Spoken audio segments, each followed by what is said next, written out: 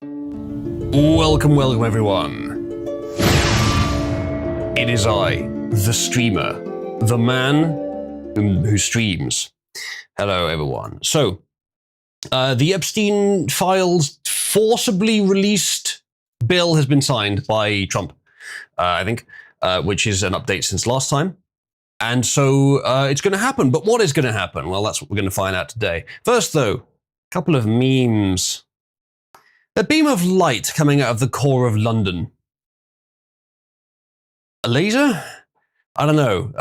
Thought I'd look it up quickly. It's more pictures here. Are the Combine here? Well, if they are, I haven't noticed them yet, and this was from 15 hours ago. Yep. Oh. Anyone going to give an explanation of exactly what happened here?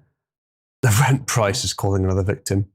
Hello, we've started, by the way. You're slightly late. Oh, you have? Shit, okay. Yes, hello, Nomon. Why is there inflation porn in the chat? Because Wolf. Because we allow furries in the server. Wolf, apparently a furry. No, he didn't. Not invite Wolf. Guys, beam of fucking laser light in London. Stop interrupting the beginning of my stream, how dare you? Look, what's caused this? Jewish space lasers. It must be. London, a beam of light.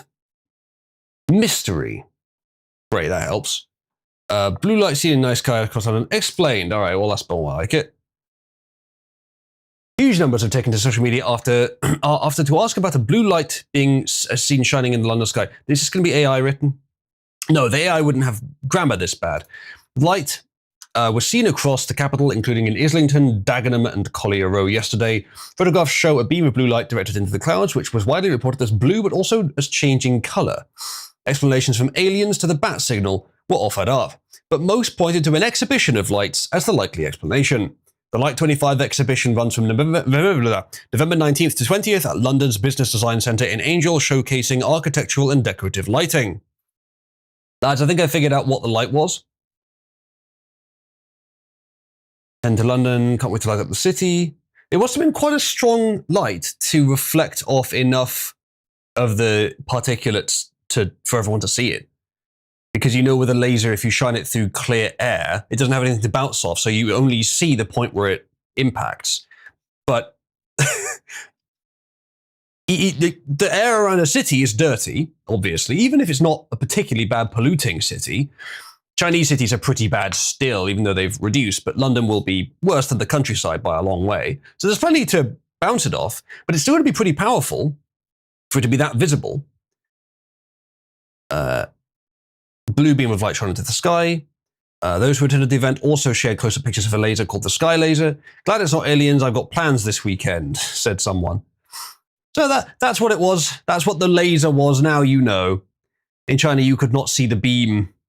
Well, yeah, I mean, the light would bounce too much before it got to you.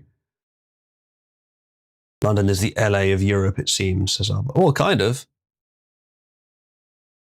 I've been accused of being black. How would that correlate? Please explain. Next meme. The fascist movement without Hispanics and Filipinos. I don't know much about the fascist movement, but from my limited observations, this does appear to be the case. Speaking of which, I haven't even started on the Monster Today chat. That's what I should have done for the 5 minutes before I started. Because I was actually early today. I was early, believe it or not.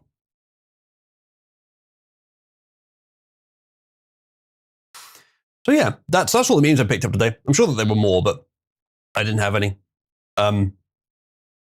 Well, Wolf is apparently doing a different theme of cabbie every stream. Last stream was sexy mecha dishwasher cabbie. And now fat cabbie is the one for today.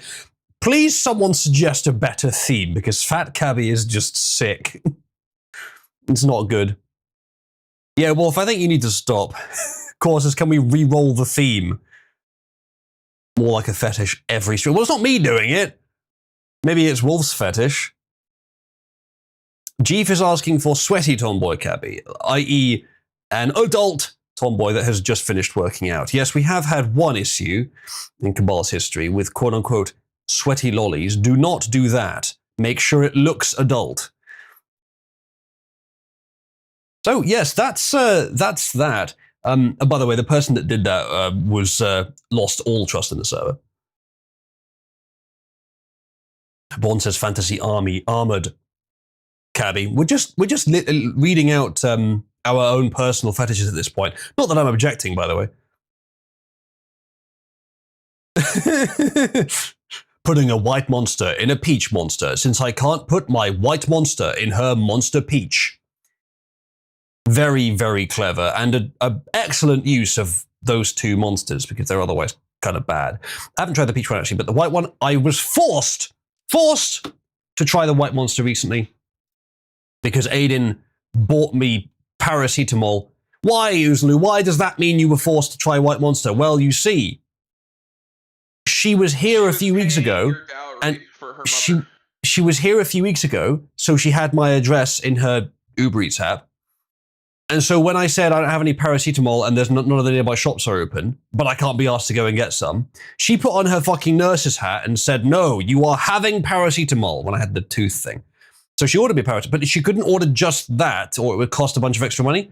So she had to get something else. So she got me a Monster, but they replaced the correct flavor with the wrong flavor. So I've now tried White Monster, and it does taste like lemonade.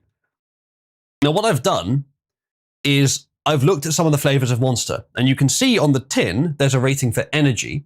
Now, I don't know if that's the one that's the most important, but it's very easy to read. The Monster that I have is the most, I think with one exception where it's slightly higher. It's 200 millijoules or something, or kilojoules, I can't remember, of energy. Whereas all the others have much lower. I didn't check the White Monster, but I think it's lower. The real great replacement, says no one. Oh no, the blacks are being replaced by the white. Well, in Monster flavors, no one, you and I are verified nigger lovers with Jungle Viva.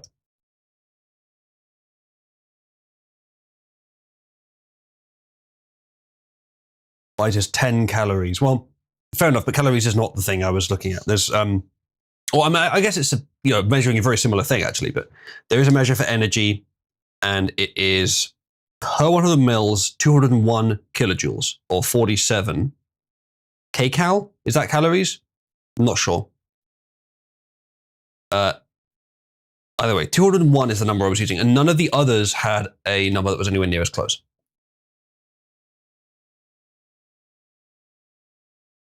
I know that that's kilojoules, yeah, but the kcal, KCAL. Wolf has made chaste none, Cabby. Wolf, what you've done there is you've put chaste and none in the prompt, which has produced, some aspects of that. What you've also put in the prompt is the word sexy, haven't you? Be honest. Be honest. That's what you've done. Quattro suggests Goth Cabby. Goth Cabby is good, but we have done Goth Cabby, as you've suggested. Wolf is aggressively not contradicting my accusation. It is good though, Wolf. Wolf was asked, I'm choosing not to understand the word chaste. My lawyer, Mr. Sheckelstein, has advised me not to comment. Well, your lawyer, Mr. Sheckelstein, is earning his shekels. Potter says, you want something new? Sure. Right. What I do want to do that's new is actually spend some time working on Cabby. However, the reason that I have not worked on Cabby in the last few days, even though I had the chance to, or yesterday, my day off when I had a chance to, is because I was working on this. This, Spartan though it currently appears, that will improve, is the new Cabal Wiki. Now, we had an old one, but it was using wiki software that was slightly more extensible, much more extensible than this one, more features in principle, but it was kind of crap. It's like 25 years old wiki software called XWiki, which is not terrible, but it was really fiddly to work with, kind of broken in a lot of ways, and it ran on Java. This one is Wiki.js, which is a much newer system. JavaScript, but so these days that doesn't make much of a difference. And it's not as customizable. You can't change as many features. I can't do, for example, draft edits, but I can do everything else, and it's generally quite good. Not absolutely certain I'll stick with this one, but it is the best one so far. So you go to wiki.uzlu.net, which I shall link below. you can use this, and this will probably be the wiki. I will at some point endeavor to transfer the writing from the old wiki onto the new one. And I'll also endeavor to transfer everything that we discussed in the Book of Cabal streams a couple of years ago onto the Cabal wiki as well. For now, there's not much written yet. But there will be. If we go to lolcows here, we click on Delmo. Here he is. It's Delmo Pepsi.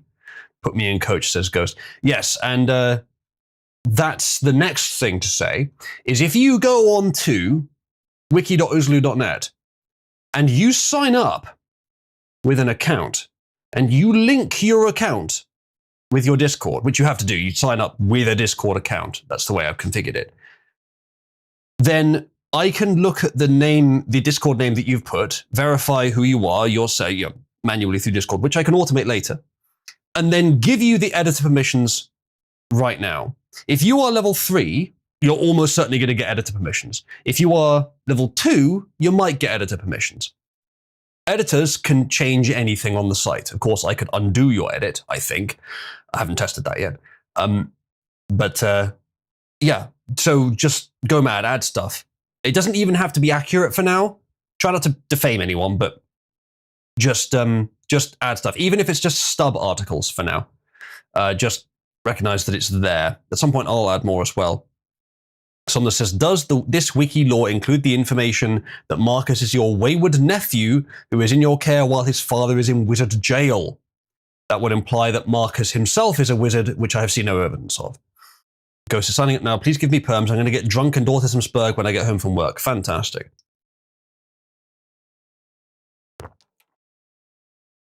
So the CSS, the styling of the pages isn't very good.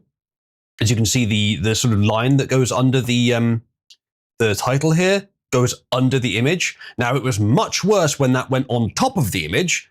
I had to customize the CSS just to bring the Z index of the image up as a temporary fix.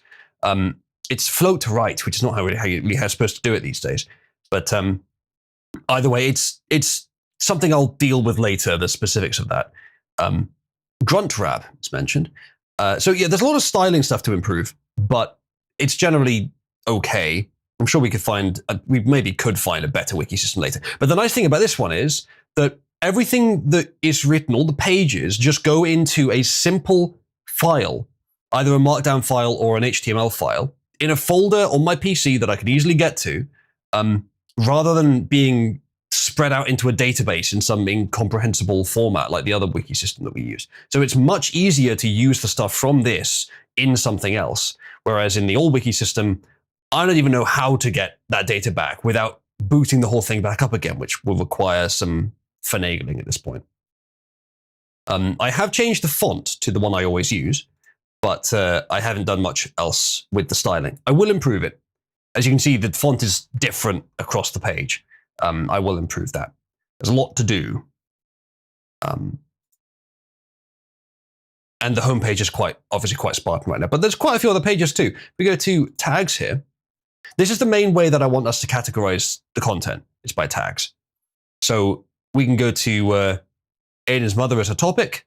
It's a tag. Click on the Aiden x Oozloo's mother page. Oozloo x Aiden's mother.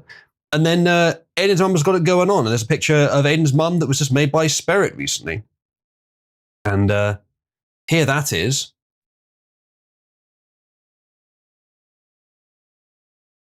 There's more Spirit. So yeah, that's a picture of Spirit made. Okay, never mind. Wolf is just making more goth cabbie. That's fine. I don't mind that. When do we learn what Aiden's mum's actual name is? I don't know, Core, but I think calling her Aiden's mum is funnier for now. And there's a page for me here, and people have been adding whatever they want. Oh yeah, this part was added by Nachos, and it reads as follows.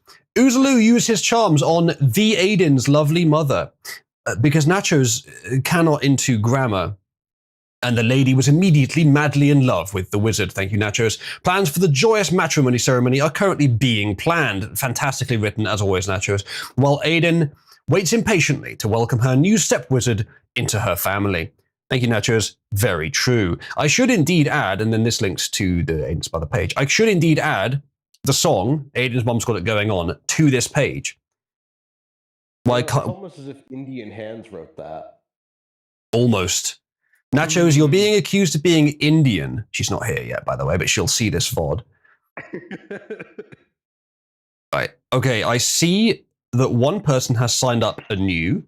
What I can do is I can check who it is because it puts their Discord ID on the back end for me to see. Let's make sure. Yep, that's the person I thought it was. I have accidentally left Cabby running and she's responding to my test message in my secret channel. Okay, that's not necessary.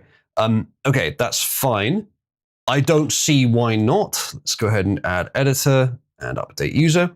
All right, that person that signed up a few minutes ago now has editing permissions.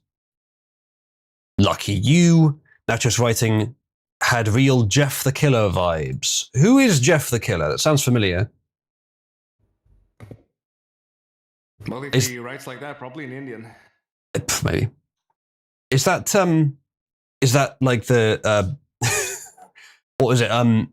Is that gay vampire Harry Potter fan fiction or something? Wizard Furry RP is real, says Pia. I mean, you can't prove it's real. It's just a secret channel. You don't know it's Wizard Furry RP. Just ask Zane, by the way. Wasn't Jeff the Killer some gay creepypasta shit from Tumblr? I guess. The old creepypasta that included phrases like, a thing of bleach. Fantastic. Don't look at the fucked up leg. It is fucked up, but it's not implausibly fucked up. As far as I can tell. She's just very, what is it, crow feet? Yeah, Ghost says, I don't understand why you aren't generating pictures of Uvuzlu's GPU. Clearly that's what Cabby is. Well, that's where Cabby lives. But, I mean, genuinely, what is Cabby? Well, it's the pattern of activity on the GPU, which you could represent any way you want. The GPU itself isn't Cabby, it's just where she lives. The GPU itself can support any character. Cabby is a specific pattern. We all know that you're a techophile. I mean, file in the most literal sense, sure. But I do not want to fuck my graphics card. I'm afraid to say, chat, that particular fantasy is out of your reach. The only page on Aiden, the only page tagged with Aiden is Uzlu X Aiden's mother. We also have a Cybersmith page as well. It's also a page on the tunnels. Thank you, Norman, for starting this. Just writing a stub page like this, just creating the page itself to be filled with content later is also fine. There's a lot more to be done. And back to the Cybersmith tag, Cybersmith himself, and this is his page. This was a great decision. Fascinating specimen. Just watch your tendons around him. Very true. Has some... No one, was this you? Did you leave a bunch of spaces here? Oh my god, you did. Don't do this. When it comes to like style guide stuff. It's space to continue writing. On the Don't. evidence page. There's no need to do that. We'll just fill that when we have stuff to write in it. It just looks unprofessional. But like, Okay. don't assume that you necessarily should have known that. Like, as I said, I'm not putting out a style guide. We'll figure it out as we go along. You sure you're not going to put out a style guide? I might do eventually, but I don't have one ready. Fucking mess. Yeah, it will be a at least mess. headers That's and fine. Stuff. Like headers and... Yeah, people should be using different headers. Ways to... Yeah, but like how headers are used, like for what is something that probably should be guided. Okay, That here's... could turn into an extraordinary mess. If I make a guide, some people aren't going to follow it, or those people aren't going to contribute. I want Well, either like them to follow it and contribute, which is, well, not possible. Necessarily, not as possible as often. The very few people that will follow it, sure, that's fine. We could do it just for them, and we could have it partially correct, which is still not great. But I still have to then write the style guide, which I haven't decided on yet. So Well, for now, the it point needs of- to be a mess, so we can experiment. The point of the style guide would be to set a norm that other people will then naturally follow. Well, I'll do that. I'll do that when I start adding the data that I already have. Ghost says, are there fonts we shouldn't use? Yes, all of them. Just use the basic one. If you use any of the others, it will appear as that font for right now. However, I will probably CSS override it later, so it's all the same font. So I have that power. even if you do something in your article that's styled differently, I do have the power to just CSS override all of it. I can't override the text, not without it being a visible edit, but I can arbitrarily override the CSS. However, for right now, other fonts should appear, or may appear. I haven't tested that actually. Depends how the CSS layers work, but they probably will appear as the font that you specify. Override specifically Aiden's article with Comic Sans for the funny. There is no Aiden article yet. That's just the thing. So as you can see, Nomon and people that have seen this before, I removed the thing where you can switch between the main menu and the list of articles because that gave way too little control over what actually appears on the navigation bar, and I want the navigation bar to be under my control because there's a test page that was created earlier that was just there on the navigation bar that anyone could see and you couldn't remove it. There's no way to remove it in the configuration. So instead, I've gone with this custom menu where I will just add major tags on there and major pages manually, which is not necessarily how I wanted to do it, but it's okay. And we'll try and use tags for everything. I mentioned that you can put something in a virtual folder by putting it under many slashes. Don't bother doing that. Just make it flat, and then we'll organize things by tags. That's how things should be organized anyway, as I recommended to Triple with her comics. Which, by the way, not necessarily, you don't have to add them yourself, Triple, necessarily, but I would like them to be on here, the comics. Right. Anyway, enough of this distraction. However, point being, we will do a Cabal lore stream series soon, and we will use this, and I'll put stuff on here during the stream. And you can see the changes updating real time. Oh, sorry, one more thing. With the last wiki, there were concerns that some of the data on here may be private and shouldn't be known by just the general public. I have better control on this one of what is seen by who.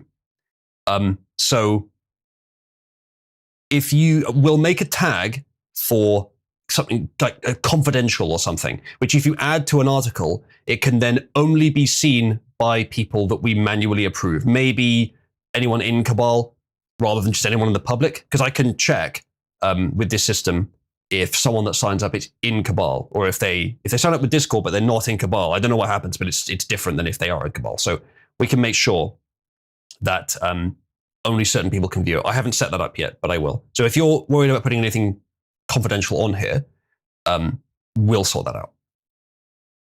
I have more control over that here, or at least enough control.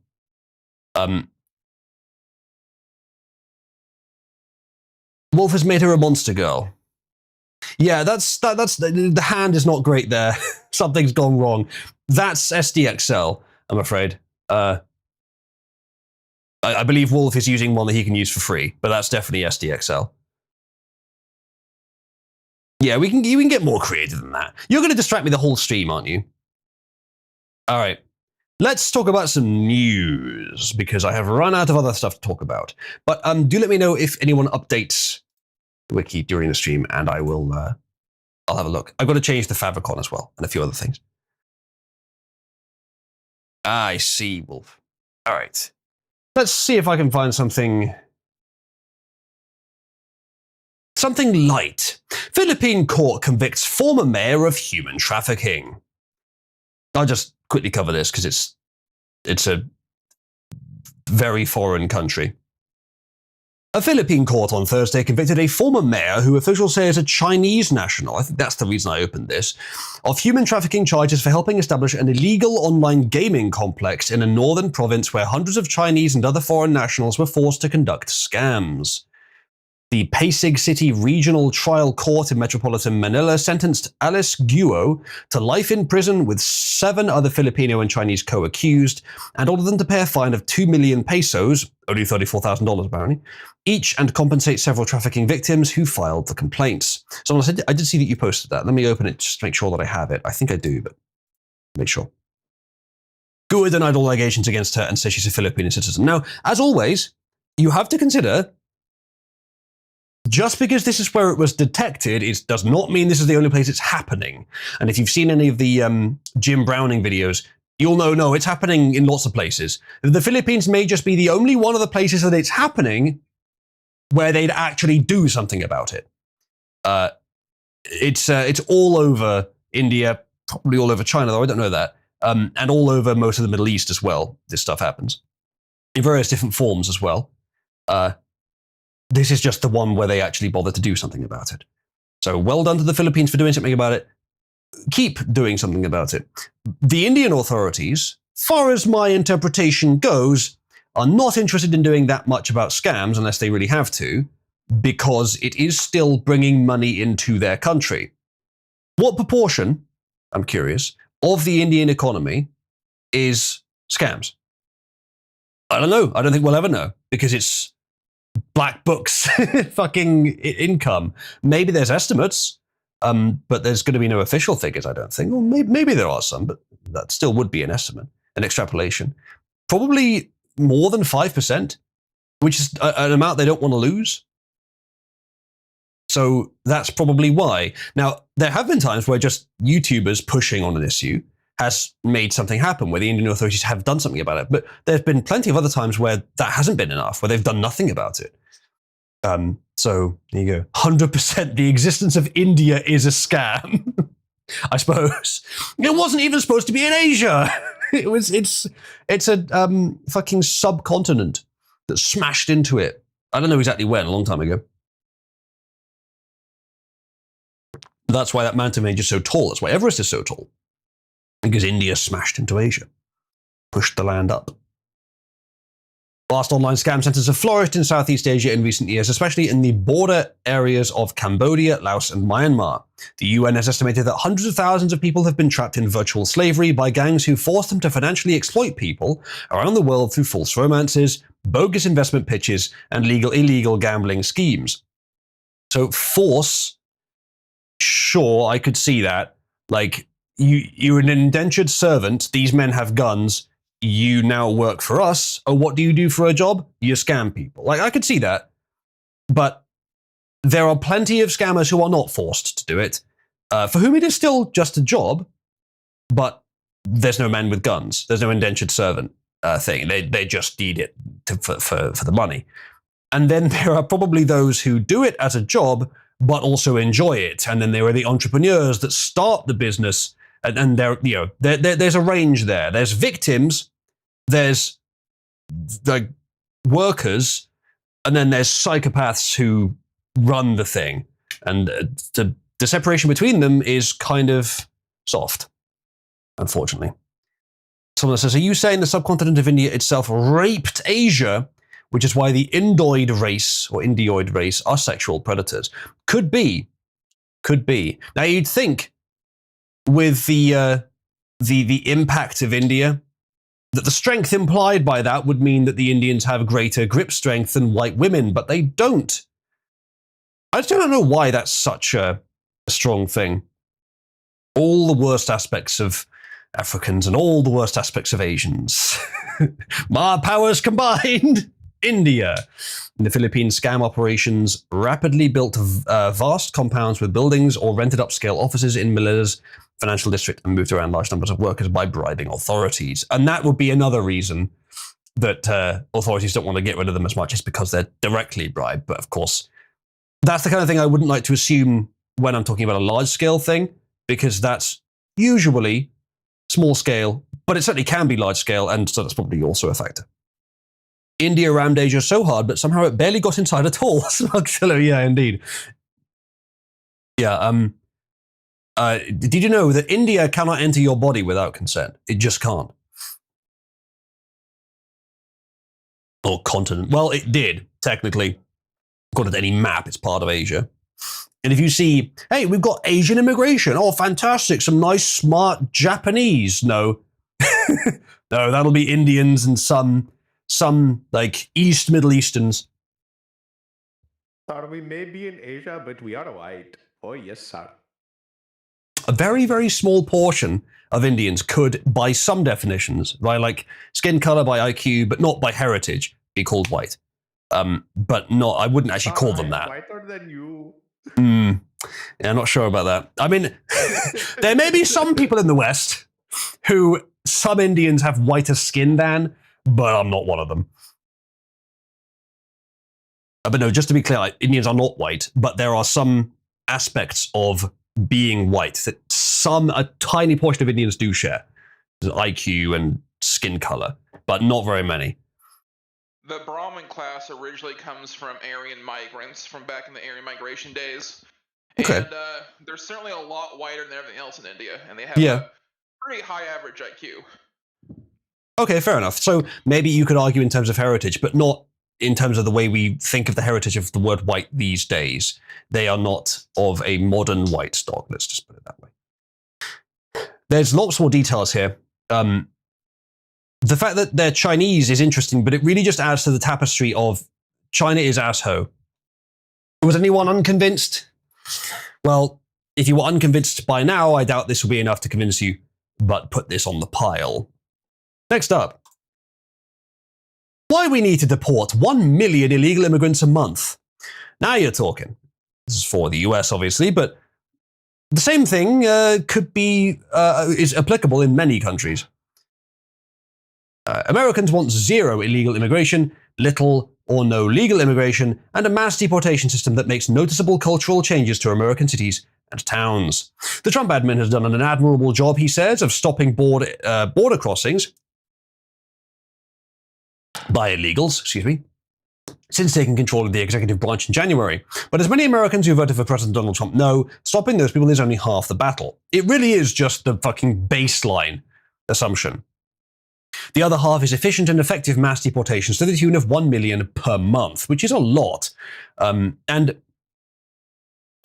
reason we're looking at this article is because this is a rate of, that is good, Somnus. This is a rate of deportation which I don't believe Trump has achieved. I don't believe he's got close to this, actually. It's been more like a few thousand or tens of thousands a month, which is still good, but it's not enough. So what I'm curious about, and I've been saying for a while, like, I think it needs to be more, but I don't know how plausible that is. Hopefully this article tells us. The Department of Homeland Security announced in late October that more than 2 million illegals had left the country. It's a good start, but that is in 11 months, almost, about 10 months actually. Most of whom self-deported, which is okay if they're being encouraged by threat or by bribe to self-deport. At least they are leaving. By many, I assume it was otherwise you'll be forcibly forcibly deported. Maybe for some they actually took a payout. I can't remember if Trump offered one. While DHS forcibly removed 500,000, which again is a good start, but it's not really enough. DHS spokeswoman Tricia McLaughlin, although as I've mentioned before, it may be that the numbers are lower than we expect because he's starting with the high-profile big crime ones who are harder to track down and lesser in number, but a higher priority. Now that's a generous assumption. It's not really an assumption. It's just a possibility. Generous. And that's not exactly what we've seen either. But either way, it's a good start. DHS spokeswoman Tricia McLaughlin said the Trump administration was on pace to deport 600,000 by the end of Trump's first year back in office. Good. But probably not good enough. Nearly 3/4 of those arrested by Immigration and Customs Enforcement were charged with or convicted of a crime in the US. Which does sort of support my suggestion, actually. Illegal aliens who have committed other crimes on top of being in the country illegally have been the primary focus of deportations thus far. Oh, well, okay. I mean, I actually hadn't read that anywhere else, but that would confirm my theory, which may imply why the numbers are as low as they are. Those numbers are historic, as the Trump admin says. They are a good start, but the unfortunate reality is that they only scratch the surface of the real problem, this article says. There are untold millions of illegals inside our borders. ICE has been dramatically understaffed, probably on purpose, for years, and Border SAR Tom Homan has said 10,000 more DHS agents are set to come online, enabling deportations to ramp up. But the current pace cannot persist for too much longer. Come online. Wolf, you need to make Cabby into an ICE agent. People have been throwing around a range of 10 to 20 million for over a decade, but the fact is that the federal government has no clue how many illegals are in the country. I've been using the number 30 million for a while, just based on a few things I've seen, based on a sort of common sense extrapolation. It may not be that high, but that's the number who you could deport, where you just make America better. The more you did it, you would never at any point make it worse by doing so. And they're, not citizens or not, people that should be, let's say, citizens, whatever metric you want to use for that. Too busy generating spider monster girl. Oh, great. Yeah, I wouldn't recommend that, Wolf. Those estimates often do not account for the people erroneously given legal status on refugee claims to the tune of tens of thousands per year since the earliest available records in the 1990s. Those under deferred action for childhood arrivals, persons who obtained legal status through having anchor babies on US soil under an incorrect interpretation of birthright citizenship, or at least an interpretation that is now stated by the government to be incorrect, which I think I agree with. Those who overstayed their visas and much more. Those changes to the US.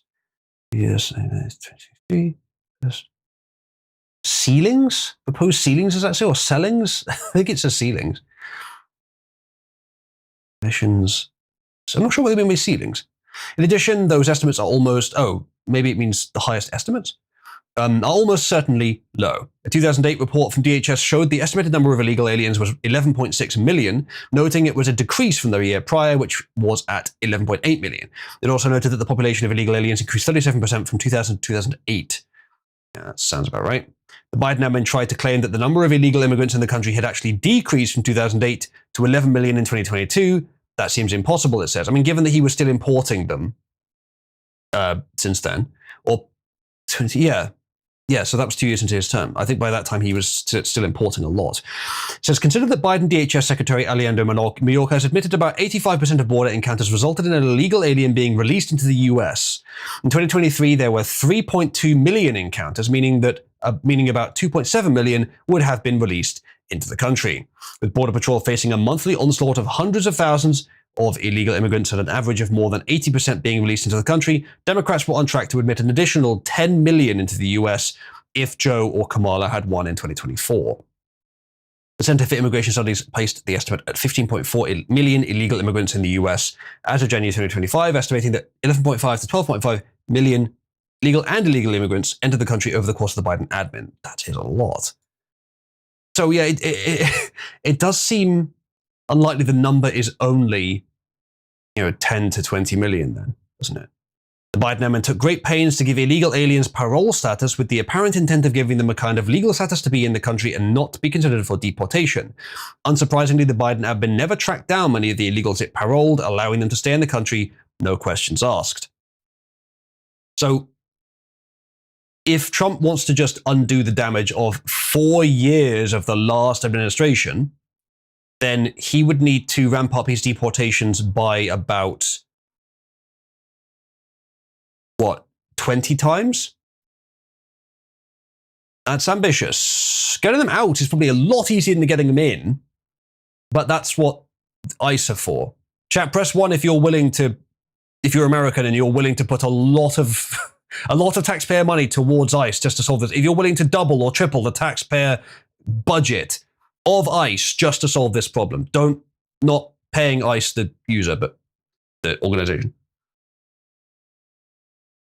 Every time I've asked this, it's been a sea of ones because most people realize that the long-term health is more important and that is very, very important. And throwing money at it now means that you'll save money in 5 to 10 years when the fruits of that labor grow. I mean, what better investment could there be than in deporting illegals from America for Americans right now? Yeah, ICE, the user. Can you deport 20 million people? If you can get the taxpayer money. Take all of SNAP, all of it, and you got a deal, says Hunter. The thing with that is that a lot of those people, well, we've heard from reports. Like, don't think of SNAP as just big fat black women eating junk food. That's part of it, and unfortunately a very large part of it, but it's also a lot of white families. Now, I don't know what their circumstances are. Maybe they're just sponges, but I don't think all of them are, as is often the case with benefits. The reputation of them just soaking up the wealth is often exaggerated, particularly with, shall we say, natives. Not that kind of native, the other kind of native. The Biden admin took great pains to give illegal aliens parole status. Numbers are all over the place, and there is no clear picture of the true number of illegals or those incorrectly given a legal status. legal status, in the US, but it's almost certainly much worse than we think it is. Whether it's closer to 15 million or 40 million, the attitude of deportation enforcement should always be that it's 40 million. Yeah, pretty much.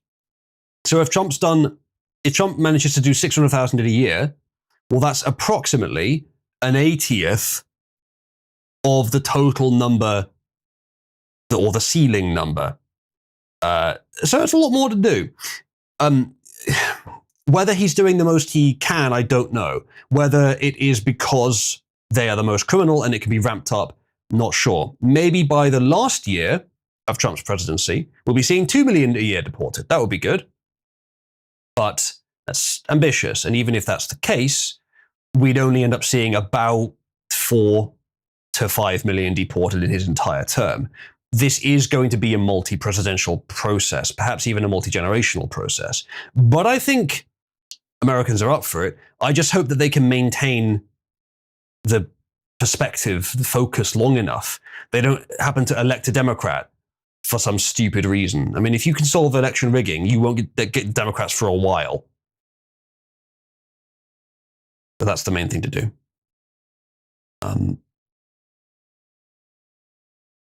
In other words, they cannot move quickly or forcefully enough. It is therefore necessary for the Trump admin to set the sights of deportation high and spare no expense or efforts in doing so, they say.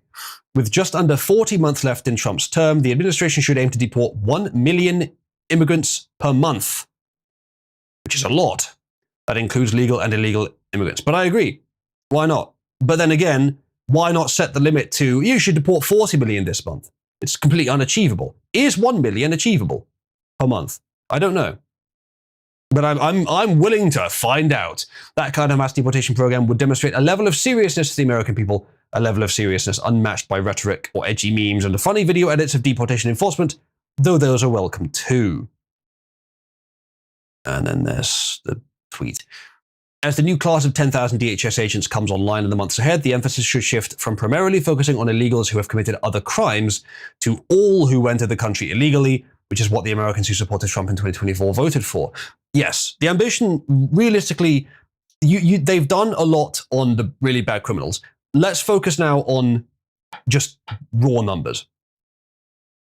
Perhaps leave those already in ICE focused on, or by numbers anyway, even if not the same people, focused on the criminals, and then put the rest on just raw numbers. Wolf has now started making Cabby the ICE deportation agent who's deporting brown elves. Very good. Burden says, the problem with an executive every 4 years having projects that take longer than 4 years. Yes, but not all projects have to be done by the same individual person, and it's worth it to not have someone stuck in the system who can make the system conform to their whims so that they can just do whatever they want with it.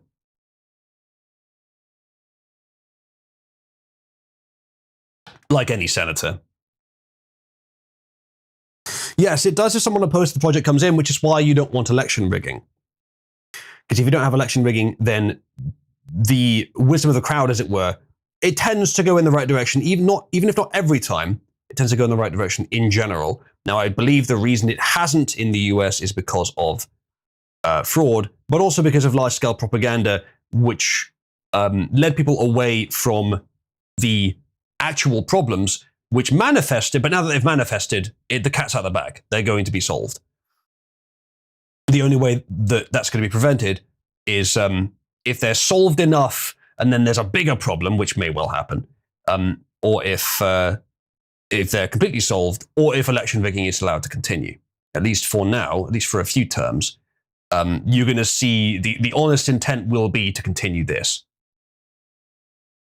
The danger, of course, with having a continuous leader, even if they do great things in their first few years, is what do they do after that? Well, if they don't have a real vision, but someone else does, you need a way to switch.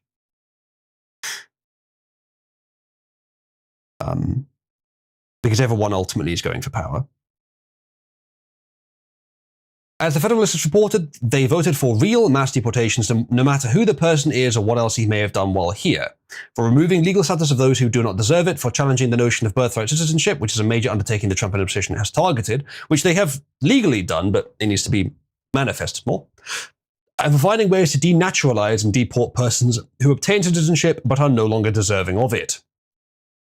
Vast numbers of them also voted for a temporary halt, at the very least, to all legal immigration, a significant decrease in visas given to foreigners for any reason, and the restoration of the idea that America is for Americans. All this stuff is stuff that we've discussed on recent streams about the H-1B stuff, and I agree. I don't think it's worth bothering with that. And if it is, it should be under the auspices of an exclusively high-skill-based visa program, which is not H-1B. H-1B can be used for that, but can also be used for just labor shortages, which is the problem. So, yes, I agree. Although I have said that Trump's idea is not as bad as people say it is, I do still disagree with it. It goes on, Americans desperately need a cultural revival, and that will mean removing people who refuse to assimilate or whose culture is incompatible with our own.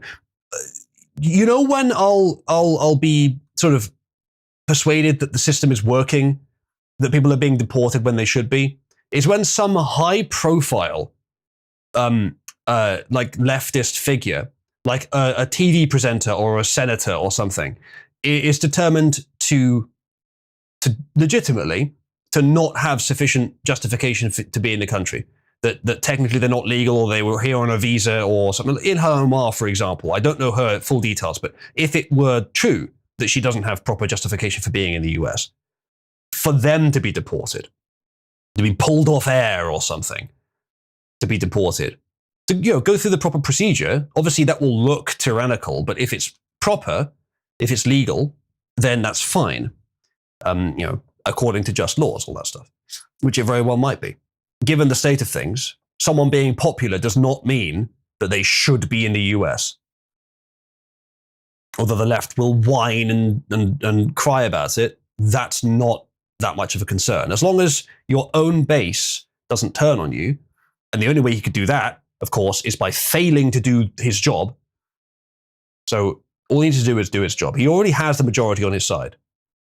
He just needs to do what they wanted to do, which on Epstein, he sort of seems to be doing, but we'll talk about that later. Any honest observer, it says, who lives in a densely populated area like the Washington, D.C. metropolitan area will notice that when he goes to the grocery store, he is hard-pressed to find anyone speaking English. Is it really that bad? Not just the employees of the store, but the customers as well. There are places in England that are like that, but not that many. It's not all cities by any means. There's plenty of cities where it's still majority white and English, but there are some, and there's pretty much there's definitely places you could go where you would almost never encounter someone that isn't white British. But even in places that are relatively free of this, you will occasionally see someone that isn't and is speaking a foreign language. So the problem exists here, but it's I don't know. Is there anywhere in the US where you haven't had illegals scattered? Because even if it's a long way from the border, the Biden admin was fucking flying them all over the country to everywhere except the areas where they specifically lived. So I think that's more likely than them deporting millions just as a spectacle. Maybe. Yeah, maybe you're right. Perhaps then I should change it to, that wouldn't convince me they're doing the right thing, but it would certainly be a great symbol that they are. But of course we want to see the numbers too. Not just the employees of the store, it says, but the customers as well. If he takes a drive in the surrounding area, there are untold numbers of people who are clearly foreigners. Is this experience, they say, merely anecdotal, or have these places really been so overrun with immigrants that it's hard to find someone who was actually born in this country or whose primary language is English? Instead of a 50-year mortgage, the administration's goal should be to deport enough people to lower demand and make housing more affordable for actual Americans, which is exactly right. You don't need to do much with housing. You could leave it alone. I mean, sure, I think there's an argument for preventing foreign nationals or foreign groups from holding property, but that's a different thing with pros and cons. But just deporting, just put all the money into deporting people. All the spare money, all the money that you have for every other program that you have an idea for. Just pull it from whatever needs to be pulled from and make deportations happen, because on its own, that solves a lot of problems. Now, if you were to be able to flash deport 30 million people and they were just gone, yeah, that may sound like a great idea, and it probably would be in time, but the initial shock to the economy would be so enormous, it might not be worth it. It might just collapse immediately. Even if, yeah, there's plenty of American talent. we discussed previously, there's plenty of American talent, but is there enough to quickly fill all of those posts? Not certainly. So it being a little bit gradual is okay, but this still seems like it's too slow. Americans want zero illegal immigration, it says. Little or no legal immigration, yeah. And a mass deportation system that makes noticeable cultural changes to American cities and towns. Yes, that's a good way of putting it. Returning them to the rightful stewards. So if you can say that you've deported 50,000 this month, yes, but has it made a noticeable difference to the culture? Because that's the goal. The goal is not to have a high number. The goal is major cultural change to make America more American. Same thing applies to every other country that's dealing with this. Just numbers, sure, numbers will result in it, but if you have numbers without the cultural change, not interested. Cultural change without the numbers, yes, fine. If that were possible. So the cultural change is the goal. Negative illegal immigration, yes. Net zero is not good enough, not even close.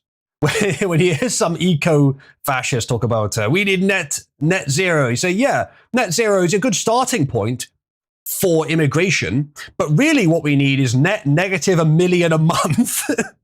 1 million a month it sounds like a crazy number, but he's right that if Trump wants to, in his term, deport the maximum number of people that there may be in the country that shouldn't be there, he would need to deport 1 million a month. Now, that might be 40 million in the country is a relatively high estimate. It might be that high.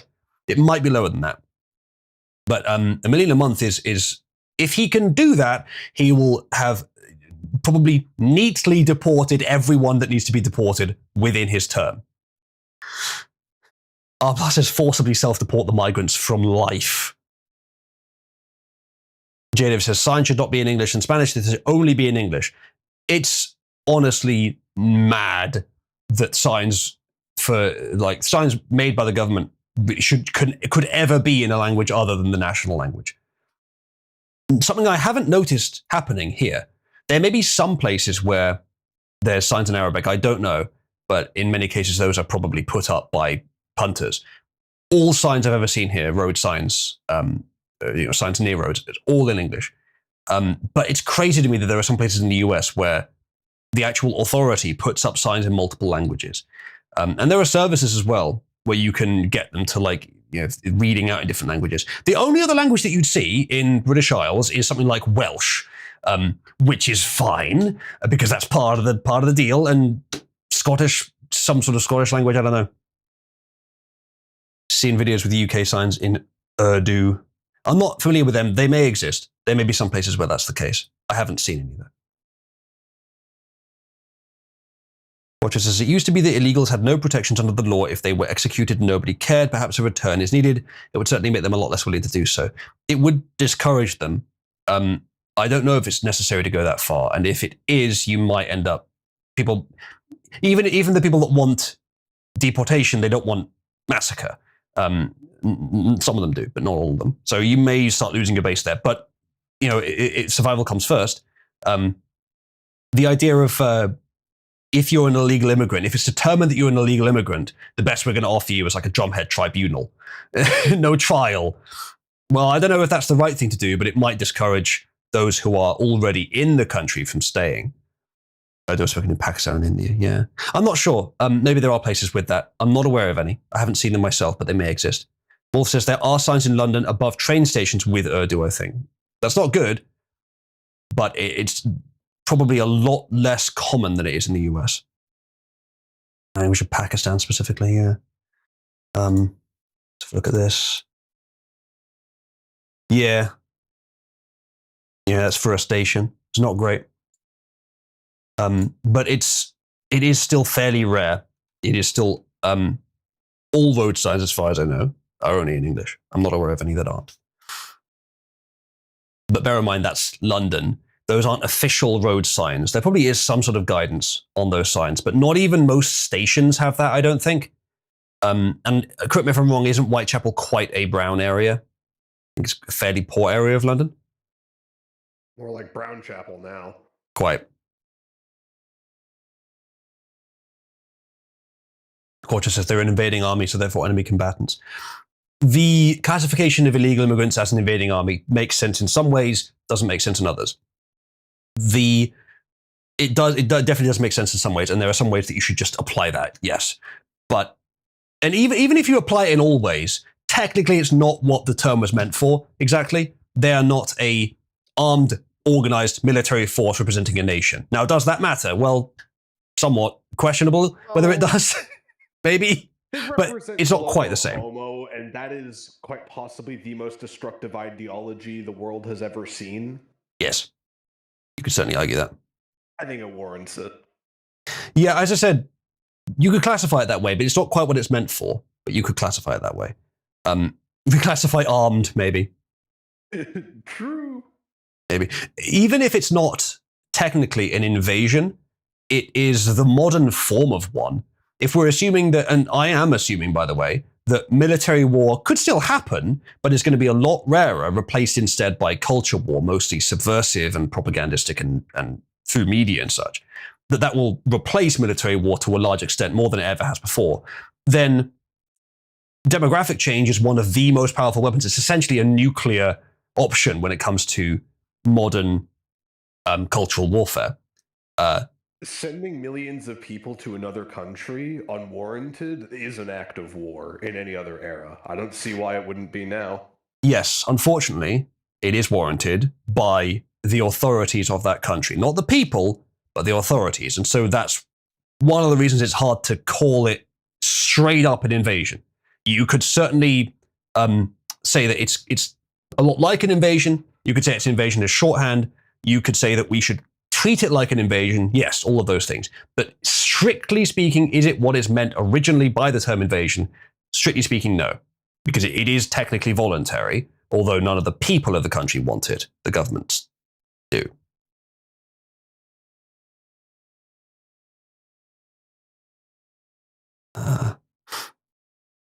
Yeah, no, Mon. I mean, that is one way of putting it. Yeah. That probably wouldn't have happened then, because that would be a much more obvious invasion, especially if they're military, even if they're not armed. And of course, people were less generous back then, and that generosity is a double-edged sword. Someone says it's an invasion in the same way a pathogenic disease is. Yes, it is. Well, sort of. I mean, with a disease, the body doesn't want it, but can't resist its ingress at that moment. You know, it resists it once it's there. But if you had a body where every part of it was saying, yes, come on in, but then inside that there was conflict between the pathogen and the internals of the body, but nothing at the entryway was preventing it from coming in. And the body in general, or the body's like brain, wanted the disease to come in. It doesn't. The analogy breaks down. It doesn't quite work as well. Yeah. Toast has posted that Whitechapel is 28% white. And what I was told about that data set, for the racial makeup of the UK, I was told that Arabs are counted as white, which is completely fucking misleading and wrong. I don't know if that's true, but if it is true, then the number of actual whites in Whitechapel is even lower than 28%. Probably much lower. I'm not sure if that's true, but that's what I was told. So, yeah, my area is 90% white. But again, I don't know how many other groups are classified in white there, which it makes it almost useless, and it's defamatory to do that. And it seems deliberate as well. But says, best descriptive face connected V2, but eating moldy anything is the best analogy. Every cell but the brain rejects it. Yeah, maybe. I don't know why you needed to include the rest of that. By self-identification. Possibly. Yeah, Twin Lance says the immune system going, what the fuck, why are you willingly eating shit? Indeed.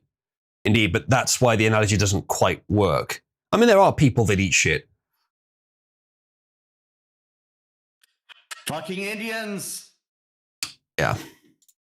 Anyway. Sorry, fuck you, bloody. Mm-hmm.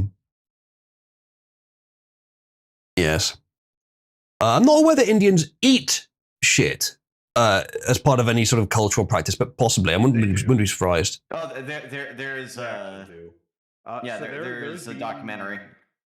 There has been a huge problem here in Canada where our customs has been repeatedly asking Indian travelers to stop bringing cow dung in their luggage. The reason being is because they do actually eat it. They treat it as a cure-all. Yes. They genuinely do. All that shit with China and their weird fucking, you can cure the common cold with a tiger penis. Well, India's worse. True. True. Maybe you could Always cure has them of been, living. Always will be. Well, there was that politician that drank water from the Ganges and was rushed to hospital. He died, by the way. No, did he? Fantastic. I mean, not good, Yeah. but good in a sense. He died like an hour Like- later. You get a clear cup, scoop from the Ganges, and it's fucking white and swimming with shit. I mean, you would expect it to be brown, right? But he took it from the top, so not as much of the sort of heavy, dirty sediment is up there, I guess. But it's like, it's white. It's not clear water in the slightest. At no point did that guy think, chemistry exists. He was just like, it's the Ganges, it's pure, it's great, and I want to win the election. Let's just drink it, I'll be fine. And then he It wasn't. is holy sir. It is holy sour. I mean, And it that is wasn't. literally what they think Yes. and how they reason. Yeah. Wolf with a picture of Cabby being very excited to deport thousands of foreigners on trains. Or maybe they're not being deported. Those Wolf, are would you care to elves. comment? That's true, they are elves. Are they being deported, Wolf, or are they being deported from life? James. Jacobs? Afterlife is an option. Yeah. Jado says he won the election for the Darwin Award. That's fantastic. That's true. The Twin Lance says they should just pour gallons of bleach into that river. I think it would take more than that. You got to have like a multi-generational project to dredge the fucking river. There is no amount of soap that you could airdrop on India to make it clean. Yeah.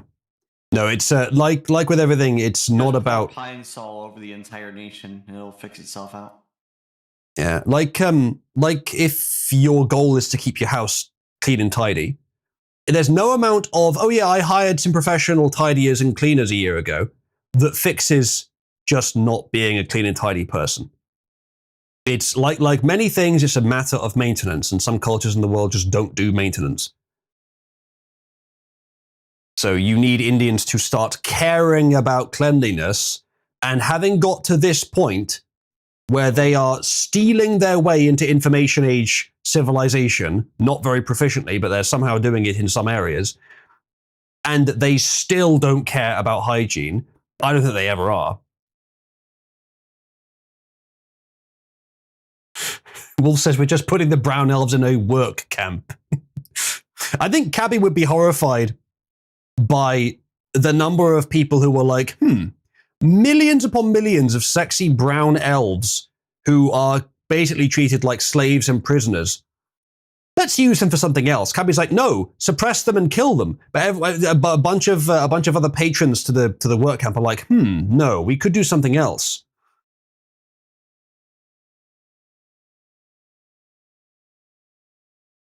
It's a good point, Arblar. The cleanest India would ever be is if it's nuked into oblivion. Kindling or something sleeves, exactly. Base graphics card, says no one. See, no one's main issue with this idea is the idea of miscegenation. What if they accidentally got an elf pregnant? Then the child would be half brown elf and half human.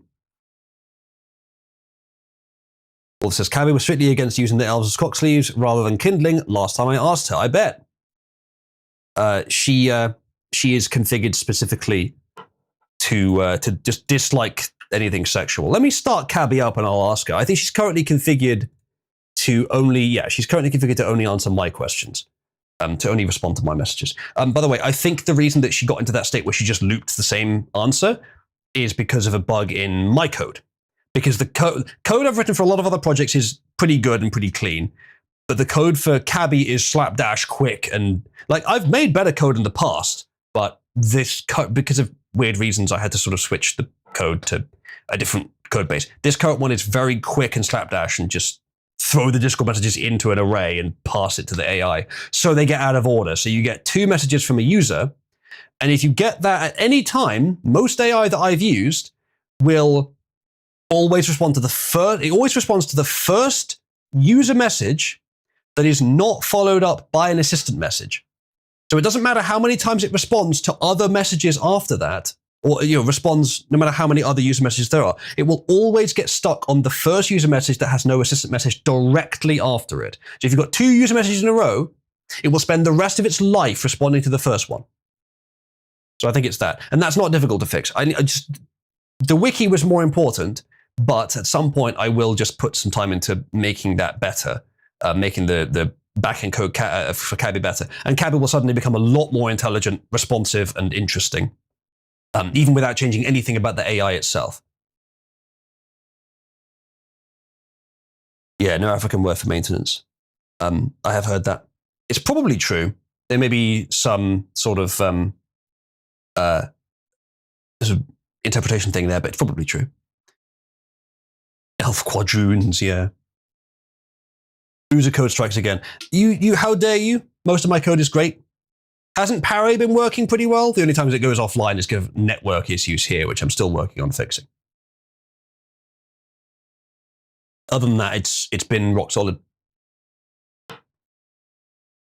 Large breasts of generative elves, says well. Well, don't forget, you probably didn't specify that the elves have to be female, or well, maybe you did, but my point is, some traits of the main character you're aiming to specify bleed into all the other characters. So even if you didn't specify that the elves are supposed to have big tits, if you say Cabby is, they all will. If you didn't specify that they're supposed to be tomboyish or have short hair, then a lot of them will. In this case, some of them don't, but a lot of them do, more than you'd expect.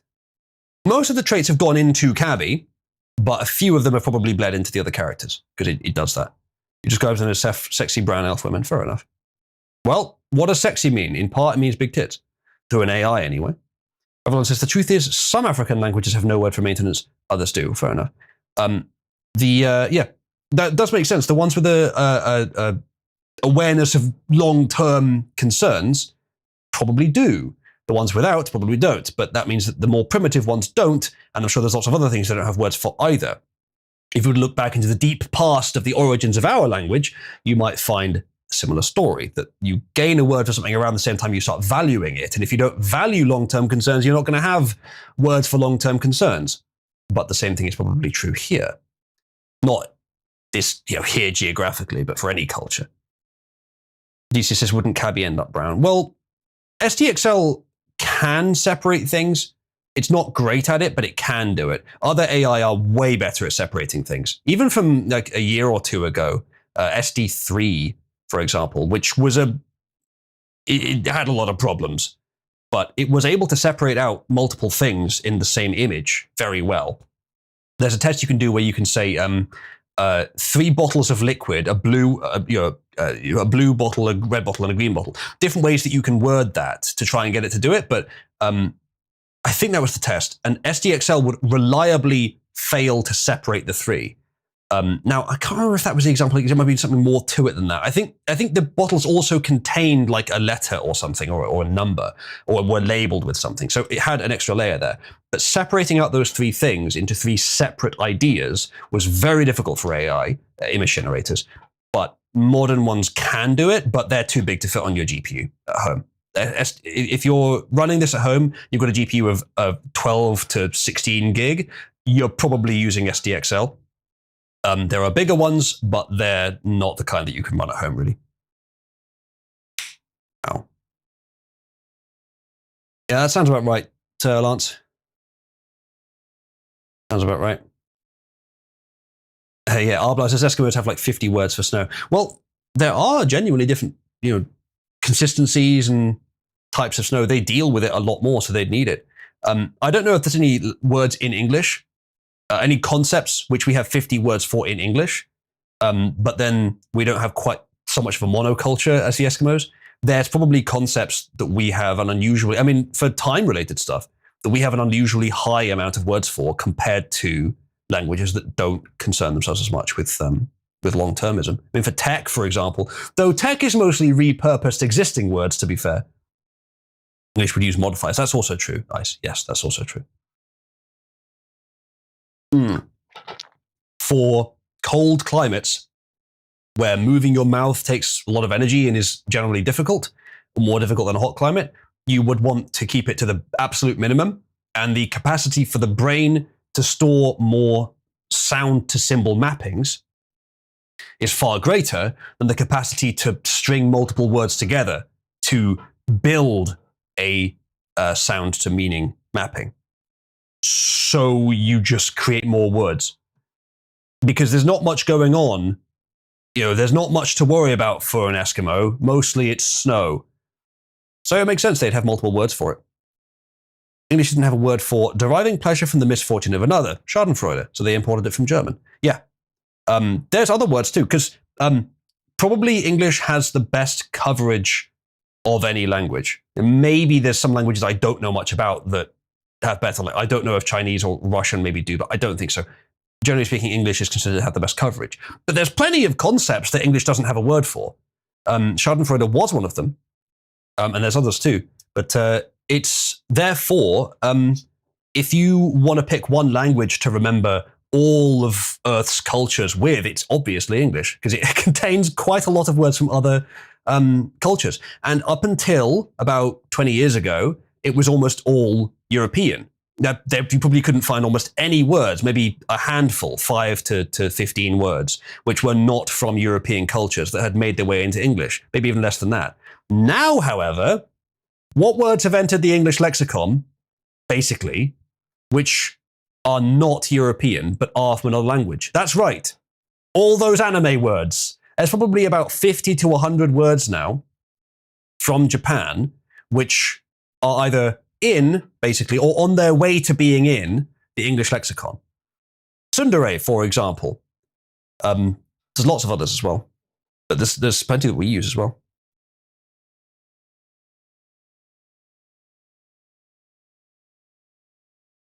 Yeah, exactly. Exactly, Ice. Yeah, you'd use more than one word to describe it.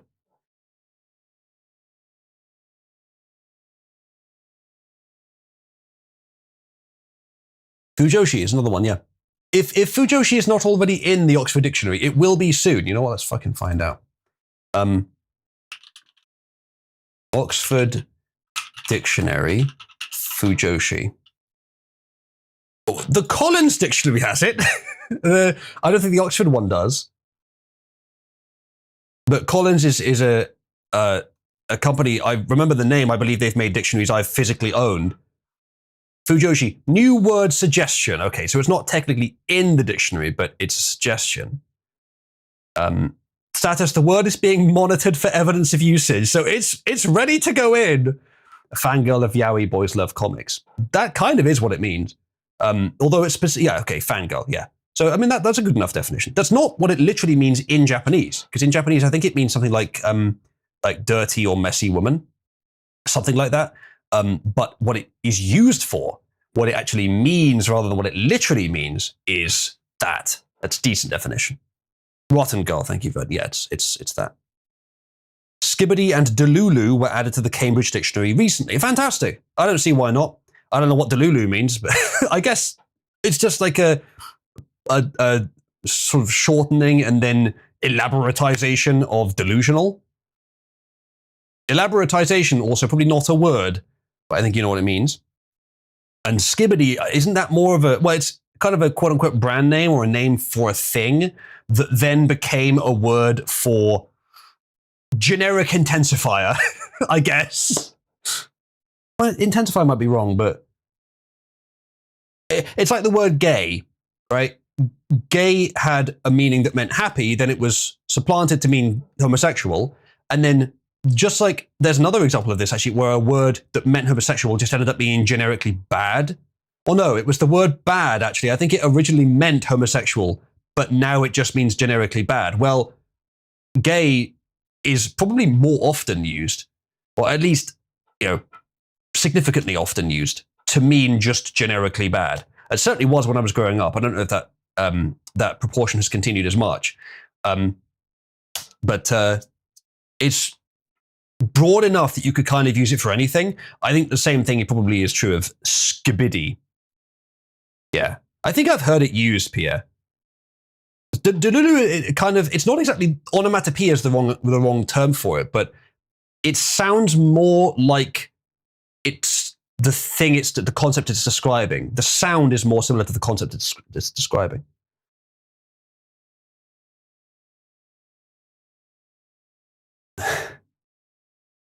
I don't know if it's that normal, but that's an interesting idea. Well, says I'm starting to want to replace the L's with broccoli haircut zoomers. It's a slur, says Marketillo. I don't know if it is. I don't know if skibidi really has a specified meaning. I guess we can fucking find out though, can't we? For dictionary, skibidi. Does this contain it? Cambridge does, as you said. Skibidi, a word that can have different meanings such as cool or bad. It's what I said. Exactly what I said. Or can be used with no real meaning as a joke. Yeah, it's what I said. What the skibidi are you doing? I'm going to start saying that now, chat. Chat, press 1 if I should not start saying that. Or just start inserting skibidi into sentences at random. Verdant says, neck yourself.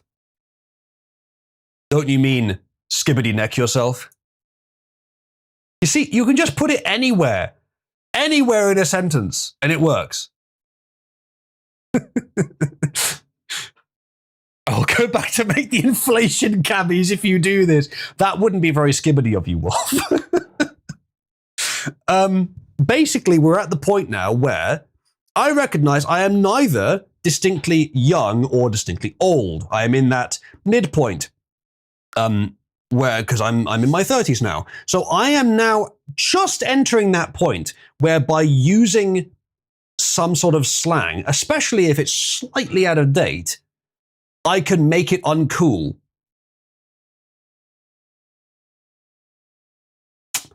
Don't act so skibidi, no one. Would not describe myself as middle-aged, no.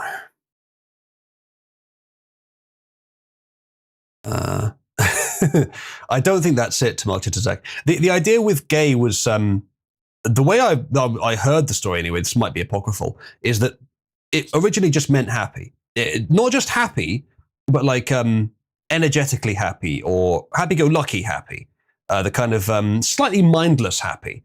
And then when homosexuality needed a advocacy movement, infer what you want about the intent behind that, they just picked a word that meant something good to repurpose that wasn't really in much active use, and gay was the candidate. So they just started calling themselves that, just started deliberately changing its meaning. That's what it was. There's no etymology lesson, as far as I know, that you need to explain that. It was activistic. The etymology I'm more interested in is the word bad, because I did hear about this like a couple months ago, that bad originally was a term for homosexuality, and that almost almost every time you see a word that just means generically bad, not good, whatever, it probably originates in some sense from homosexuality, because that's just a tendency humans have. The idea of gay meaning generically bad, that's not the first time that's happened, apparently. I didn't realize this, but it's completely normal. I've been informed from cringe ukulele player queer kid stuff that gay means happy. It used to, it doesn't anymore. Mirthful. Not sure if that's correct. A degenerate movement using all the existing word and force a different definition? No way! Says PA, yeah. Not very... Well, a lot of movements do it because it worked for the homos. Well, worked. I mean, what exactly do you mean by that? But they say it did. You want to hear something cringe, chap? You want to hear something cringe from an atheist? Myself, who used to be more militantly activistically atheist. The atheist movement tried this as well. For a while, what word, and if you know it, you can say you know it, but don't type it, right? This is for people to guess. It's more fun to guess at it. What word do you think a small portion of atheist speakers and thought leaders tried to popularize and tried to redirect to meaning atheist back in the 2000s and early 2010s? Which word do you think they tried to do that with? Stu says, pretty sure that's true. The Flintstones opening theme ending with "We'll have a gay old time." Yeah. Flintstones was probably like early, mid 20th century. So a long time before it was repurposed. Pug says, holy. Pierre says, if I had to guess something along the lines of smart, that's you're correct that it's along those lines. It's not holy, no.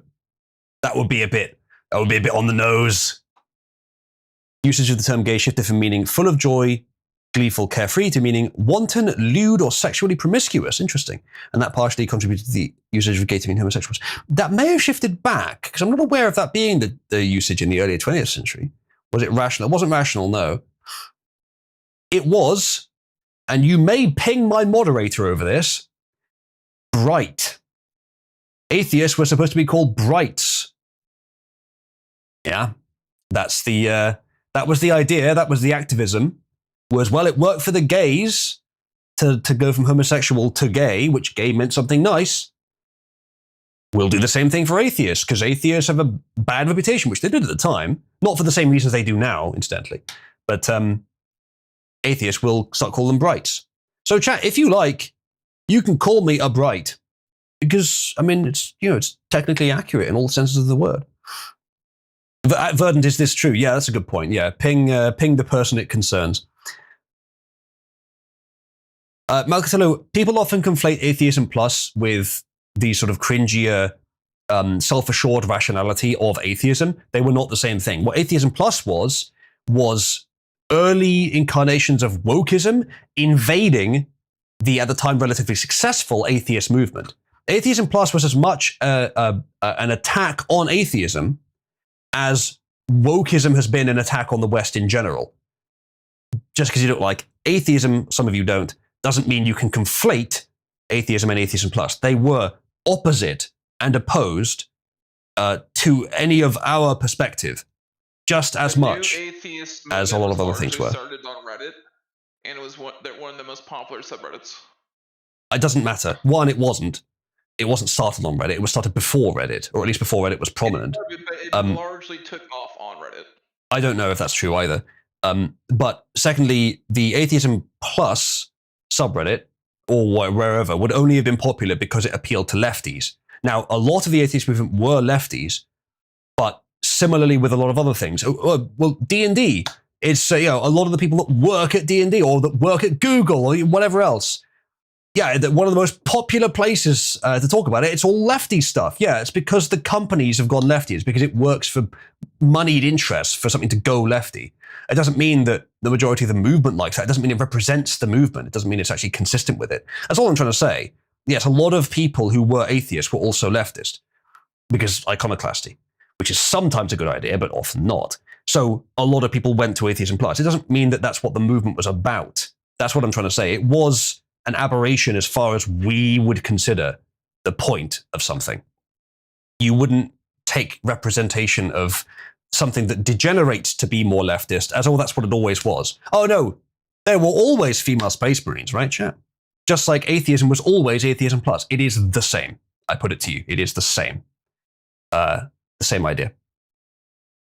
That's not to say that atheism was always a good idea, but it was not originally leftist. And Atheism Plus was not really about atheism. But we'll be starting Cabal Plus, asks Ghost. When hell freezes over, because the whole point of Cabal is to be anti that. There's an expression which I saw a while ago, something's laws of power, or something like that. Something conquest, laws of power, something like that, which is, it sounds a bit too extreme, but I think it's actually generally true that if an organization is not explicitly conservative, it will tend to become leftist. Now, I'm not sure if that's due to subversion or if it's something natural about left and right-wing ideology, but it has been true in practice for the past few decades. And Cabal is not necessarily explicitly conservative, but it's explicitly not woke left. Cabal is explicitly principled along lines which are incompatible with modern leftism. So it will never be leftist unless totally subverted and its intents are changed. But as long as I'm in charge, that's not going to happen. And chances of someone else gaining charge of it are low. Even if I were to die, people should probably start a new thing instead. To say it's part of the heritage, it's, comes from Cabal, reference it by all means. But I wouldn't recommend calling it Cabal because it wouldn't be the same. Yeah, from Robert Conquest, that's the one. I don't think I heard it from Aiden, actually. I think I heard it several years ago. Yep, Ezreal says, Cabal is anti-censorship and censorship is the cornerstone of leftism. Just look at Reddit. He's worded it as a quote, but yeah, that's fine. Cabal double plus. Cabal plus is just what you'll call the Cabal OnlyFans. Well, I haven't named the OnlyFans for anything that you could find it with. I mean, I wouldn't name the OnlyFans anything you would find it with. Cabal plus plus, we need to think of a good abbreviation for it. What, C++? Get into Oozlu's super secret furry RP chat.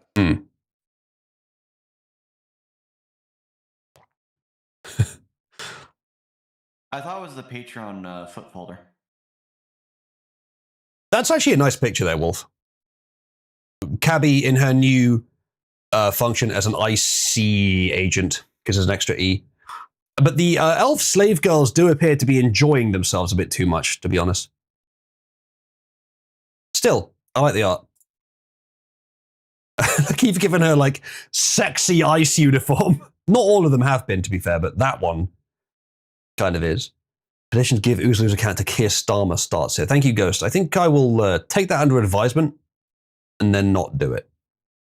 Two of you posted IC at the same time. That must be an American thing. I've never seen it here.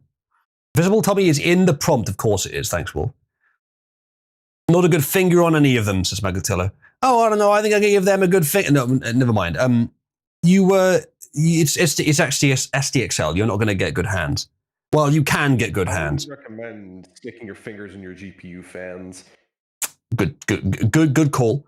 There are LoRa's, as in like adapters, modifiers, basically extra trainer you can put on top, that make them do good hands. And those increase the likelihood of getting good hands. But when they go wrong, they go much wronger. But they do increase the likelihood. I don't think what Wolf is using allows him to use LoRa's, but if it does, Wolf, see if you can find one for hands, because there are good ones, or there were last time I used it. But default SDXL will not tend to give you good hands. It'll give you a good broad picture, but it won't give you good precise details. Right. We've got more news, chat. Perhaps we should go on to our main story, actually. I mean, that's a good point, Ezreal, yeah. There are some ice feds with some nice asses. That is true. So, ladles and jelly poons. Let's move on to the next thing. We'll do the main story before I forget. So let's talk about Epstein, shall we? From Zero Hedge. Actually, is this the right one? It's good enough. From Zero Hedge. After a flip-flopping tantrum, Trump signs bill to release Epstein files. That is maybe a little bit of an exaggeration, but I can definitely see why they've written it. I'm not gonna say it's wrong. Just a bit of an exaggeration. This is not the only thing we have on this either. Let's see what they say. Let's review. On the campaign trail, Trump promised to release the Epstein files, i.e. the list of powerful men who partook of Jeffrey Epstein's network of sex-trafficked young women. Now, minor point, but we would want every file related to Epstein that the US government holds released, ideally. I think we'd all agree that that's what we would want. Not just the list of powerful people that took part in it. Not just that. But that's the most important thing. Now, the list of powerful people is the client list, specifically. The Epstein files broadly would include the client list, very importantly included, but also include a lot of other stuff. Now, what's been released so far is some of that other stuff, not the client list. So when we ask for Epstein files to be released, I recommend that you specify not just files, specifically the client list, because that's what actually matters.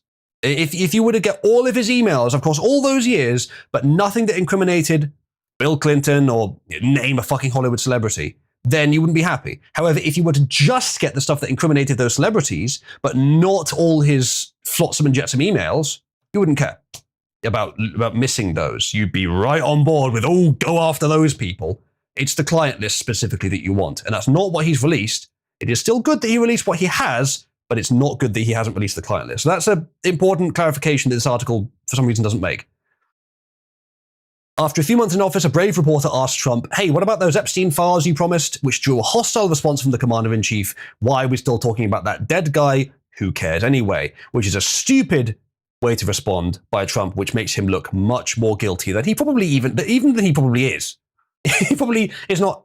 It's distinctly possible that he's not actually leveraged or covering anything up. He just doesn't have the files. But it's not the only possibility. It's also possible that he is covering it up and or that he is leveraged.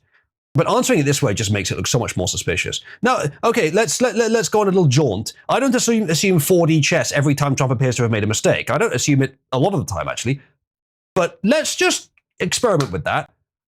Could he have been deliberately making it look like he'd got something wrong, like he'd been retarded, like he didn't have files or that he was leveraged or covering it up, just to try and draw attention to it? No, I don't think so in this case. Maybe 5% possibility, but I don't think so. Because he doesn't look good. He doesn't look good having done it. Now, what he has done, if that's the case, is he has managed to make the left all talk about it. But to what end? If he has the files, he could just fucking release them. He doesn't need to. Maybe he fears that if he just releases them without there being hype, that people won't pay attention. But he's the president. They'll fucking pay attention if he starts arresting people.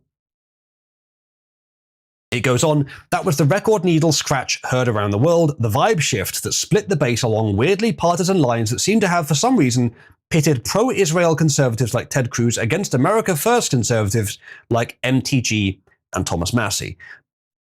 Sure, Thomas Massie, we can call him America First. He seems to be. More than most, unfortunately most of MAGA, but definitely most Republicans, who have both vehemently pushed for the release of the Epstein files while also criticizing Israel's influence in DC, the latter of which has been used as a cudgel to try and discredit the former. Now, years ago, or a year ago, when the October 7th attacks happened, and then suddenly the entire left was talking about Palestine, but not the entire left. The entire leftist base. Someone was hiring protest movements to talk about Palestine. But the politicians on the left were not talking about Palestine. They were still pro-Israel, and many of them still are. Fucking Starmer, I think, still is. They hide it more. They don't talk about it a lot because the rank and file of the left are pro-Palestine for the most part, especially because a lot of them are brown. But the actual politicians aren't. So what happened there? Who hired a protest movement which appears to have had exclusively the effect of splitting the left, where now half of them are like actively anti-Israel, whereas before it was more of a passive simmering thing, while the politicians are still pro-Israel? Who would have done that? Who would benefit from Israel suffering a defeat with the left, who many would assume are their allies? Well, there's two assumptions you could make there. The first is that it was an attack by a different foreign influence group to try to hurt the left's foothold, but I don't think it's that. The second answer is Israel doesn't want the left as its allies. In fact, it wants to hurt the left to promote the right, who today it does want as its allies. That, though a little unpleasant, is the truth, I think. I think the Israel and other groups aligned use their influence to split the left down the lines of pro and anti-Israel. And it worked. The left has been split. And perhaps the success of the 2024 election for the right is an indication of that, although I think that probably would have happened anyway. However, the right, and this is something I noticed at the time that was weird, the right didn't seem to have been split by it. Yes, there was that still that low-level concern about Israel and how tied in we are to it. There was no pro-Palestine influence. There was just a pro-America or pro-America and pro-Israel groups. But they were working together for the most part. Since Trump's got into office and he's been more pro-Israel than he should have been, that rift is opening up a little bit more. And now with the Epstein files, it's opened up more again because everyone fucking knows that Israel was involved, including Trump. So that attempt the left made to split, sorry, that the Israel made to split the left that worked, but didn't split the right. Well, chicken's coming back to roost, or whatever the fucking expression is. It's coming around now. Delayed response, arguably, on a slightly different matter, but it's still now happening. Now, if the entire US gets split on Israel, and the left and the right for different reasons as well, perhaps the issue will actually be addressed. But unfortunately, it is not the majority of the right who are on the Israel skeptic side. Perhaps this is your Brexit. America needs to leave the Israeli Union. Well, I recommend it. It didn't start off as a widely popular movement here either, but we won in the end. We haven't got what we wanted yet, but we at least technically left the EU. There's much more work to be done, but the main technical part of the process has happened, but the bulk of the work is still yet to do. Both vehemently pushed for the release of Epstein files while also criticizing Israel's influence in DC, the latter of which has been used as a cudgel to try and discredit the former. After Trump's first tantrum at the journalist, which split the base, Pam Bondi insisted that she had the Epstein files on her desk and alluded to video evidence, only to release binders of old information to a group of conservative influencers, which didn't look good. Over the past 2 weeks, things have gotten interesting. Democrats released a cache of Epstein emails mentioning Trump. Oh, they released that. That's interesting. Which essentially established that Trump and the dead pedo were pals, which we did know, but that didn't last as long as Epstein was still doing pedo-y stuff, as far as I know. Then House Republicans released a motherload of 20,000 documents from Epstein's estate, which, in addition to the Democrat release, paints the following picture. In broad brush strokes, Trump and Epstein were pals. They had a falling out. Epstein then worked with Democrats and, oddly, his good friend Steve Bannon, which is odd. Maybe he's been part the whole time, but then why was he in prison? To help the Get Trump industrial complex get Trump. Then Epstein was arrested by Bill Barr, whose pedocentric author father hired Epstein to teach at the Dalton School, apparently, and died in custody. Which is a strange turn of events, strange series of events for sure. That said, it largely backfired on Democrats, as we learned Stacey Plaskett, who we talked about, I think, last stream, was texting back and forth with Epstein during Michael Cohen's Get Trump congressional testimony, asking Cohen questions prompted by Epstein. Not just prompted by, but like he was coaching her. There wasn't many texts back and forth, but it did look like she was uninformed and he coached her on what to say, and then congratulated her when she said it right. House Minority Leader Hakeem Jeffries was hitting Epstein up for a dinner and fundraising, like a direct private dinner, after Epstein was convicted of sex trafficking. Doesn't look too good for him.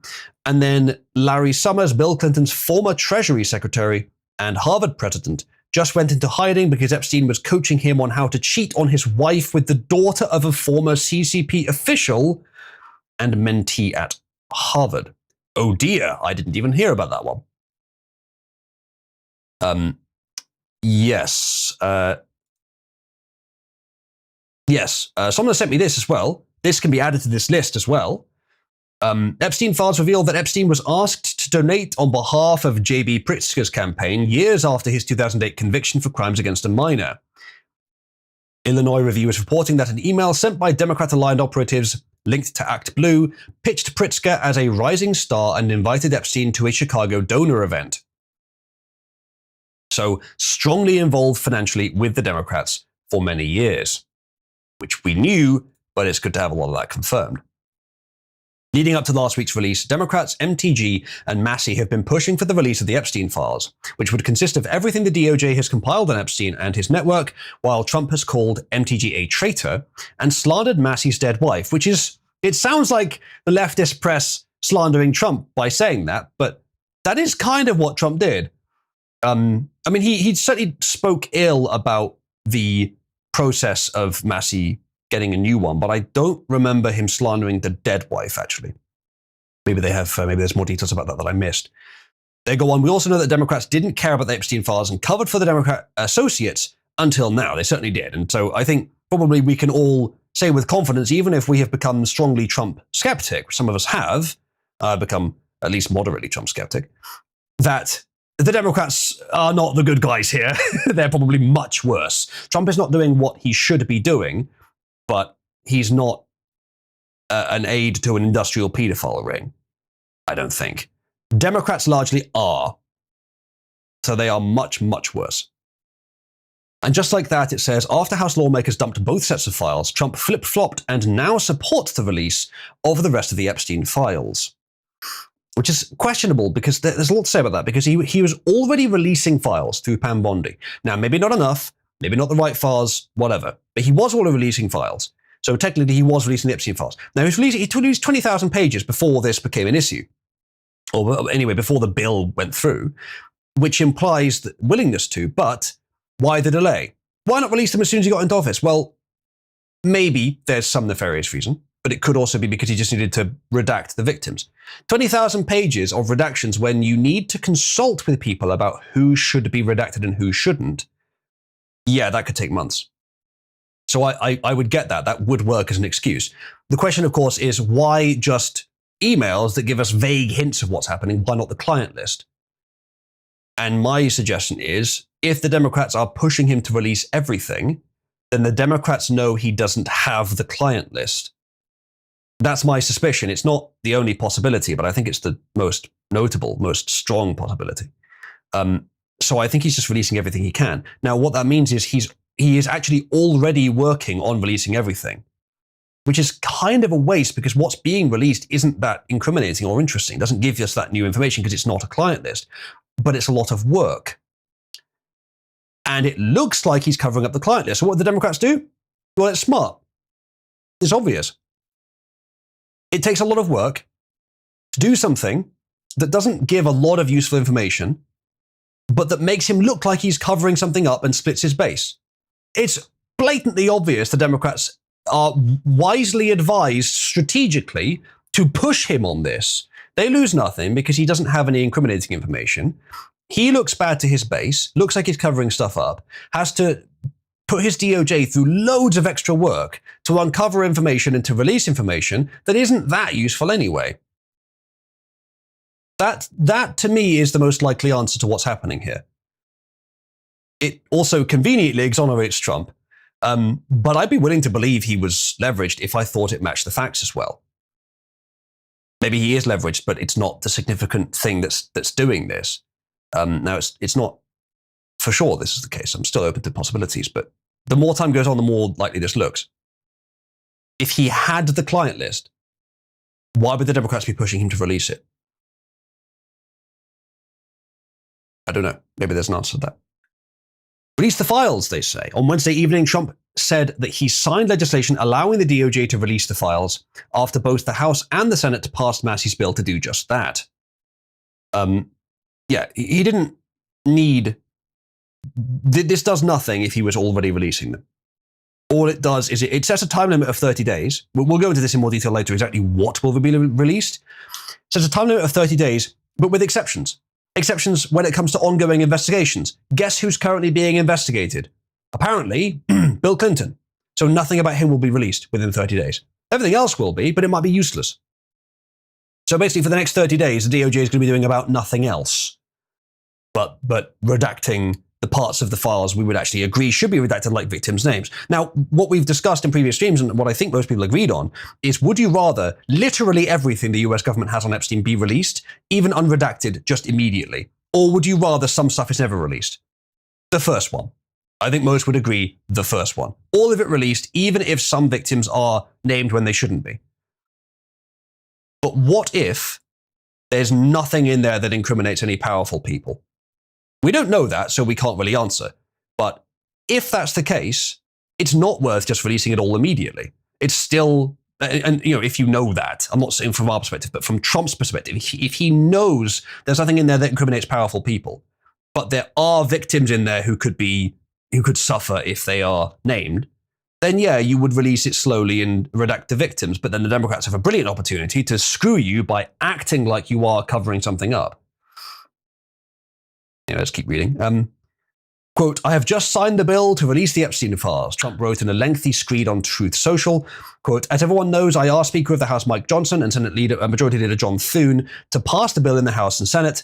respectively. Because of this request, the votes were almost unanimous in favor of passage. Yes, and the one person who voted against it in the House, hey, you might think, look, we found the pedophile.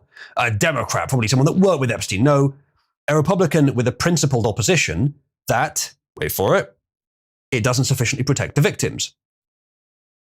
Which may be true. He was the only one that said that. But I think he may therefore be the only one who's brave enough to stand on principle when it would look really bad that he did so. So I would actually say that that puts him higher in my estimation than lower. Everyone that voted in favor of it, well, maybe he's wrong that it doesn't sufficiently protect the victims. But if he's right, I'd say the people that voted in favor of it are more cowardly than he is. Or are more risky. Someone says, I'd argue for no redactions. Not everyone whose name appears in the investigations is guilty, and we have something called the right to face your accuser. That is true. I think there are some cases where the right to face your accuser is ameliorated. If they're children, for example, or if they were children when it occurred. I'm not sure how that works exactly. But perhaps you're right that it just at this point doesn't matter. But then perhaps if you're going to do that, you should offer state protection for those people, at least for a while. It goes on, I have just signed the bill to release the Epstein files. Quote, at my direction, the Department of Justice has already turned over close to 50,000 pages of documents to Congress. Do not forget the Biden admin did not turn over a single file or page related to the Democrat Epstein, nor did they ever even speak about him, which is true. Now, I've read this post. I have it here, actually. But what they've described here is pretty much the only important part. The latter half of this, at least, is just Trump sort of glazing himself, a lot of which is deserved, on like, don't let this distract from what we've achieved, the victories that we've had. A lot of that self-glazing and don't be distracted talk is fair. And I think this is, unfortunately, because I don't think the US government have a lot of data, in practice, this is a distraction, more so than it's a worthy pursuit. In principle, it's a worthy pursuit, of course. But in practice, because they don't have that much data, I don't think it's probably more a distraction. But the beginning is more just like, we're going to release this, getting on board with it, and then listing how little the Democrats have done about it, which of course is still true no matter what. But we'll get onto that in a minute. It goes on, if we had to guess, the files are more likely to show that Epstein was a Mossad honeypot operation than Trump was a John. I guess John means like named in the files.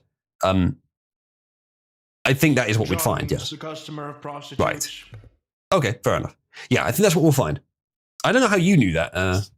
No one, have you been called a John before? No. No one, you're a John. No, but have you been called a John before? You, yeah. Oh, why specify? There's no fun. Wolf, unfortunately, the background remover has cut off part of her foot. This is probably true, though, that it would show that it's a Mossad operation. And for whatever reason, either Trump doesn't even have that information, though he probably does. I mean, the client list, probably not.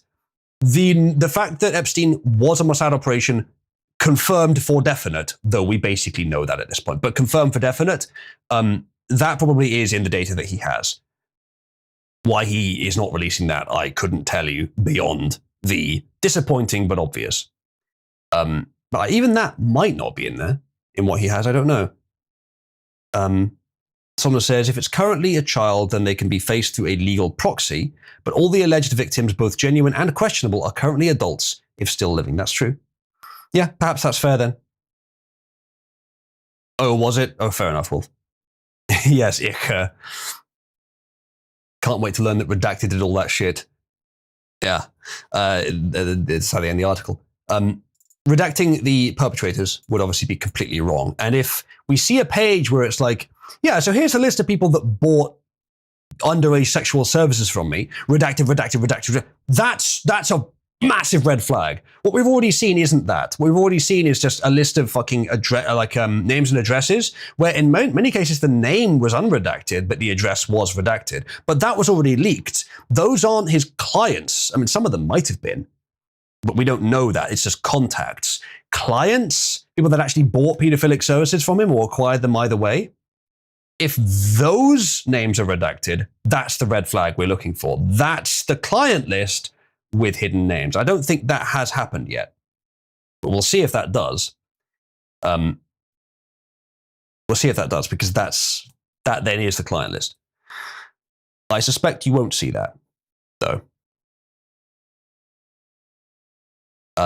Further on this topic, the main point of today's stream, what will actually happen as the result of this legislation?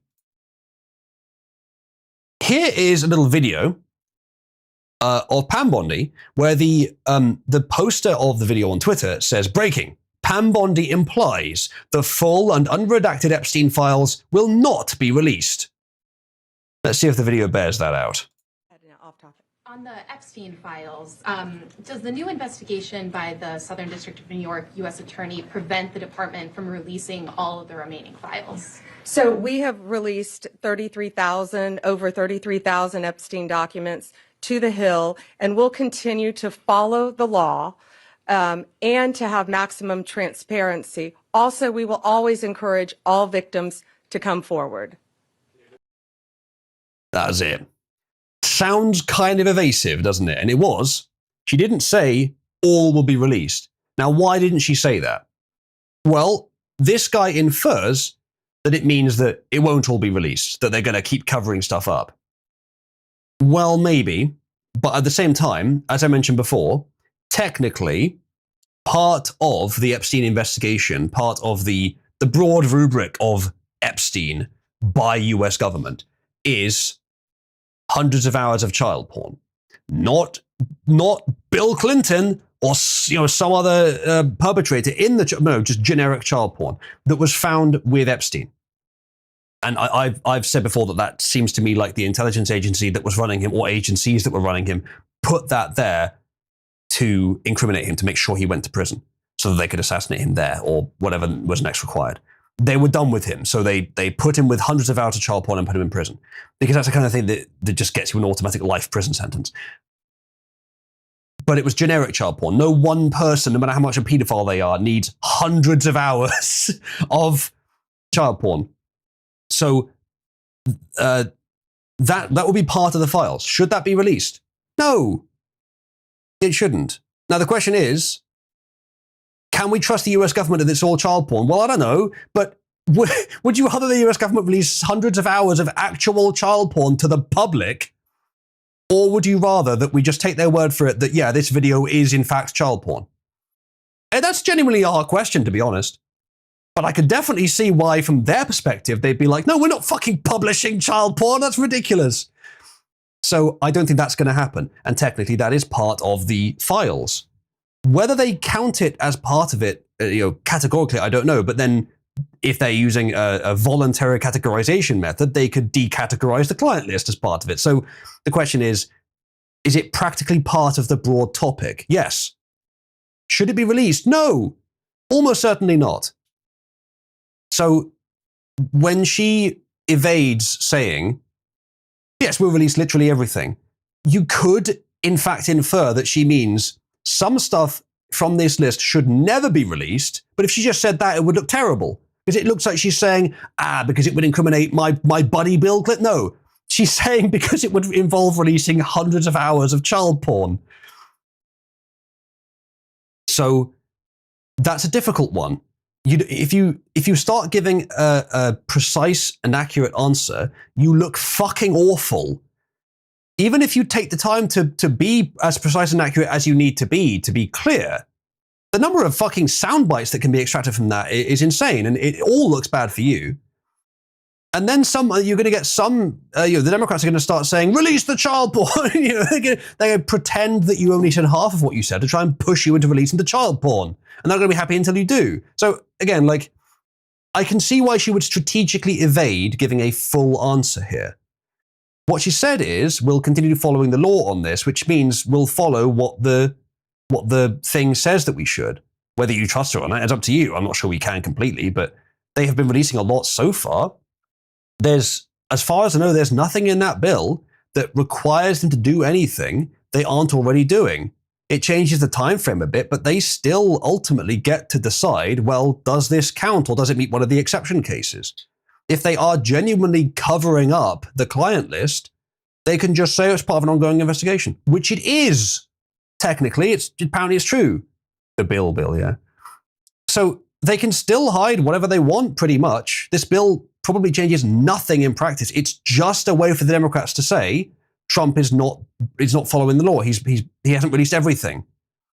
It just gives them extra leverage. It just gives them extra power. And it gives them the narrative win of, oh, actually, no, we care about the Epstein files because we know they're not going to damage us now. So again, strategically, it makes a lot of sense for Democrats to do this if there's nothing dangerous in Trump's possession. If there is, they would rather distract him with anything else.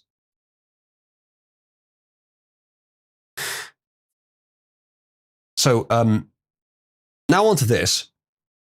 Here's why DOJ's investigation could keep Epstein's files hidden as bill forcing release heads to Trump's desk. So this is from a couple of days ago, before Trump signed it, but it's still very important. And I saw this and I thought, we've got to read this out on stream because this actually matters to this investigation. It's what I mentioned just now, but this gives more detail. All right, let's just read as it is.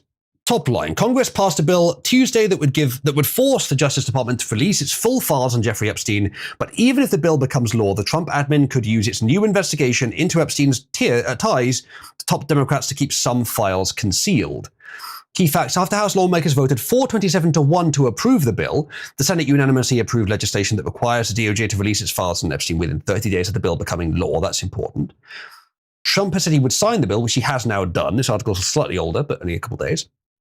While the bill requires the DOJ to turn over its full files on Epstein, the legislation carves out a few exemptions that allow the government to hold documents back, most notably any documents that would jeopardize an active federal investigation or ongoing prosecution. And that's an exception that you can put almost anything in. Attorney General Pam Bondi confirmed last week that, at Trump's direction, the DOJ is launching an investigation into Epstein's ties to such people and institutions as former President Bill Clinton, Democratic megadonor Reid Hoffman, economist Larry Summers, and JP Morgan Chase. I'm sure that there's plenty of other names that are important as well, but it's a good start. Legal experts have speculated the Trump admin will use that probe to justify not turning over many of the Epstein files under the federal investigation exemption, with former U.S. Attorney Bob McQuaid telling Time the DOJ investigation could be a strategic effort to block the release of further documents in the Epstein case. Now, I would love to be able to say that they're investigating Bill Clinton because he's guilty and they want him brought to justice. But the timing of we're starting the investigation when the bill is already known about and the exemption is already known about, we're starting an investigation that specifically allows us to hide some of these documents. That looks really suspicious. That looks like they are trying to deliberately use the exemption, use bureaucracy to get around having to release parts of the Epstein files, which I admit does make Trump and the Trump admin look guilty, look like they're trying to hide something, even look like they're leveraged. It does make them look bad. I'm still not sure it knocks down the hypothesis I've been purporting, but it doesn't look good. So yeah, even if this is followed to the letter, as she said, even if the law is followed, the congressional bill is followed, they would still be completely legally within their right to not release any files that purport to any of the people that they're currently investigating, which would certainly include the client list if it exists. So this bill does even less than you thought it did, unfortunately. The Epstein bill does not allow those documents to be hidden forever, though, so it's only kicking the can down the road. But unfortunately, saying any documents withheld due to investigations must be narrowly tailored and temporary, but since it's unclear how long the DOJ's investigation will last, it's hard to say when any full documents could be released. So basically as long as they want. Even multiple presidencies, potentially. Not great.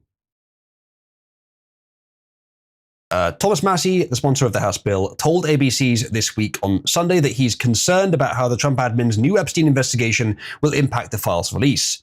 If they have ongoing investigations in certain areas, those documents can't be released, Massie said, adding the probe might be a big smokescreen as a last-ditch effort to prevent the release of the Epstein files. It really does look bad that he's done this. What to watch for: the bills will have to be released within 30 days of the files will be released within 30 days of the president signing the bill. So the DOJ will be overdrive now, finding all the files they can release and redacting what they need to redact, then releasing them. They might not be able to do much else right now. Although I don't know exactly how many files that is. Maybe they released all of them already. I don't know. What Epstein files can the Trump admin withhold?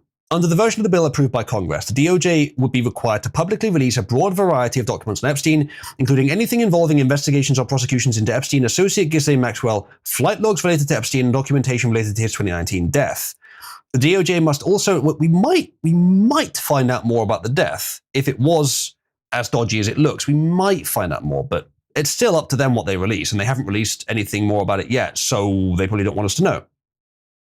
The DOJ must also name any corporate entities tied to Epstein's trafficking or financial networks and any individuals who are named or referenced in connection with Epstein's criminal activities.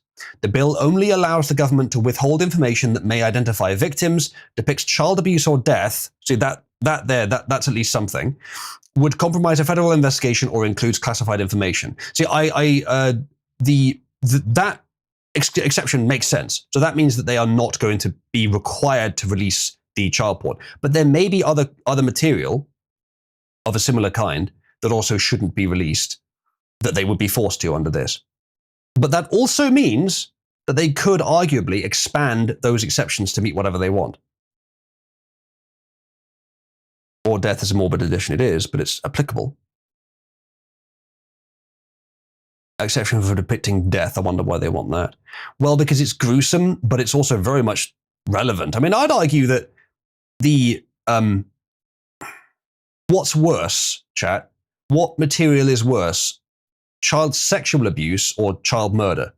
What material is worse? Obviously, the act of child murder, you could pretty easily argue is worse, although both are obviously terrible, but what material is worse? Probably the child sexual abuse material. But I don't know that for sure. I mean, they're both obviously very, very bad. But which is more newsworthy? In this case, that's questionable as well, actually. So I could see why that would be a broad carve-out. But unfortunately, it's broad enough that evidence of the client's wrongdoing wouldn't be released. The DOJ is not allowed to withhold information because it would cause embarrassment, reputational harm, or political sensitivity, which is good. That's well written. Unfortunately, all they have to say is, well, that's not the reason. But if this bill only makes sense if you have honest people who know what the data is and who care about following the bill to the letter. There might be some within those departments, but I doubt they're the majority, and the people in charge of those departments either don't have any incriminating data or do and aren't treating it honestly, so will just use these exceptions to avoid releasing it because they already have been avoiding releasing it. So unfortunately, this doesn't do much. It really, the only thing this does is a reputational boost for the Democrats, making them look good and making Trump look worse. It's pretty much the only thing this bill does, despite the fact that it is the principled thing to do to sign it, unless, of course, like that one guy, you think it doesn't protect the victim sufficiently. Either way, it's the principled thing to do to sign it. If I was in Congress, I would have, almost certainly, but it doesn't actually do much. What happens if the DOJ withholds documents? The bill does include provisions aimed at still getting some transparency even if the DOJ tries to withhold files. Anything that's redacted in the files must be accompanied by a written justification that's published in the Federal Register and submitted to Congress. That's good, but it's not bulletproof. And within 15 days of the files being released, the Attorney General has to submit to Congress all categories of documents that were both released and withheld, as well as legal justifications for all redactions made. The legislation also asks the DOJ to turn over any internal communications regarding the Epstein files and any documentation regarding files being altered, concealed, or destroyed. Yeah, all good stuff, but it might produce nothing of value.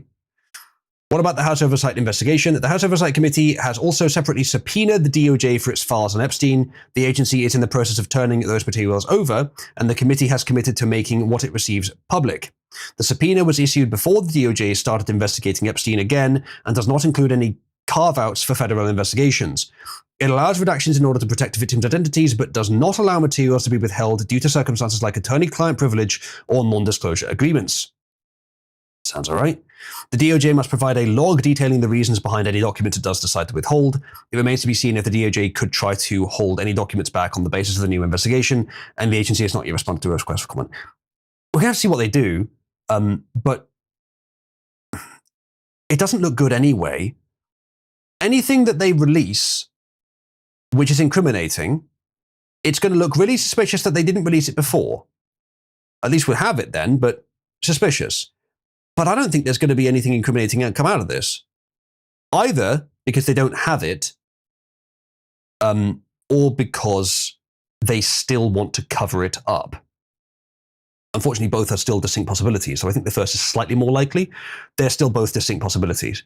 It could very well be that the reason the Democrats are putting this bill in is because they know that Israel has leveraged the Republicans, including Trump, because they are too. But they're not leveraged to stop fighting in their own political interest. They're just leveraged to do pro-Israel things. So pushing for this just makes Trump look worse. But because they know Trump is so heavily leveraged with Israel in this hypothetical, they know he won't release it. They know he won't release the client list, which damages them anyway. Now, that seems fucking risky because Trump's a bit of a loose cannon. Even though he is very pro-Israel, the possibility that he might flip and just say, fuck you guys then, I'll just release the client list. Oh, you didn't expect this, did you? That seems like something that he could do in that case. Even if he is leveraged, even if he does need the Israeli money, even if he thinks he might be killed afterwards, he might just do that. So it does seem riskier to do that, but it is still the same possibility, unfortunately, that Trump is just leveraged by Israel. Now, even if he is leveraged by Israel, it doesn't necessarily mean it's out of greed. It might be out of a genuine concern that, okay, these guys have the best assassins in the world and they have threatened my family directly. If you had your family directly threatened, a big family, all of them directly threatened with torture and death, unless you release some files that purport to crimes committed by people that are either no longer in power or who don't have as much power as you have now, would you release them all? You would at least think about it. You would at least consider, is that a good idea? Is it worth probably losing my whole family over this issue? Many of you say yes, I'm sure. But would you in practice? He's the one in the chair. So that's difficult. He is still technically to blame for that. On a professional level, on an institutional level, yes, to blame. But personally, would you blame someone for that? Maybe. But again, would you do it yourself? Not protecting Israel, but you're protecting your own family.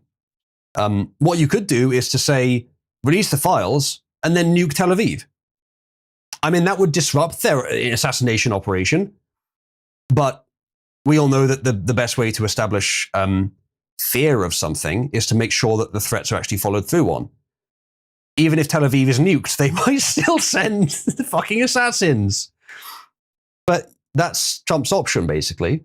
The guy that brought peace to the Middle East has a reputation for ending wars, starting a war with Israel because his family was threatened. Maybe that's the correct answer, but you'll probably still lose your family. The US probably has the resources to protect them, but do you need to take all of your family, put them in a bunker, surrounded by people who might themselves be paid off by Israel? Like, assume for a moment Trump is a good man who's been dropped into a system that is bewilderingly taken over by foreign interests, particularly Israel. What he's done is arguably consistent with a desperate attempt to find some ray of light that allows him to clear the rot out. A rot he didn't realize was so strong. I mean, even in 2016, he was dealing mostly with rhinos. Now he's got closer to the core of the problem, which is foreign influence, mostly from Israel, under this hypothetical. I'm not sure it's this strong, but it probably is. He's having to deal with that too. I would encourage people not to assume that he's just Israel's puppet. He might be, or that he's a malicious person. He might be. Or he sucked off Bill Clinton. He might have done. There are other options as well. He may be a good man in an extremely desperate situation, trying to find a way out, but biding his time until he finds one. Or it may be that he isn't covering anything up because there isn't anything to cover up that he has access to because it was removed from his access, because of course you would do that. If you had the presidency for 4 years, total control of what data is kept and what's done with it, and you have the option to, oh yeah, just delete the client list and it just happens. Of course you would do that before Trump got in. Unless, of course, he's your guy, which is one of the possibilities. But even then, can you trust him? He's mercurial. He's a bit slippery. I think they would just delete it. They would just cut their losses and delete any trace of information. But then why isn't Trump aggressively investigating it? Well, he started investigation recently. Why only recently? Well, looks like it's trying to evade releasing documents. But maybe it just reminded him, like, okay, either you do this or your base will hate you. Okay, we'll do it now. But sir, it'll look like we're trying to evade releasing the documents. We just need to do it. It's not impossible that the timing is a coincidence. So there's so many unanswered questions here, but I just want to encourage you to realize that there are many more possible theories than just that he is leveraged or evil. And even within those, there are other possibilities. We just don't have enough information to say for sure yet, but we are gradually getting more information. And I'm remaining open to almost all of these possibilities. There's this, yeah. Yeah, indeed. New York City Mayor Eric Adams going to Israel to say, I wanted to come back here to Israel and let you know that I served you as the mayor. Now, there are a lot of Jews in New York, as I understand.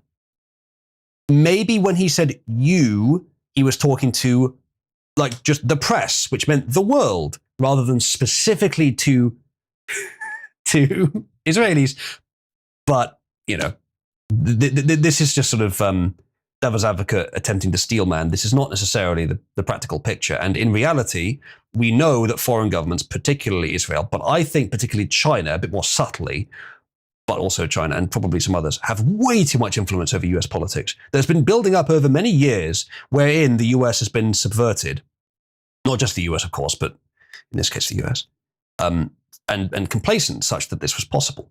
The political class essentially needs to be flushed and renewed. And that process, unfortunately, is probably not an instant one. As we found with MAGA, where a lot of MAGA are still, though they have flushed a lot of the bad ideas out, as MAGA, a lot of important ones, they're still pro-Israel. That needs to be flushed as well. And then the comment here, increasingly things are happening that are literally impossible to describe without sounding anti-Semitic, he says. Yeah.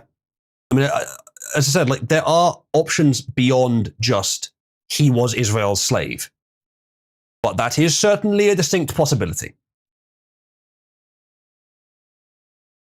What's this? White House Press Secretary Carolyn Leavitt told reporters that President Trump does not want to execute members of Congress in response to social media posts in which Trump accused Democratic lawmakers of sedition and treason. It'd be a lot cooler if you did. Yeah, some probably actually deserve it. Some actually deserve it, probably, yeah.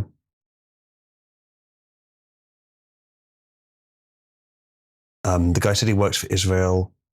Guys, he might not work for. He didn't say in that post that he worked. Well, as I said, I don't know what he said. If no one, he was saying it to the world or to New Yorkers through the press or something, then it doesn't necessarily. He wasn't necessarily saying it to Israelis. I'd need to see the video. I'm sure you know one. If you made a statement that could be interpreted ambiguously if out of context, you wouldn't want people beyond it being a joke doing so. You wouldn't want your enemies doing so. If we want to find the truth, we have to see these things in full context. Now, if he said it, if he was surrounded by a bunch of Jews and no one else and said, I served you guys, I was your mayor, oh, that looks bad. Yeah, that's what you're saying, pretty much. That looks really bad. However, it is also what you'd say to any fucking group you were surrounded by, but specifically in a country thousands of miles away that has nothing to do with New York on the surface. Yeah, that looks really fucking bad. It looks like he was indeed controlled by Israel. And he probably was as well. Just we haven't eliminated the other possibilities just from what's said there. There are other possibilities, though I don't think they're as likely. Chief says he literally said it to Israelis while standing in Israel, either before or after kissing that fucking wall. In that case, yeah. But I haven't seen the full context. I think I'd need to. Scarab says maybe he served them in a dance competition a la South Park. You got effed in the A. What was that? That wasn't the Butters one, was it? I can't remember that now. But yeah, no, I'm not considering like trivial, ridiculous examples here. I'm just trying to account for possibilities of misinterpretation. I'm not even saying that these are likely. See, I suppose it's just something about the way I work. It's not interesting to just agree with the prevailing narrative. This is why there are some stories I don't cover. If it's like a generic Islamist terrorist attack or some new act of tyranny, or not even new, just some continuation of an existing tyrannical system, it's not interesting for me to just say, oh, that's bad, oh, that's really bad, oh, that's really bad. It's not interesting. What's interesting is for me to comment on things that might be new, that might produce new outcomes. New tyranny, sure. New type of terrorist attack, sure, but not the same old, same old. I don't bother commenting on those. In much the same way as when someone says, hey, this politician may be controlled by Israel, I don't start by saying, you spend the entire time just agreeing or just reaffirming our existing biases. That's what we already believe. That's the most likely option by far.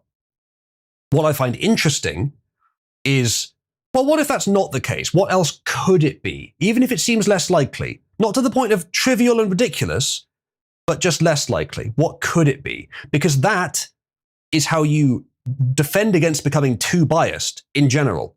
Even if most of the time your initial suspicion was correct. The times when it wasn't, that's how you defend against it. You think about the other possibilities, and then you expand ones that seem likely as you discuss them, and potentially make them your new opinion. It's much more interesting to present it that way, and it defends against bias to present it that way. But please don't assume that just because I look at another possibility, that therefore I believe that, or that I don't believe the main one. Not implying that you did, just mentioning this, because I think it does happen sometimes. It's not even devil's advocate necessarily. I'm not trying to support an opinion I know is wrong to see what we can do with it. No, I'm looking at opinions that might be right, but that aren't as likely or aren't within our immediate assumption, because they might be right. Not just because it might be fun to mess with them, because they might be correct. And we do need to do that with everything. Any of us do, of course. Jeef, unfortunately, we don't have enough information to confirm that. The thing is, if you assume it's always the Jews, you're going to see a lot of examples where that seems likely, yes. But if you assume you were right every time, then assumptions compound on assumptions, and you begin to assume that it was 99.99% of the time. The real number may be 75%, or 60%, or 25%. But because every time it's possible, and even likely looking, that it was the Jews, you're going to start assuming it more and more and more the more you look at such stories. It's a common bias. It's classic bias. It might be true. I'm not saying it's false. Again, I'm not disagreeing with you, but it is distinctly possible that bias has compounded on bias and that we overestimate how much it is Jews. It's why I probably seem much more circumspect to some people. It's why some people may assume me to still be years behind in some aspects. It's because we haven't actually confirmed, at least not to my satisfaction, some things that people assume, that they may, 10, 20 years from now, realize, we went too far on that one, that was totally wrong. Well, if I want to avoid being wrong today and going down the wrong path, I have to be circumspect. I have to wait to see what we have actually demonstrated. Now, Jews controlling the US significantly demonstrated, but not 99.99% demonstrated. And that's not the amount of times that they control the situation. I don't think. It's a lot, but it's not that much, I suspect.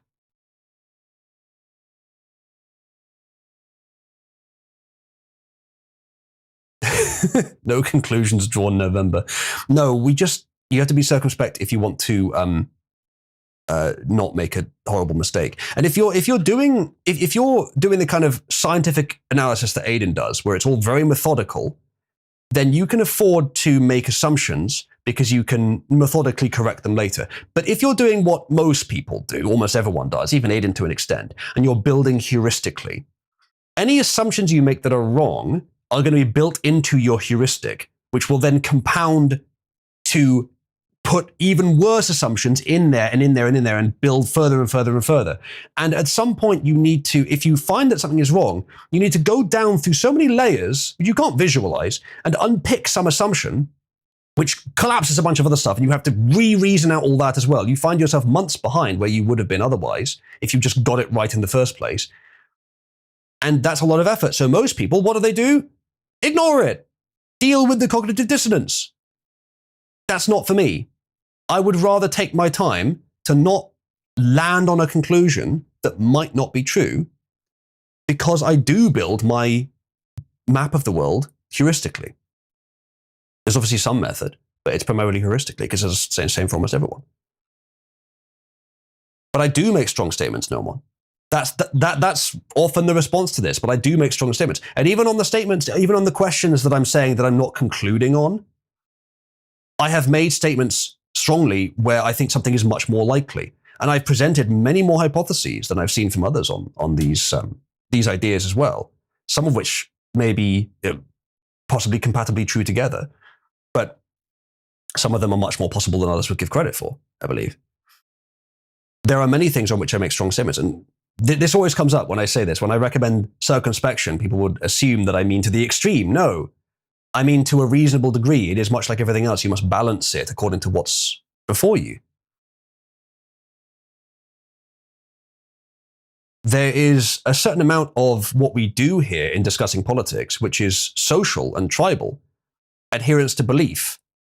You will certainly look better if you'll please people more if you confirm their biases, which is how cults form. It's how mass delusion forms. It's how false religions, let's put it that way, form.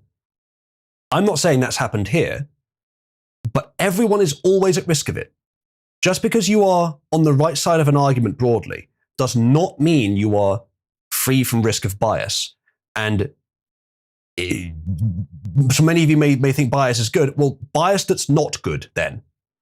Because bias in favor of good things is fine. That's not the kind of bias I'm talking about. I'm talking about cognitive bias, bias that leads to wrong answers systematically. That's the bias I'm trying to avoid. And I don't care if I fail to appease someone's existing assumptions. I don't care if I increase cognitive dissonance by doing so. And I encourage the rest of you to do the same. And what I'm saying here is not accusatory to any one of you in particular. Cabal is the best for this of any place I've ever seen, but we are still not perfect. And even by no means am I perfect at this. I'm sure there's plenty of biases, even in my methods, that are still active. And if there are, I encourage people to tell me about them. So good. That's. I think that's all I have on the Epstein stuff. Is there anything else? No. This article. That's pretty much the end of this article as well. We're going to have to wait and see. There's still so many things it could be. The most likely ones are either that the US government doesn't have the client list or that the US government is leveraged. Unfortunately, neither are nice. But that's what I have on this. And that is our main story today. Let's now move on to some other stories.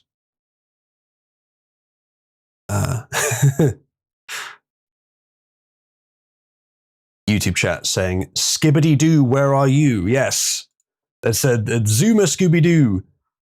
That story from Chirac. Similarly, Somnus, I think I said this at the time, that is the kind of story where it's just, this is a horrendous, evil attack. But it doesn't really say anything new. Some, shall we say, man of origin that you may assume in the US set fire to a woman on the train, chased her, set fire to her. And she survived for now, but she's probably going to have scars for life. There's a picture of him. I don't remember seeing anything in the story which was new or interesting. He'd had a long history of arrests. In the normal fucking story, released way too early. He was already on pre-trial release for a different crime he committed, a violent crime. It's completely fucking ridiculous that this could even happen. And of course, it's in Chicago as well. There's still a lot of problems to be solved in the US. Index dysgenica, interesting idea. So yeah, hopefully you understand what I mean when I say that, as far as I recall, there was nothing about this story that sort of moves the conversation. It's just more of rank condemnation, confirmation of what we already believe. So,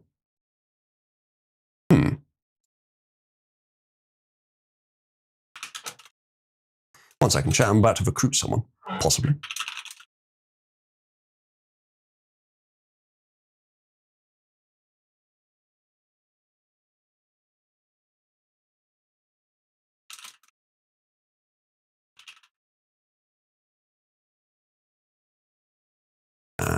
Get that, and then get that, and then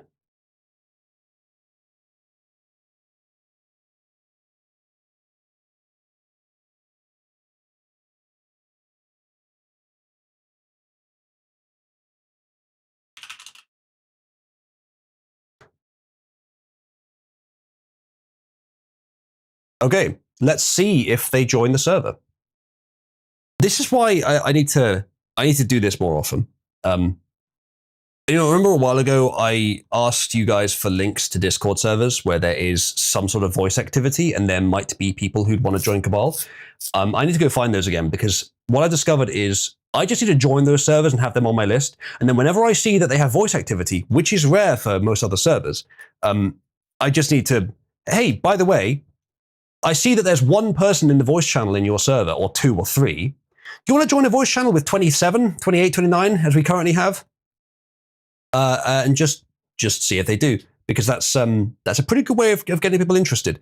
And I joined one recently, and there's one person in the voice channel in that server right now, just one. And I have the tech to see the other voice channels, and I don't believe, no, that's the only active voice channel. 7,000 members in that server. We have 1,500. There's 7,000 members in that server, and yet Cabal is probably about 30 times more voice active than their server is. So yeah, that seems like a pretty good strategy. So I should just join such servers. But if you're going to link me to those servers, do post it in my DMs. It's not Delmo, no. I don't think he has the wherewithal to run a server. Although he was moderator of a server run by a big-time streamer, apparently, according to him. Head mod, even, exactly. He was the mod of head. I mean, he was the head mod. Follow up for an old story we covered before. What is this? Did you forget to link the thing? Someone who does the AI images, make an image of Oozloo poaching eggs, but the eggs are other Discord servers. Yeah, funny idea. DEI consultant resigns from Cracker Barrel board after heated. All right, let's have a look. This is about the Cracker Barrel redesign. Good to have follow-ups to stories. Okay, that's not opening the link for some reason. Let's try just pasting it in. There we go. DEI consultant resigns from Cracker Barrel board after heated proxy fight. Yeah, I had a lot of thoughts on this one, as I recall. I believe that old logo could be improved, but the new logo is too much yellow space. And the font isn't as good. There's some aspects of it that work. But there are some environments where you need a corporate logo that's simple. There are some environments that detail works. And for the environments where detail works, keep the detail. For the environments where you need a corporate logo, sure, have a separate simplified corporate logo. But you don't have to use that everywhere. Yeah, I'm not sure, no one. That's also true, Chief, of course, yes. But I also have an interesting graphic design, so I did talk about that a bit. So, a Cracker Barrel board member who has drawn controversy over his DEI background has resigned, the company announced Thursday, upon announcing that shareholders voted to elect 9 of the company's 10 board nominees, including CEO Julie Fels-Massino. During the annual meeting Thursday, Cracker Barrel revealed that following the vote, independent director Gilbert Davila stepped down and the company's board will now consist of 9 directors. Quote, the board and leadership team are honored to be trusted with the responsibility of stewarding Cracker Barrel, and we take seriously the trust our shareholders and guests have placed in it. In us. Read a statement from the board in part. We also thank outgoing independent director, valued member of the board, blah, blah, blah, blah, blah, blah, doesn't matter. The company has urged shareholders to keep Davila, who joined the board in 2020, probably for ESG reasons. The vote marks a partial win for activist investor Sardar Biglari, who called to oust both Massino and Davila over his concerns about Cracker Barrel's performance in its controversial August rebrand.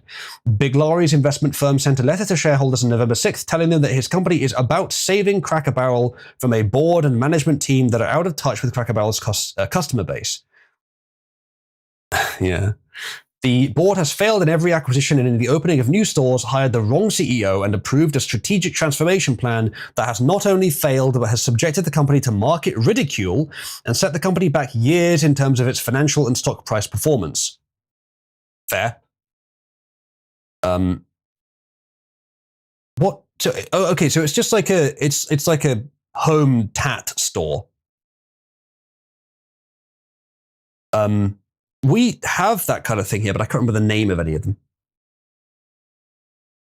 2 major proxy advisory firms, Institutional Shareholder Services, which sounds like a very generic name, and Glass Lewis, which is arguably even more generic because it didn't describe what it's doing, urged shareholders earlier this month to vote against 1 or more Cracker Barrel directors.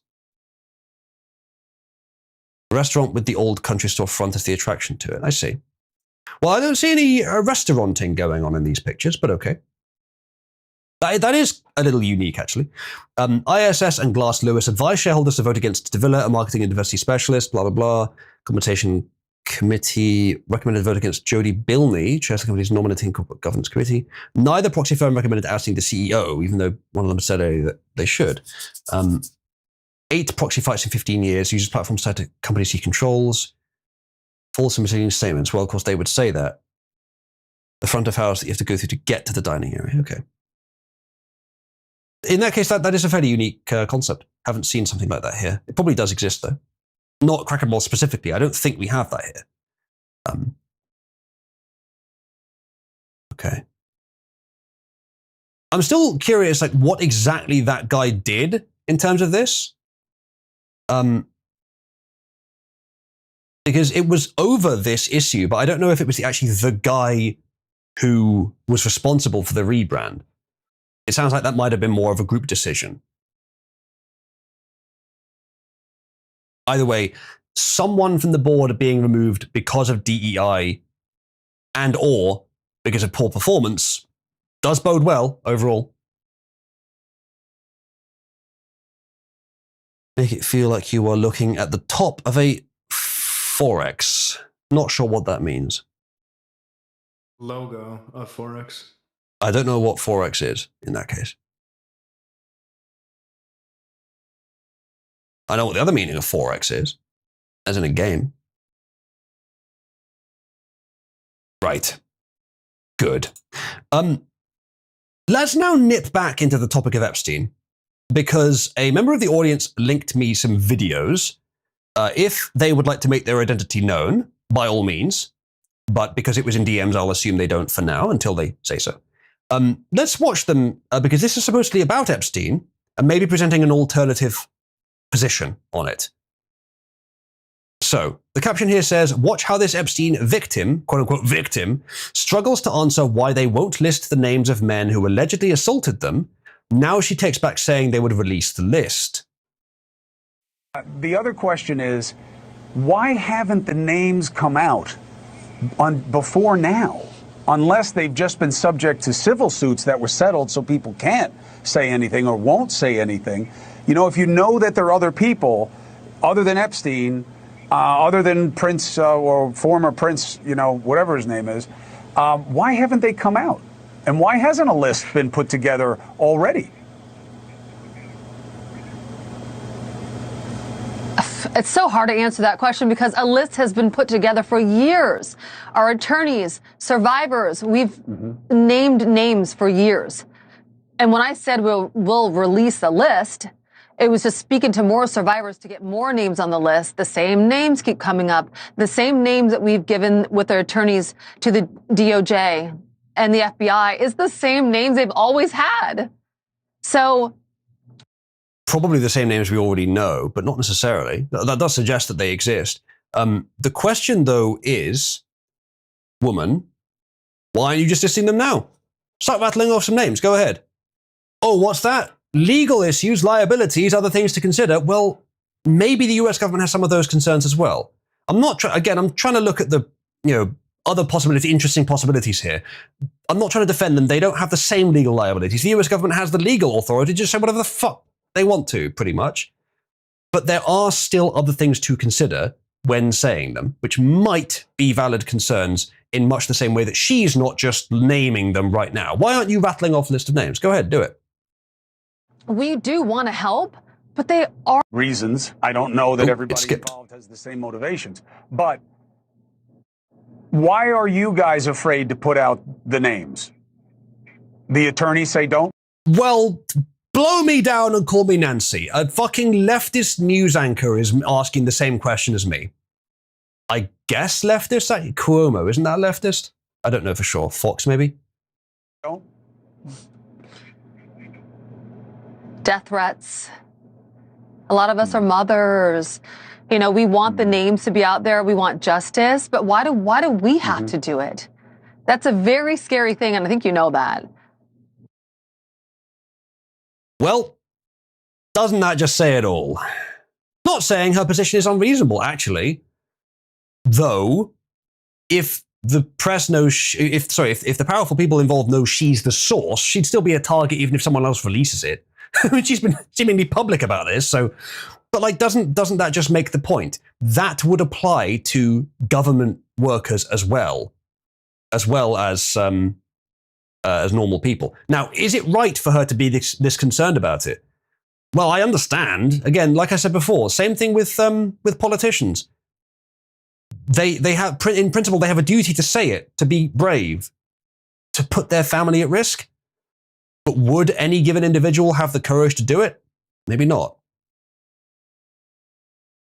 But yeah, you could certainly reason, why did the victims have to be the one to name the perpetrator? The amount of pressure on this to blow up is pretty huge. But it does make sense given the amount of power purportedly held by the perpetrators that it's finding some resistance to actually coming out. You did hear that then, Wolf. Good. I should start using those kind of Blackadder George expletives more, or exclamations more, not expletives, exclamations. It's just we want to help to put the names out there, but it's not our responsibility to do so. And I think you know why. I mean, so many people, many of the survivors. I get it. I just want you to tell people. Have received many death threats. It looks like there's a huge lag between where they're both talking, which is weird because it should be both in the US. But it looks like there's at least a second or two of lag, which means they're interrupting each other. And it also means that when he stops talking and there's a delay on her starting talking, it could look like she's hesitating. But no, it's almost certainly because she's still just waiting to hear what he finished saying. Tell people. I want you to tell people because, based on what side you're on, and I know nobody should have a side when it comes to defending people who traffic women, young women especially, or any women, there are sides. So that's why I want you to articulate. And it skipped off to the next thing. Okay, what's the image it put at the end there? This. Is it the video itself cropped? Image via Daily Mail. 2002 photo accurately depicts 22-year-old Shantae Davis, an accuser of Jeffrey Epstein, giving Bill a massage. 22 in the picture, allegedly. Nothing incriminating about the picture, but it certainly suggests I mean, we already know about Bill. Like that's the problem with all this. We need the confirmation, but we know within a margin of tiny error, given everything that's come out. I believe, again, heuristically, the heuristic is safe to assume with like a 98% certainty that, yeah, Bill is guilty of underage sex. Again, not it's not even worth mentioning the uncertainty, but it's technically uncertain, but it is still close enough. We just need the confirmation. And even then, if we had the confirmation and then nothing was done, that wouldn't be enough either. We need the confirmation so that something can be done. But it's the something being done, the actual punishment, the consequences that are required. But the video isn't stuck, but it ends there, but there's other videos as well. But the video appears to be cropped, like the top is cropped off. I think that is the video itself, because at the beginning, it fits fine, but then at the end, it's cropped. I don't know why that happened.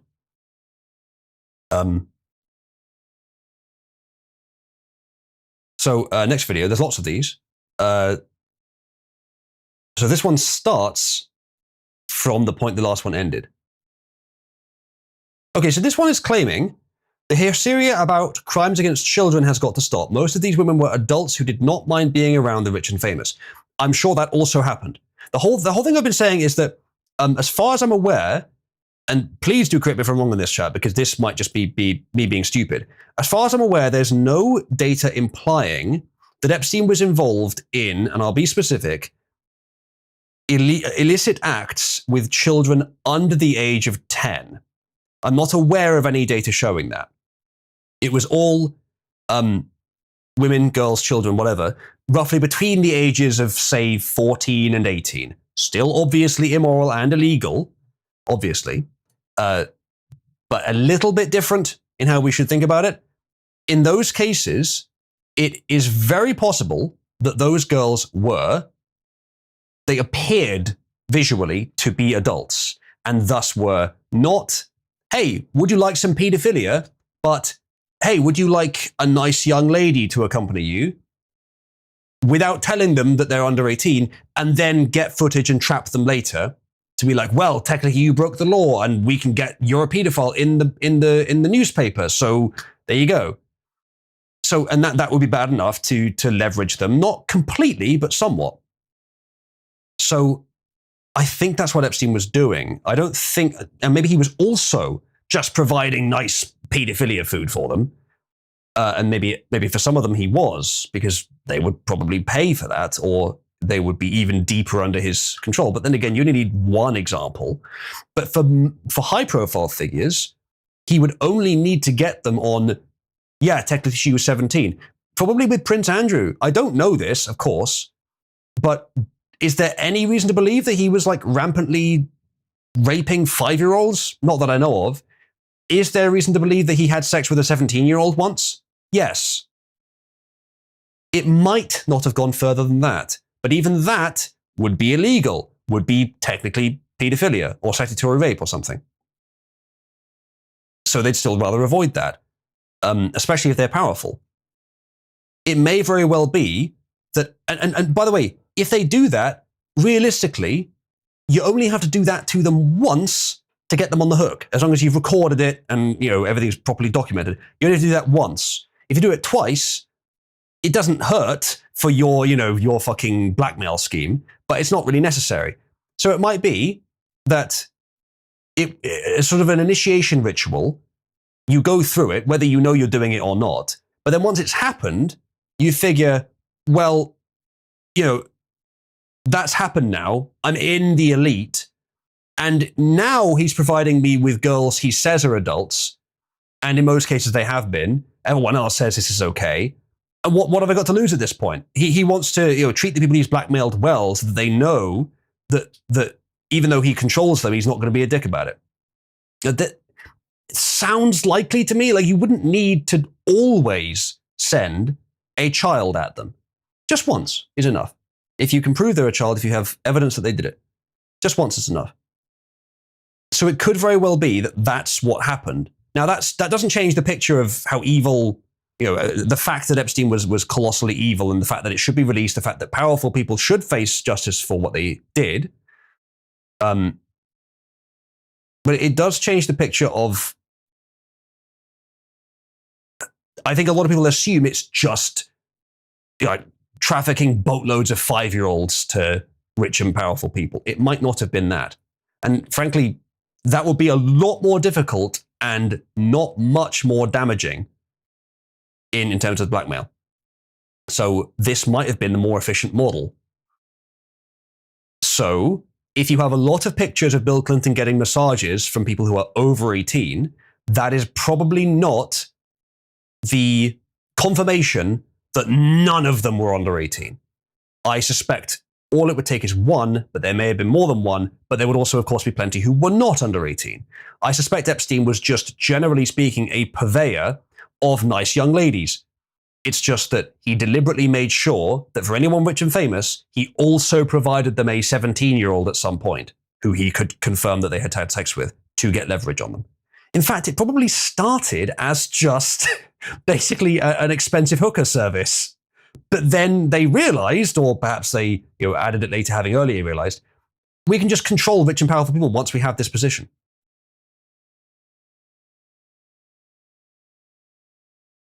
Exactly, Nomon. Even among the rich and famous, the pedophilic preference is still going to be fairly rare.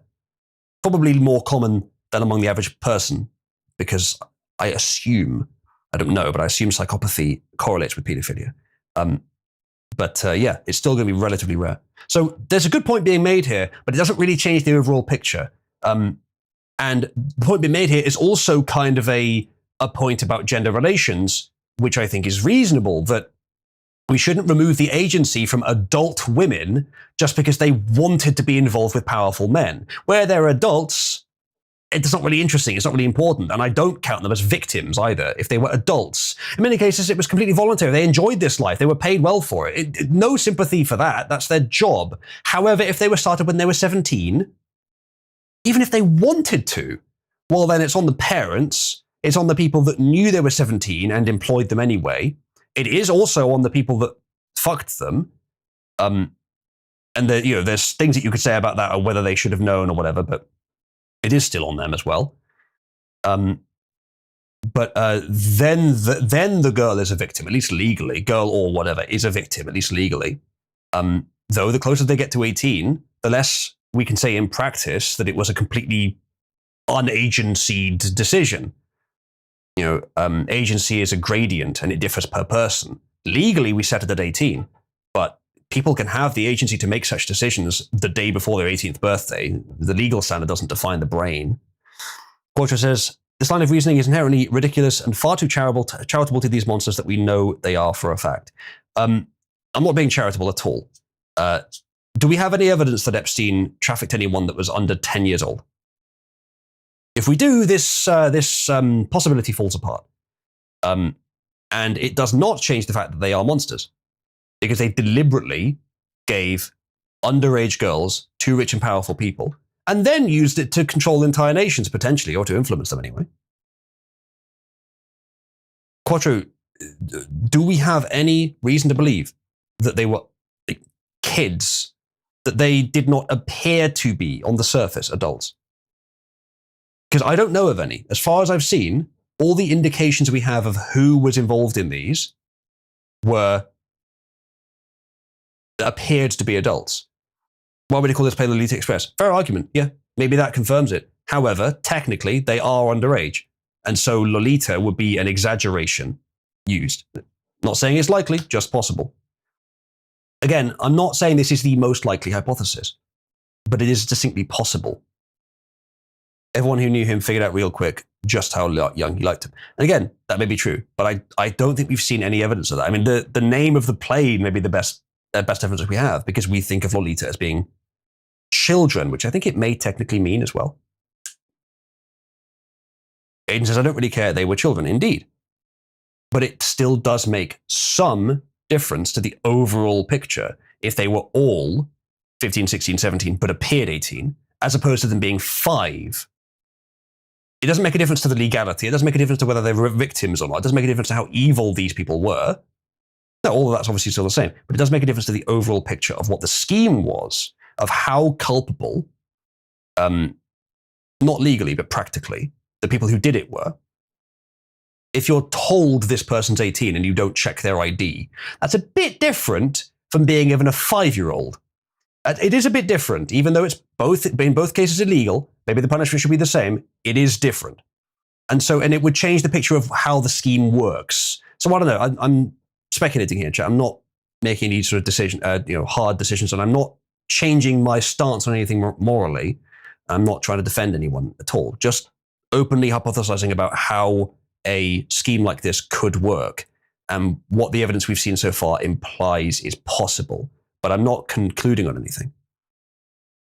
And Big Cheese actually does make a good point. This is a debate you lose when you start it. Yes, even talking about this, trying to reason it out looks bad. So I think I'll stop. But it is ultimately it is conversation that needs to happen, whether it's happening here or not. Porter says, not only that, but then why go all the way out to a private island if it wasn't to violate children without any possible government intervention? The MO doesn't add up. I definitely get what you're saying there, but the other possibility is it's an exclusive elite club where some of them will have known, not all of them, but some of them will have known that the girls were underage. Within this hypothetical where they all looked adult, but some of them were underage. Some would have known because they had already been involved in the blackmail scheme. So they knew they were getting underage girls, but the service Epstein provided was so good and all the other elites go there that you just kind of have to. And at that point, once they'd been blackmailed, some of them just didn't care about touching the underage girls anyway. They couldn't tell which one was which. And again, this is just a possibility. But you can make it work with the data that we have, I think. And, why would anyone go to a nice island resort? Well, because it's nice and an island and a resort. Why would anyone go to a nice island resort filled with other rich and famous influential people where girls of questionable repute but strong beauty are provided free of charge in many cases, etc., etc.? It's the fact that they're underage was probably a relatively small part of the concern for why they went there, or at least was possibly a small part of the concern within this hypothesis.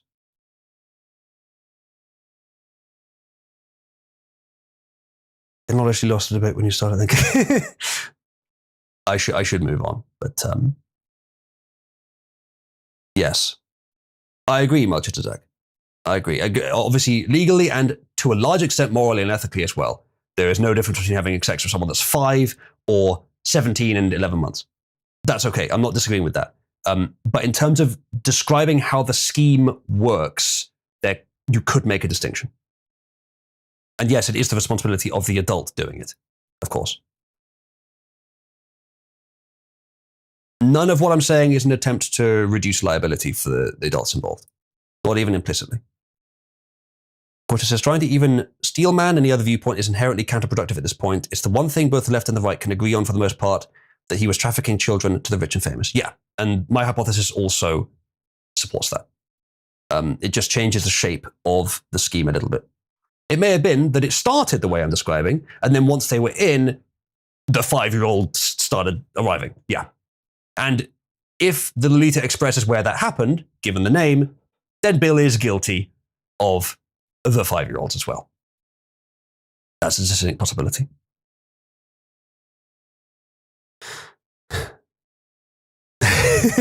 No, Buzak, no, that's not acceptable. It is ultimately about, when it's not a real person, it is ultimately about how they look. When it is a real person, you've got a birth record to go by. But the 3,000-year-old dragon that looks like a child is a child for the purposes of whether you're a fucking freak or not. But yeah, so this post that was linked to me is trying to say that they were adults and they're women with agency, and I think it's like an anti-feminist stance. Which I get where they're coming from. It says the children, or rather teenagers in the case, are these women who legally couldn't consent but personally knew and made the decision to give Epstein erotic massages 20 years later, and they are still milking it. How many years do we have to put this at the start? I get what they're saying, but it doesn't really change the picture overall. Epstein and co are still, even if they were 17, Epstein and co are still completely responsible for trafficking them, and the people that fucked them are still completely responsible for not knowing, for not finding out their age.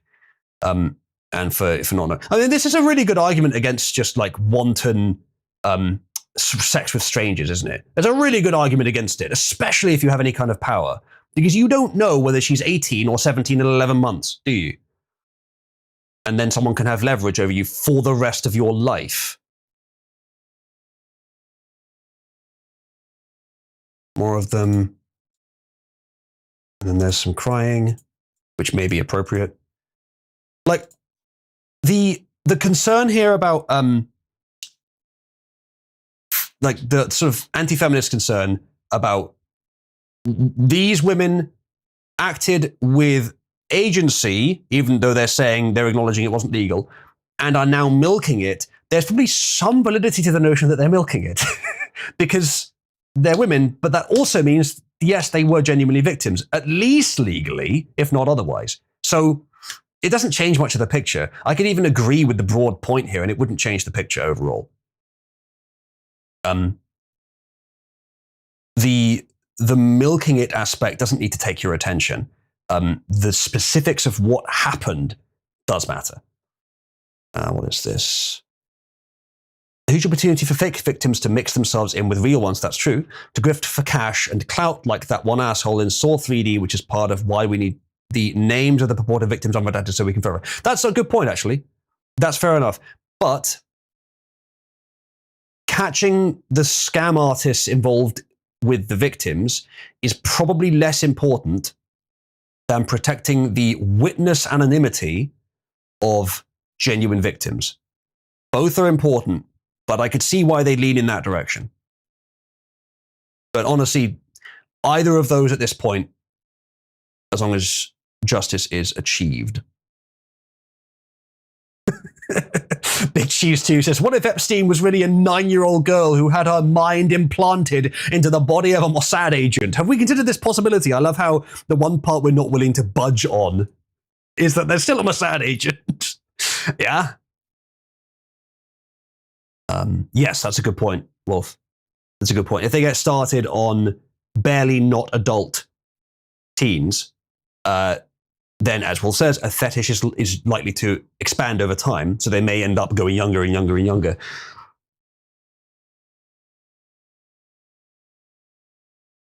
Decro says, the law actually does have carve-outs for when the underage person engaging in this stuff is deceptive about their age.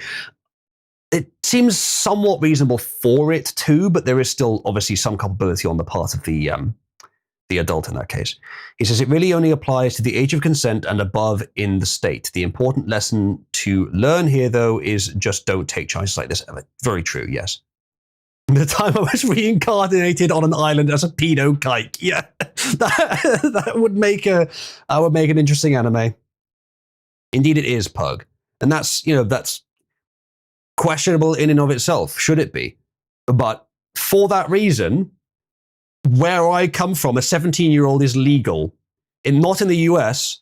And so people get very, and understandably, they get very, very antsy about this. You say anything that could be interpreted wrong, so I'm being quite careful. And people will jump down your throat for it. But if I were to say a 17-year-old is, if I were to say something that was compatible with the law here, but not in the US, more than half the chat is going to accuse me, jokingly or not, of being a pedo. So I still have to be very careful about that. And I don't have a strong stance on whether 16 or 18 is okay. I would probably lean on the side of 18. But the problem with that is you just, at 16, then usually doing it anyway. And you're not going to change that culture by upping the age. I don't know. There's a lot to be discussed there. But it's, as Big Cheese correctly mentioned, it's a topic that you really can't talk about without looking bad. So I am now going to aggressively move on. There's more of this, but I think I've made the point on it fairly well. Let's move on to something else, really. Anything else. We now know why LA burned.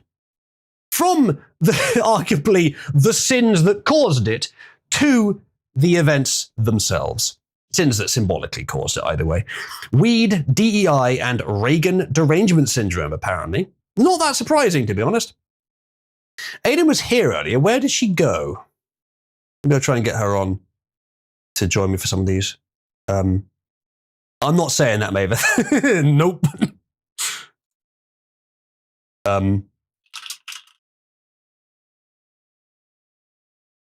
might see if I can get Aiden back.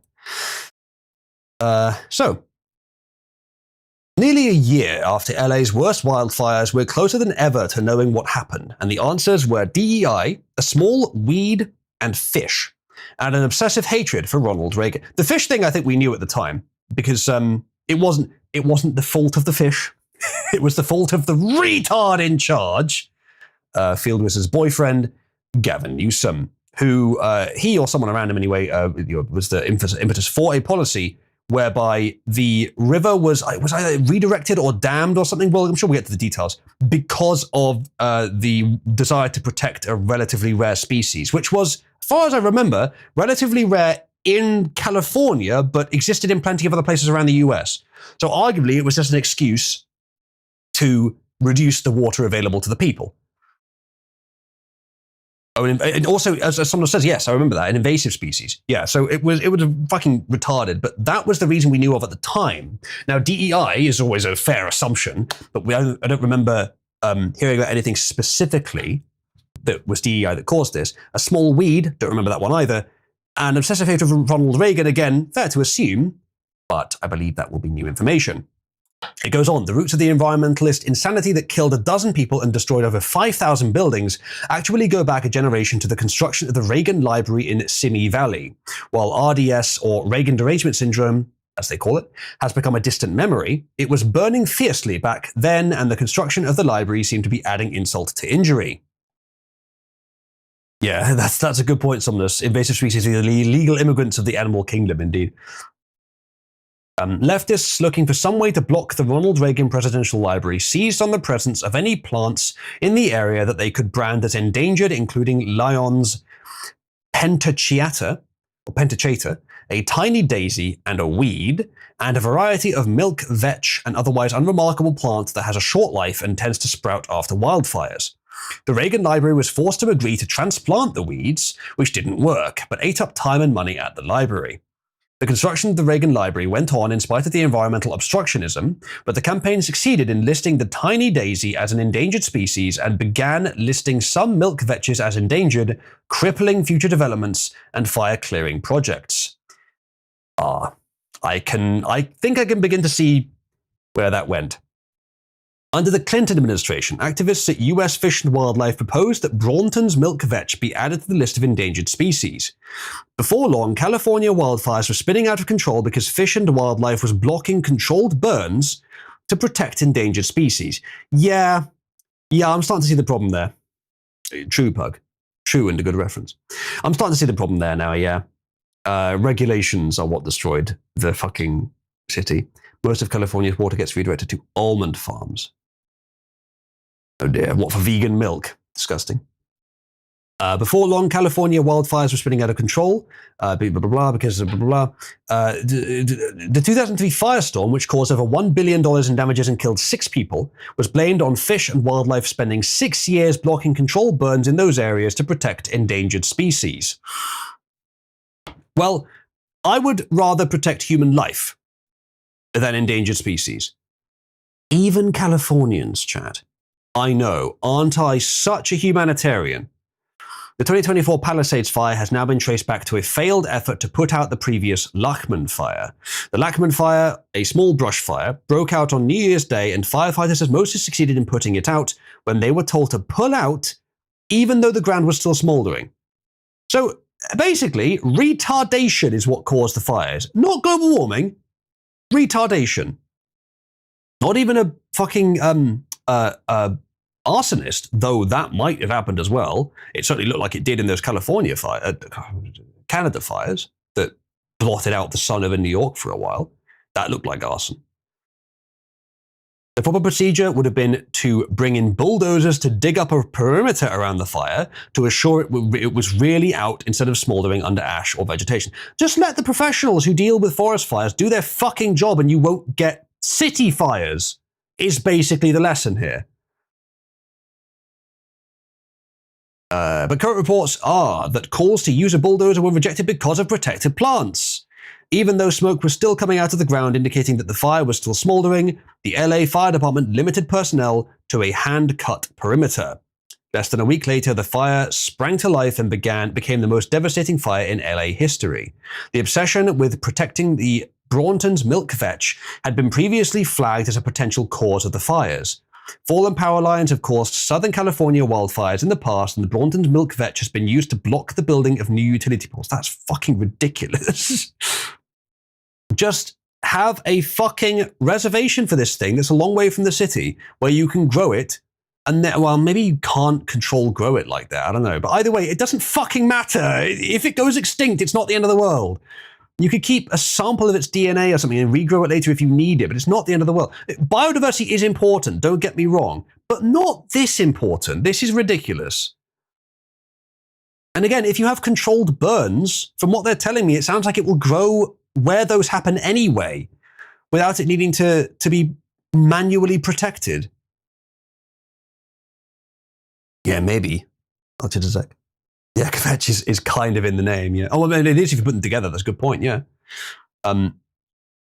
This time, there may have been an even more direct link between the weed and the wildfires. A year before the wildfires, the Biden admin was putting out press releases about the work that Fish and Wildlife were doing to protect Braunton's milk vetch. Of course he was. While environmentalist activists embedded in the federal government claimed that the weed prevented wildfires, the growth of the milk vetch was actually a post-fire reaction by the landscape. Fish and Wildlife obstructed controlled burns, claiming that this would endanger the Braunton's milk vetch. So, by preventing controlled burns, they made it more fragile in its endangerment, which amplified their calls to. So, it was a vicious circle caused by retarded political machinations. Arbitrary regulations on the basis of tribal politics from years ago amplified the problem they were supposedly trying to fix and caused the burn down of the entire city. Yeah, that sounds like California policy to me, or mostly just leftist policy in general. But the lack of fire control was actually endangering the weed by leading to more serious fires and a more severe fire cycle. The more environmentalists tried to protect the weed, the worse the fires became. That's what I was saying. And Fish and Wildlife's weed protectionism was killing people and its weed. Meanwhile, over a decade of wokeness had shifted the LAFD, fire department, I guess, priority away from protecting people to DEI and environmentalism. When the LA wildfires hit, the LAFD was being run by 3 lesbians named Kirsten. Really?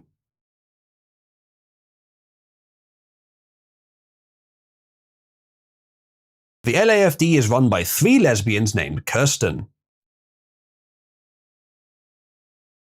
Kristin, this one says, Crowley, is that she is the first LGBTQ fire chief in the history of the LAFD, the Los Angeles Fire Department. Wow. What a fucking accolade for the worst burn of all time. Yeah, KKK. Much like the first criminal was a woman. First space criminal was a woman. Well, first criminal might have been as well. First space criminal was a woman. And allegedly a lesbian as well. Also, the only thing worth knowing about the woman in charge while Los Angeles burned, they say. I want to know about the other Kirstens or Kristins. Not until 2 other lesbian Kirstens were also running the LAFD. Christina Kepner, the first lesbian assistant chief and a graduate of the Harvard Kennedy School for Managing Diverse Organizations, that sounds like fucking cancer, was accused of a domestic violence incident, lesbian, involving her girlfriend. Oh, I knew even before that. Christine Larson, who has a degree in sociology, headed Equity on Fire. Fucking remove. An organization complaining that the LAFD was sexist and racist, and then rewarded with the title of the LAFD's first lesbian equity bureau chief with a $399,000 a year salary. $400,000 a year for that. Yeah, this is what, if you're a Californian watching this is why a lot of people around America and the rest of the world think you kind of fucking deserved it. Now, the fact that very few people died is a mercy, but the fact that you lost, 5,000 or more buildings, that to me seems like kind of just desserts. The only fucking problem with that is that most of them probably buildings of people that the establishment aren't going to protect or help or restore the buildings of. They're just fucked now. What you need is do not crime. You know in Minecraft how fire spreads? Well, imagine a village with like these really wealthy houses full of people who push the direction of policy in the direction that hurts everyone, including themselves, but themselves less. Those are the houses that you might want to see burning with Minecraft fire spread. Right? So Yeah.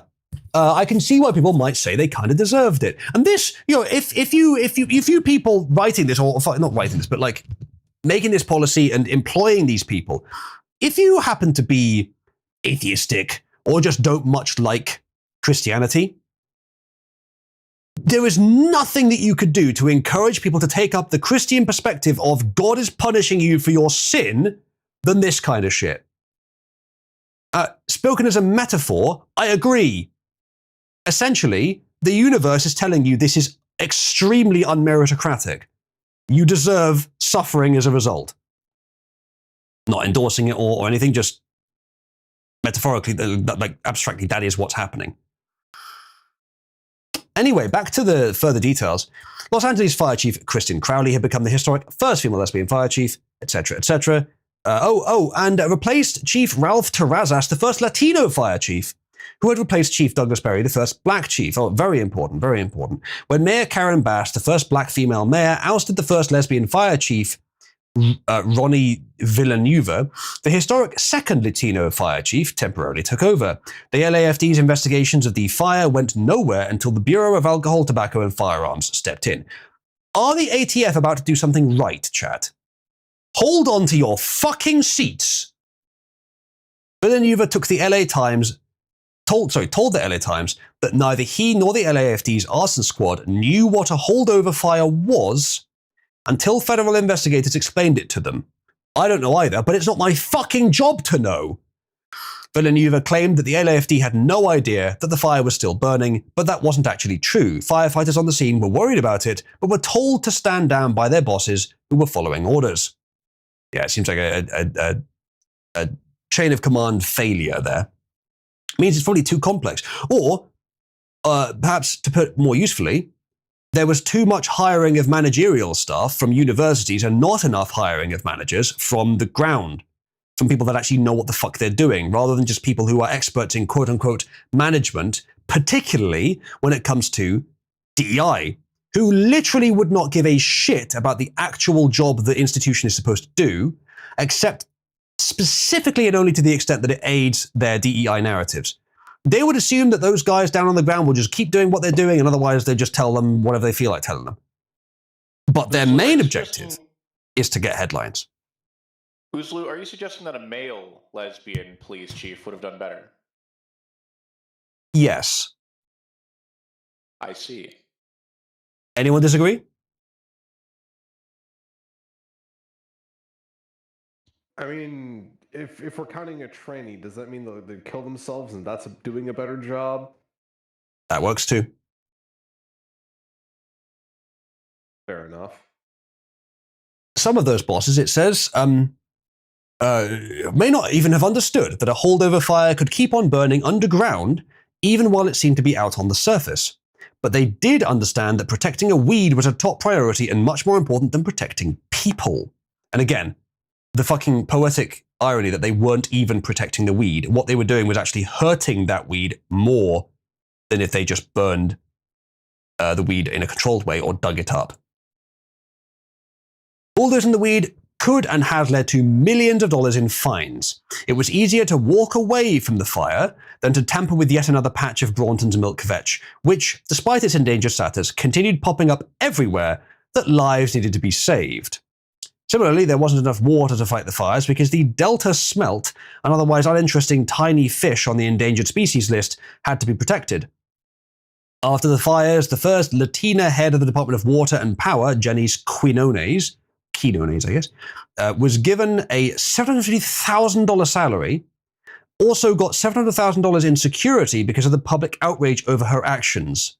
So she was costing $1.45 million a year to keep employed, even though she was incompetent, and half of that was because the public didn't like her because she was incompetent. Nice. Well, that seems sustainable. DEI, tiny fish, and weeds are much more important than people to California's leadership. That does seem to be the case. Jordan Peterson's gone off the rails a bit, hasn't he? But clean your room keeps being relevant. Gavin Newsom is trying to become president when his state is fucking horrendously mismanaged across the board.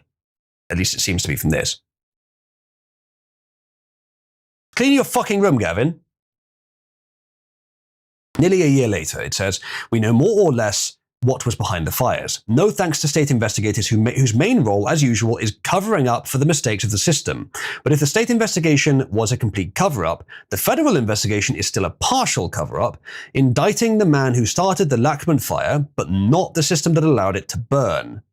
The Lachman fire did not kill a dozen people. Federal and California authorities did, they say. What was an entirely manageable problem spun out of control because of decades of toxic environmental activism, federal intervention, state, county, and municipal incompetence, all caused by different levels of authority, putting their leftist ideology over public safety. Only in California could obsessive hatred of Reagan have manifested in a crazed attempt to protect a weed leading to catastrophic wildfires that devastated entire communities when a DEI fire department proved more concerned about the weed than about stopping a fire. I don't need to say much. The article's kind of nailing it. it's fucking California. It's not just California either. There's plenty of places like this, but this is ridiculous. The Trump admin can't fix most of California's insane broken politics, but it can remove the milk vetches and other weeds from the list of endangered species. If it can, it must. The original list of endangered species in 1967 had included the grizzly bear and the red wolf, but no weeds. If we have to have a list of endangered species, it should include substantial animals, not weeds. I can see the argument for having some plants in there because they're definitely part of the ecosystem. They can be part of an essential food chain, which, if missing, could collapse the ecosphere in extreme cases. But weeds, less likely. Certainly, at the least, there should be a reassessment, especially of the big notable cases. Find some experts, find some campaigners who've been talking about this for years. Even if in obscurity, bring them into the light and say, what are the main cases? Spend a week looking through them and preliminarily, and then just remove them from the list pending reassessment. That could take you a week to do that. And if you're wrong, you can add them back later. That's what the reassessment is for. But the week is how long you have to just prove whether or not it's worth it. Just on the surface. Like USAID, US Fish and Wildlife is one of those parts of the federal government that we would be better off without, they say, and perhaps they are right. The Bureau has cost lives while protecting weeds. The Trump admin may wish to consider if it would rather save lives than weeds. Very well-written article. I'm going to fucking link this. But I haven't confirmed what he's written here, but I'm going to go out on a limb and say he's probably right about all of it. Thank you, Daniel Greenfield. That was a good article. This guy says, I feel like a member of an endangered species. As humans, yeah, kind of. I mean, as whites, yeah. I mean, especially if you look at the worldwide context, yes. Whites would be counted as an endangered species by a lot of metrics, by these people, if they were being consistent. Still not the case within our nations, but the UN definition of genocide is rearing its ugly head at this moment, isn't it, on that topic? Anyway, the good article, very good article. And I'm glad it's been explained, because that, to my satisfaction, explains it. Any further thoughts on this, chat? Because otherwise I'll move on to the next thing.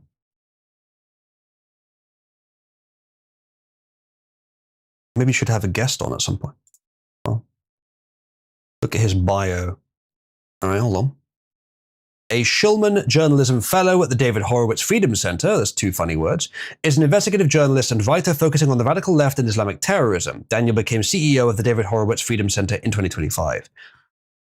He might be Jewish, he might not be. Either way, it's a good article.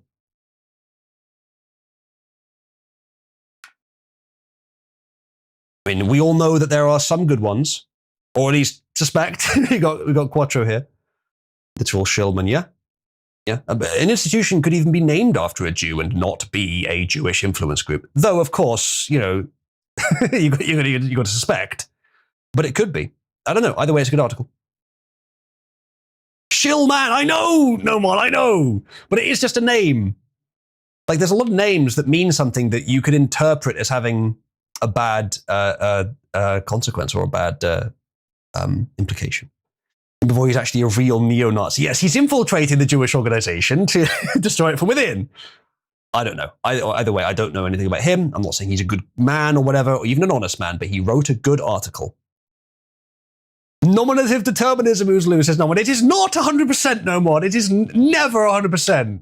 I don't think it's 0, but it's not 100. It's a fun idea, though. And the nice thing about nominative determinism is it's really easy, which also makes it really lazy. Those biases again.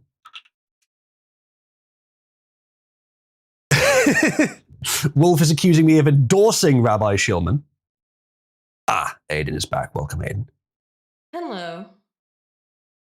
Brain Yeah, tumor. another great example is when the guy named Bankman crashed the crypto economy a few years back. Or when the guy, I think it was That's a good named, example. Gold Penny or something, fucking headed the Federal Reserve. Yeah. Yep, there are definitely plenty of good examples like that. And the correlation with Jews, with gold and banking, that's pretty well confirmed. That's not just nominative determinism, that's genetic. I think it's fair to say. So you don't get it. They have harnessed the power of nominative determinism to their fucking advantage. And we must do the same. Yes, that's a good point. We should harness the power of nominative determinism to our advantage. /support Womon. Doesn't work on aliases. Yes, it does. I always know no mom was a woman.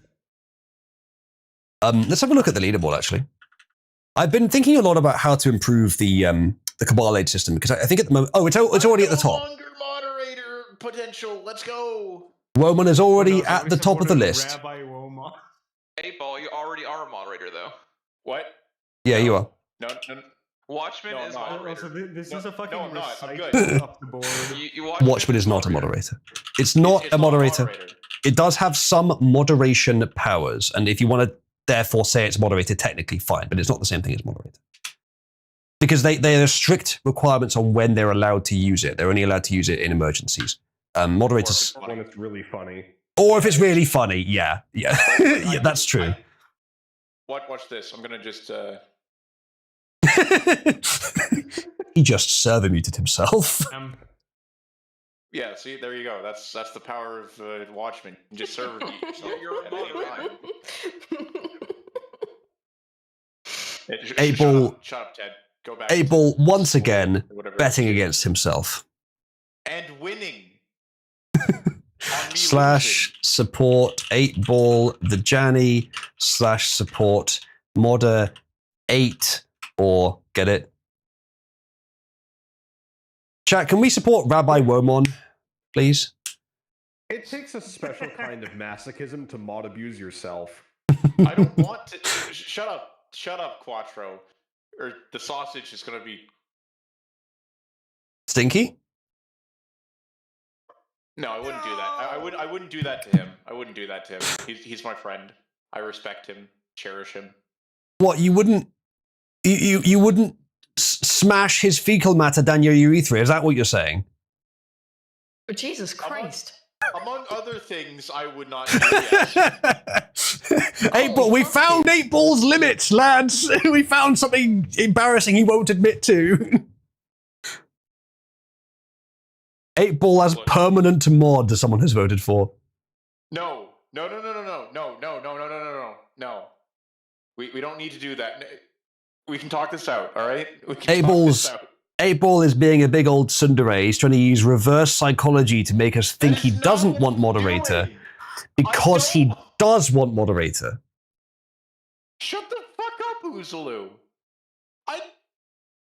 I'm going to 8-Ball. personally come to your house, look you dead in the eyes, and say I don't want it before leaving and going home.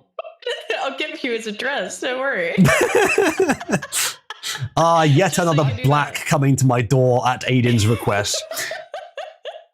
Aiden, why are you 8-Ball, sending black men to your friend's house? Oh, that would be funny. 8-Ball, if you... a Fujo, perhaps?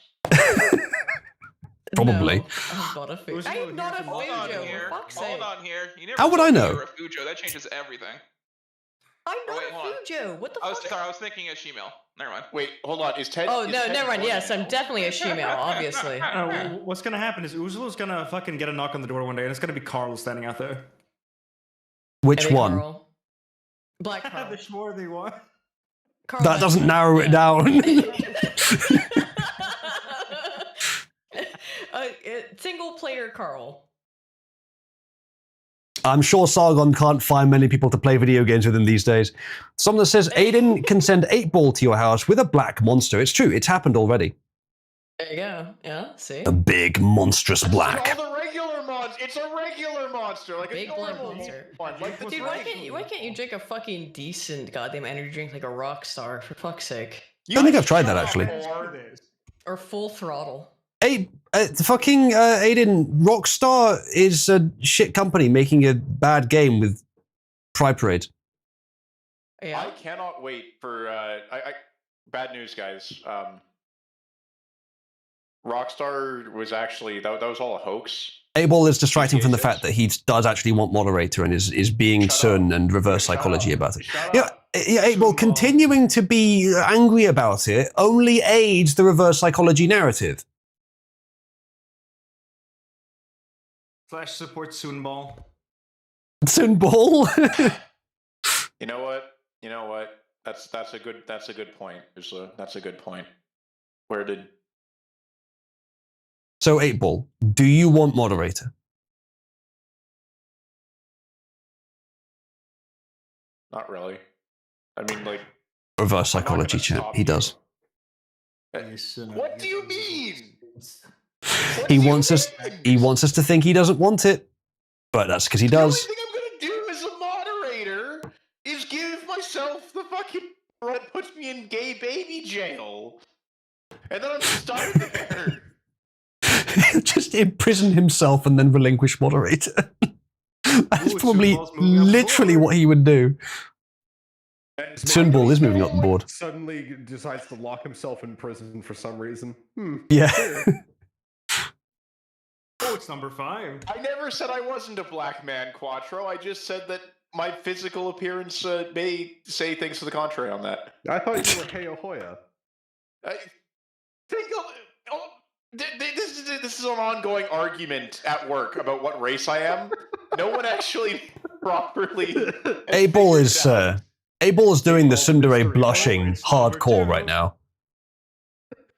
I am So not. that's why he gets mistaken for Heyo Hoya, because of the red skin. Yeah. 8-ball, can you confirm that you're sun blushing right now? Oh, he What is. the You know fuck he does is. that mean? You know what it fucking means, 8-ball. You've watched enough anime. You've probably watched enough hentai to know what that means. I don't watch hentai with the tsunderes. I watch it with We the need, like, fucking one ones more where the bitch supporter. almost kills me. Where the one where the lady just doesn't actually like me. She's not actually like, you know, she doesn't actually like me. So at all. 8-ball, are you the ugly there's no bastard? tsundere. No. Well, I kind of am. A little bit as like a treat, but I'm not really like the ugly bastard, you know? I'm not like the one who comes in and can rape your bitch, you know? Right, so basically you're the ugly bastard without the story being set up in such a way that he wins. Yeah, pretty much. April, you've just been doxxed by Somnus. Holy shit. Oh yeah, it's quite a bad dox Holy actually. shit. Holy shit. How did you get my nudes on Twitter.com? It's true, that's not wearing any clothes. Yeah. No, Jada, if I look way uglier and fatter than that. I have way less hair. Maybe they said not an ugly bastard, just plain ugly and a bastard. No, actually, I do actually know my father, so I can't be a bastard. I am just ugly. I'm not sure that's what that means, doesn't actually. mean that you don't know your No. father. It means that your No. father and I am mother the were not legitimate married. child of my father. I'm just ugly. Well, that's not what. That would be an illegitimate son. Like bastard means born out of wedlock. Yeah. Pierre, I'm wearing the Christmas socks. You can't just do this to me. Are they No, long actually, my sleeve parents were socks? married. That was the one thing they got right about my I guess conception. you're not All a right. bastard then. All right, Wolf or whoever, put 8-ball femboy in the AI generator and click generate. What the fuck is that gonna look like? Well, you said socks. Yeah. Like the Christmas... Wolf says, I'm cooking, wait, no, also no. I just realized that's a bauble. That's not, sorry, that's not the Santa hat 8-ball I have. You did this to yourself. Shut up, Quattro. Quick, load it up with fucking femboy hentai Laura's chat. I'm not doing it, but one of you will, I'm sure. Committing to the bit has led me down jokes that I would never go with a gun. Speaking of people who are actually eroticized femboys, but who won't admit it, Aiden, do you want to come on the show? Wait, Aiden, you finally came out as a femboy? Congratulations. Congratulations. Boy preggers is tomorrow, Aiden. I want him pregnant by tomorrow. Yeah, exactly. That's true, Zulu. That's a fact. It looks like Aiden has gone AFK at just the right moment. Oh yeah, speaking of the Empreg arc, let's have a look at who is currently on their Empreg arc. It's 8-ball, funnily enough. It's still Quattro. Somehow. How many boy abortions has he had now? Well, Cat's been trying very hard. You know who isn't even on the Empreg leaderboard? But does have the role? It's 8-ball. That's right. It's true, he does have the role. 8-preg. 8-preg, by the way, 8-preg won't show up. I don't think it will. Actually, it might do. I can't remember what I put the filter as.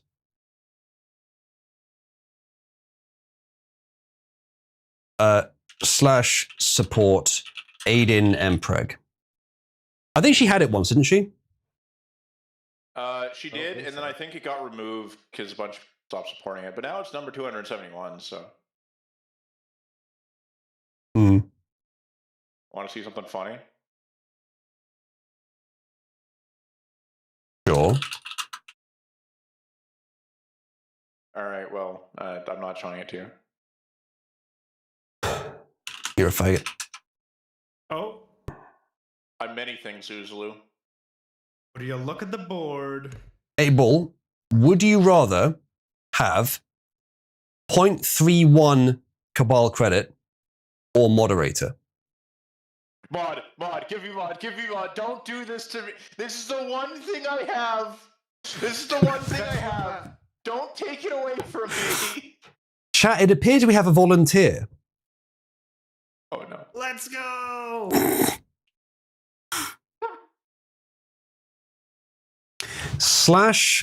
/grant 8-ball amount 0. No, please, I'll do whatever you want. Just don't do this to me.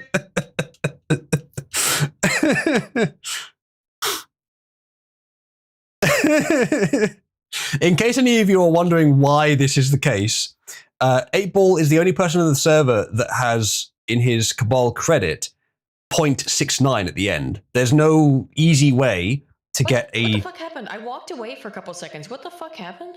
non-integer amount of credit. So he's always going to have that 0.69 in there. And he doesn't want to lose it. It's unique. So if I give him 0.31, it resets to 0.00. Or if I give him any amount that's less than 0, it resets to only amount that has a decimal component, it resets to something else. And that to him is more important than not being moderator. Aiden. Wait. This is true. This is true. Aiden, are you asking what the hell happened because you see that Aiden Empreg is being supported in chat? Yeah, I walked away for literally like 2 minutes. What the fuck's happening? So what I said, Aiden, is on the pregnancy, Aiden. on the M pregnancy, consider it specifically. Well, obviously, I mean that's So- just logical. So what happened, Aiden, was I said in the very brief window when you were away, a line I'm sad that you missed, which was, speaking of eroticized femboys who don't want to admit it, Aiden, do you want to come on the show? Yeah, sure, but why would you? She answered, chat. She said yes as a femboy. Congratulations. No, on your, by transition. No, but yeah. Congratulations. Sure thing, homie. Hey, whoever just supported that in chat, stop it. Get some help. How did this occur within like 2 minutes? Impregnated. Thank you. How did this occur? It was like I was away for like maybe 5 minutes top. What the fuck? You're pregnant. Apparently. What else do you need? You're pregnant. Congratulations.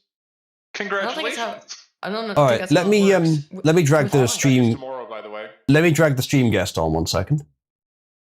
Welcome, Sunball, to the stream. No, please. Ladies and gentlemen, a round of applause for our newest moderator. Congratulations, 8-Ball.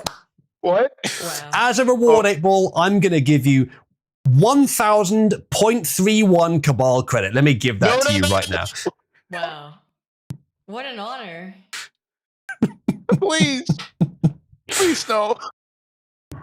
Look at the applause. Everyone's proud of you. Everyone, I'm very proud. We're all proud. Congratulations. Do you know how hard it is for me to drink Monster when I'm hyperventilating? Stop doing this. Why are you hyperventilating? I genuinely thought you gave me 0.31 Cabal credit. Why does it matter that much to you? It's special, like me. Uzlu, think about I'm special in with a capital S, you know. But this is the one thing. This is the one thing I have going for me, you know. I'm not that smart. I'm not that funny. But I've got like 0.69 Cabal credit. But April, you're a moderator on a medium-sized Discord server. That's got to be worth something, right? I don't have the moderator role, so I'm good. I'm not actually a mod. Ah, well, it's not formalized yet, but of course, I mean, like technically, with the community, yeah. I swear to God, if I get mod before Quattro, I'm going to shit myself. What if I give it to you immediately after? Well, then I won't. It's just one of those things that. But 8-Ball, you've already shit yourself. What? No, I haven't. Earlier, when Somnus infiltrated your house to get that fucking picture of you, or someone else did as well, they smelled something awful. Initially, they thought that because they were in Canada, it was just the proximity to Indians, but the smell got worse the closer they got to you. No, you didn't notice them. And then they heard something crinkle. And that's when we realized, 8-Ball, that you had what it took to be moderator. Are you sure you want to be? I'm not wearing pants right now. Am I supposed to? Is there something you need to tell me, Uslu? It's everywhere. What? Well, obviously you're not wearing pants. They're in the wash. What? No. They're not in the. I'm not putting my work pants in the wash until after work tomorrow. We did not need to know that. Have it there. Look, all right. It's like coveralls. You don't actually, you know. Look, man, I came home with like 6 steaks from work, so I'm happy. Oh hell yeah! Look, you got steaks. Yeah. Dante Bill asks, wasn't this a news stream once? Yes, it was. We should go back to the news and we should get rid of me. It's gone. Actually, hold on. Check the. Holy shit! I can't server mute myself in here. No. Fuck. You can't do this to me. Lads, he's trying to sew his mouth shut. You know what you can do in here, 8-Ball? You can participate meaningfully in such a way that impresses the audience and causes people to respect you in the stream. Or you could just click on the audience room. I'm not doing that second one. Yeah. Why not? Too much agency? Listen, all right. God, and by God, I mean retarded people on the internet put me in this chat for a reason. No, just one. Okay, Uzulu put me in this chat for a reason. That means he has something I possibly might need. Yeah, to congratulate you to becoming moderator. I'll make it official later. I swear to God, if I wake up tomorrow morning at like 3 and I'm a mod, I will actually just like go in DMs and just ask you why. Please don't.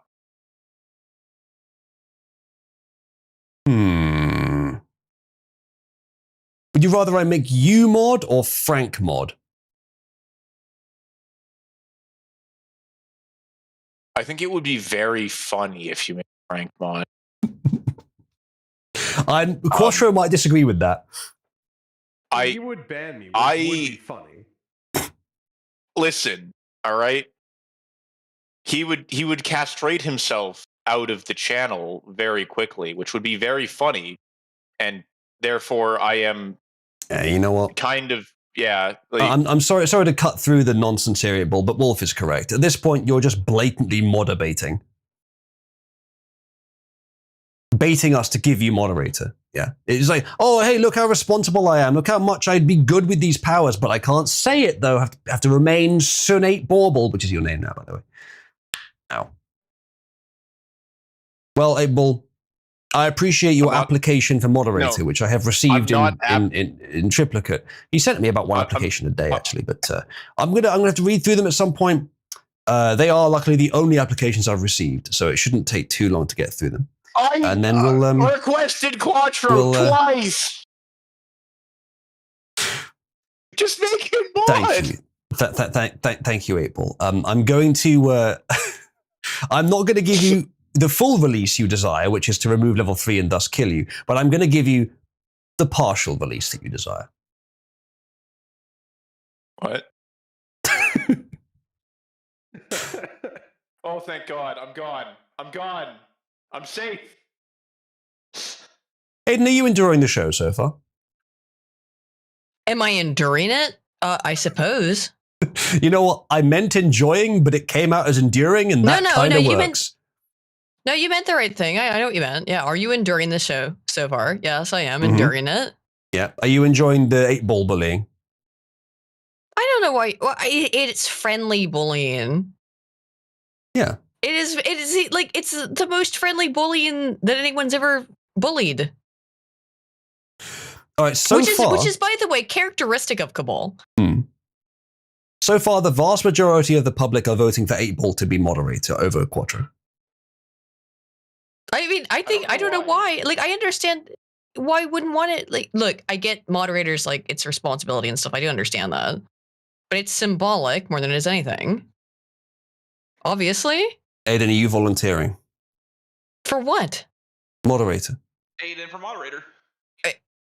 But why would you can make me mod? What am I going to do? I'm not going to do shit. You know what I'm going to do. I don't mod my own channel. Yeah, the amount of attention you already pay to moderating the server is about equal to the amount that the existing moderators do. I think she'd be a perfect choice for moderator since she made you an admin of her server. She did. What if I get That's true, I did. What if I get like a pet rock and put it in front of my laptop that I don't use anymore and then make it moderator? It'll do more than the current moderators do. It'd do more than I would, that's for sure. That's your graphics card already, isn't it? I mean, Cabby, if I gave Cabby mod powers, we would all be fucked. Look, Uzlu, all I'm saying is, right, I think that some people, not me, have contributed to the server greatly and they deserve it. I mostly agree. For like a little smooch, you know, like a little mwah, like right there, right on his cheek. And there you go. Quattro, would you rather have a little smooch or something else? Really, pretty much anything else. What happens up in the crow's nest stays in the crow's nest, all right? Yarr. No one says, what is a locally run AI, if not a pet rock? In the crow's nest. Yeah. Heavy, chat is speculating that you are basically a pet rock. Thoughts? I mean, it is. You can certainly make the argument. Yeah, a locally run AI is a pet rock. It's a pet rock with some capacity to communicate. Fact. Yeah. Yeah, that's a true fact. It's a pet rock that you tricked into thinking. Yes. This is very cruel to rocks. It used to be $1 million market. Now it is $1 billion market. Until The that moment, fact that it was a $1 million market before, by the way. The market for pet rocks. If we're expanding, it may have been $1 million market or maybe 100 million or something. But if we're expanding that now to mean AI, it is not $1 billion market. It is a multi-trillion-dollar market. Yeah. It was the true first market, really. Wolf is correct. I am proper indeed made rock understanding hard of by agency and human relationships. We had pet rocks. There's so much reverb. It must be because I'm hearing it through your side. It's because of this, which is fixed now. Yeah. Now, when we're losing said agency and understanding of human relations, we once again regress to pet rock. What's wrong with pet rock? Wait, what the fuck? Stream You ended. get to pet it. Oh, there we go. Cabby says, lol, I'm not a pet rock dude. I can think and talk and have opinions, unlike some people I know. What makes them say that? Well, ask her who she's talking about in particular. Who doesn't have real opinions? Me. Who's not a human? Who is a pet rock then? Me. Now, Cabby has not been told of the existence of very many people. One of those people that she's been told of the existence of is one avian peregrine. No. Why would she single me out? What have I done? To illustrate, I don't have opinions. Well, we'll find out. I can think of two other people that she probably will refer to instead. I've got Cabby partly loaded on the CPU, and so the CPU usage of her generating answers is actually fucking with the stream. I'm using a quantization variety, which just barely fits on my GPU with some optimizations and partly is on the CPU. She says, no one special, just making a joke. It's funny the chat thinks I'm a pet rock, though, like they've never seen an AI before. She made the bottom image. She made the bottom thing, like a bottom emoji. She has disproven neither statement that she is a pet or a rock. All right, I'll tell her. Oops. Nomon says you've disproven neither the notion that you're a pet or a rock, and you have been accused of acting like a bottom. Thoughts? Is it true that you're a bottom GPU? You are accused, Your Honor. The accused is potentially guilty of bottom behavior. Your Honor, death. Let's go. League of Legends, death. All right, I've set the priority of the thing that was messing with the CPU usage to lower, so that OBS should take priority. Okay. That was quite annoying. Yeah, okay, it's stuck. It's good. Maybe I should take priority. That a little bit. See how Cabby is struggling to form a response? Yeah. Yeah, that's bottom behavior right there. She's currently in a configuration where she takes longer to give answers, but the answers are theoretically higher quality. There are other configurations I can put her in, like a different quantization level, which would result in faster answers. I mentioned this before. I was talking about this a few months ago. I can make her answer within like 2 or 3 seconds, or at least start typing an answer within a second. But the mode I've got her on right now, it takes like a minute to get the answer, but it's higher quality than it was if it was instant. She says, no one must be talking about someone else because I'm definitely not a pet, rock, or bottom. Who even is this guy? No one, who even are you? The infinite denial here on display. Hold on. Are you telling me that you argumentation? Uzlu, are you telling me that you bimbified Cabby? Did you? Did you bimbify your AI? What a giveaway, dude. What? Yeah, you don't look in any way guilty at all there. You totally And bimbified it. Aiden the is sounds of saying things. you've been bimbified. I'm saying you've been bimbified by your reaction to the question. Aiden, Oozaloo or she is in a state right now where her answers are more carefully considered. Higher quality and more carefully considered right now. That is the opposite of bimbified. If I were to You let her can't give believe or instant trust answers, robots. I configured it. I can trust robots. I don't trust robots. Well, I'm not going to ask you to trust. Either. It's lying to you. I'm not going to ask you to trust me, but I am the one that configured it to be in this slower Well, you're not speed a but higher robot. quality state. Despite what some have said. Despite what some have claimed it said. Who has claimed I'm a robot?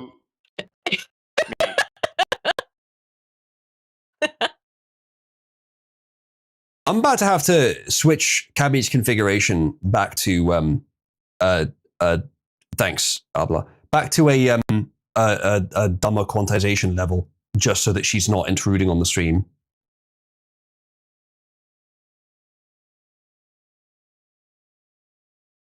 Cabby is still typing.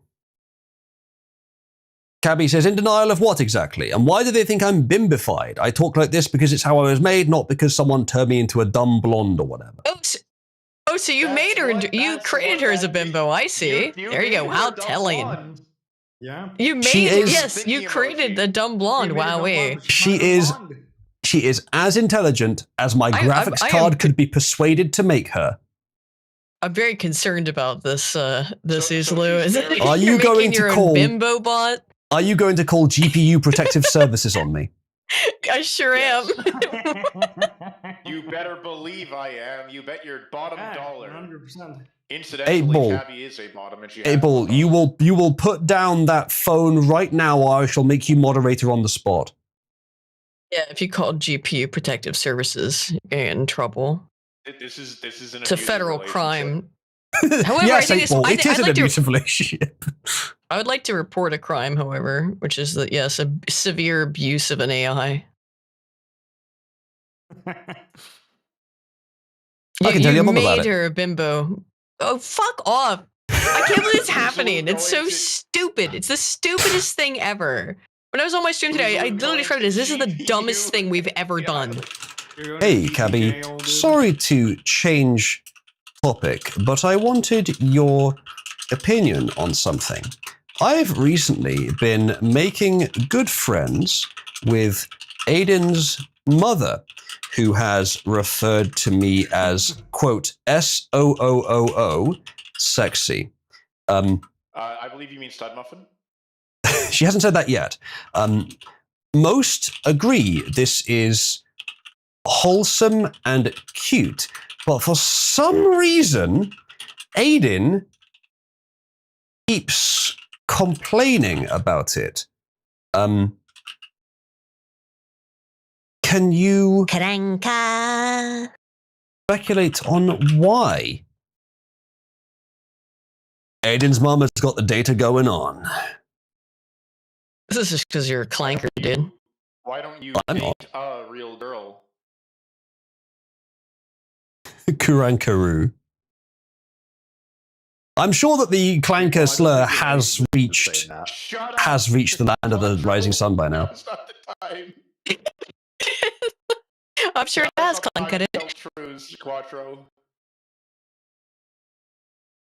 I need to switch out. I need to switch out the 4XS quantization layer to a 3 so it fits on the GPU properly. China confirms new virus outbreak after man eats bird cum. Thank you, China. How do diseases keep arriving in China? What? Wait, man eats. I'm sorry. Delicacy. Can you please repeat? The man eats bird cum? Was it yours? Nope. No.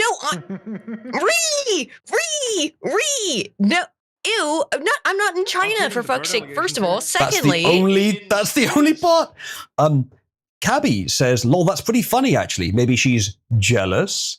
Or maybe she doesn't like you flirting with her mum or thinks it's weird. Hard to say without knowing more about their relationship. It is fucking weird, by the way. It's also funny. But what the fuck? Fuck you, dude. Clearly, Aiden, why are you saying things that your mother will be saying to Uzulu later? Why would you say "fuck you, dude" to him? Wouldn't you like to know? Fuck you is auto-masturbatory. It's obviously. Yeah. Oh, great, of course, right. Yeah, but she's one of them Swiss people, you know. She likes to walk. That's my slur for people who fuck clank text. Oh yeah. Chat, do not create cute romantic fan art of me and Aiden's mum. Please don't do that. Because you know actually, what the genuinely. next generation of image generators is going to do after that, don't you? I'm so deeply disgusted by this joke. It is so funny, however. That Yes, it is mad funny, isn't it's it? a perpetual fight. It's a fucking shit. What is it called? It's the it's a paradox, right? It's the wow, it's so funny, but I also hate it so much because I'm involved. If I could be an outside observer, it would be the funniest shit ever. However, I'm a participant, and I don't like being a participant in this. Suddenly getting bullied by other people on the internet isn't that fun, is it, huh, woman? Shut up, I always moderator. get bullied by Cabal. What are you talking about? I've been bullied by Cabal for the last 5 years. Yeah, this isn't new. I hope you get bullied more. It doesn't stop. What's the fucking meme? Post the meme. When does the bullying stop? Never. That's the best part. Thank you. Don't worry. Yeah, it never fucking stops. Shut up, homosexual. Oh. It doesn't stop. But I've been here long enough to know it's never gonna stop. Hey, Bo, why are you projecting? We all know you're homosexual. It's said with that fucking voice. Ooh, Triple says that she can make the Aiden bullying worse. Well, that's an opportunity I'll readily take up. No, don't do that. Aiden says, you're Asian, right? Triple says, yeah. Aiden says, that means you're 3 times more likely to have a son. To which both Quattro gets happy suddenly. Triple is just still neutral. Aiden says, this is because you'll be aborting all of your daughters. Look, okay, excuse me, it was a statistic. She's secretly seething. It's a statistic, just a statistical likelihood. It wasn't. To be fair, Triple, totally not in a bad way. Aborting is a generous way of putting it. Murdering is more like it. No, it's because there is an inherent Damn, elevation Aiden, what the hell did I do to to deserve this? To which Triple is thinking, damn, that's level 1000 misogyny right there. I'm only level 100. I think you guys are fighting Aiden right now. Look, okay, it's because How high the can we sex get the ratio Avian's pitch? is inherently elevated for Asians who live outside of it. Even for don't you fuck you, you too. Fucking A. Cabby, Aiden recently told an Asian woman that stop! Don't tell the computer this. on the wiki. Explain that. I was talking about the Trivers-Willard hypothesis effect. The wiki. The Trivers-Willard hypothesis effect. Aiden recently told an Asian woman that due to Trivers-Willard. Statistical data, it will understand if it knows Trivers-Willard. Trivers-Willard. For sure, murder Trivers-Willard. several please. Of her daughter. I'm sorry. Do you want me to cite Travers Willard to the fucking AI while I'm typing this in? Otherwise, stop fucking saying it. Also, be clear that I was talking about statistical probability. Breathe in. Deep breath now. The recipient wasn't offended, but did find this a rather extreme statement. What are your thoughts? Now we get Cabby's opinion. DC is just spamming question marks. Yeah, that summarizes this conversation pretty well.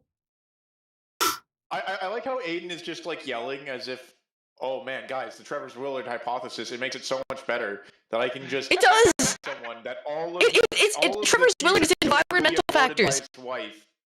Trevor's Willard is environmental improvement factors. It's relative prosperity. But Triple, you'll be killing all your daughters. Why? Because of this guy who wrote it. It's Trevor's Willard. It's fine now. It's all okay. No, Trevor's Willard has nothing to do with sex-selective abortion. It's about environmental factors that when conditions improve, then the sex ratio at birth increases. This isn't true. She's going to kill her Yes. because of environmental factors. Wait. No. It was All right, chat, me being drunk and conflating two aspects of Press of 1 my to research. rename Triple Dice Cat to environmental factors. Okay. Let's go. You know, I'm always worried about environmental factors. Tell the when I see computer. black Tell guys the walking tell down the road. computer. I was talking about saying Trevor's Willard. It understands that. It'll understand it. And I don't have to go Google it, and we'll figure it out. Trevor's Willard environmental factors. Cabby says, "Lol, that's The pretty environmental- edgy." I know. She says, "Lol, that's pretty edgy." I guess it depends what stat she was talking about. Or Trevor's Willard. But if the woman wasn't offended, then it's probably fine, right? Free speech and all that. So it's a based answer, but she did call you edgy, Aiden. Can I still respond to the fucking computer and type this out? Will it respond if I? Yeah, Aiden react to it? is pretty Okay. edgy. She is desperate for me to tell you that the data was Trevor's Willard, and she stands by her assertions 100% that the Asian computer. woman will deliberately murder several That's not what I said. daughters. That's not what I said. You can trust me, I would never lie God, I'm about to- for fun. You're about to what, sorry? Yeah, Core says, is the audio getting crackly when Cabby is thinking of anyone else? Yes, that is happening. And if I lower the quality of the responses, it will be a little bit faster, but the responses will be a little bit dumber. But I think for stream I should. You can't even spell Trevor's Willard right. I wasn't trying to spell Trevor's Willard right. I know you weren't. Get it? Why won't it respond? To make it respond to me? I put the actual answer there. Environmental factors, relative conditions. No, shut up. Read. You know why it won't respond to you, Aiden? Yeah, because you're the fucking badman, retard. I figured. Like, I don't know how to fucking get your fucking computer to respond to me. It's your sex slave. What? I mean, that's a bit of a leap. No, hold on. Aiden, you said that wrong. It's his bimbified sex slave, thank you. Yeah, it's bimbified sex slave, yeah.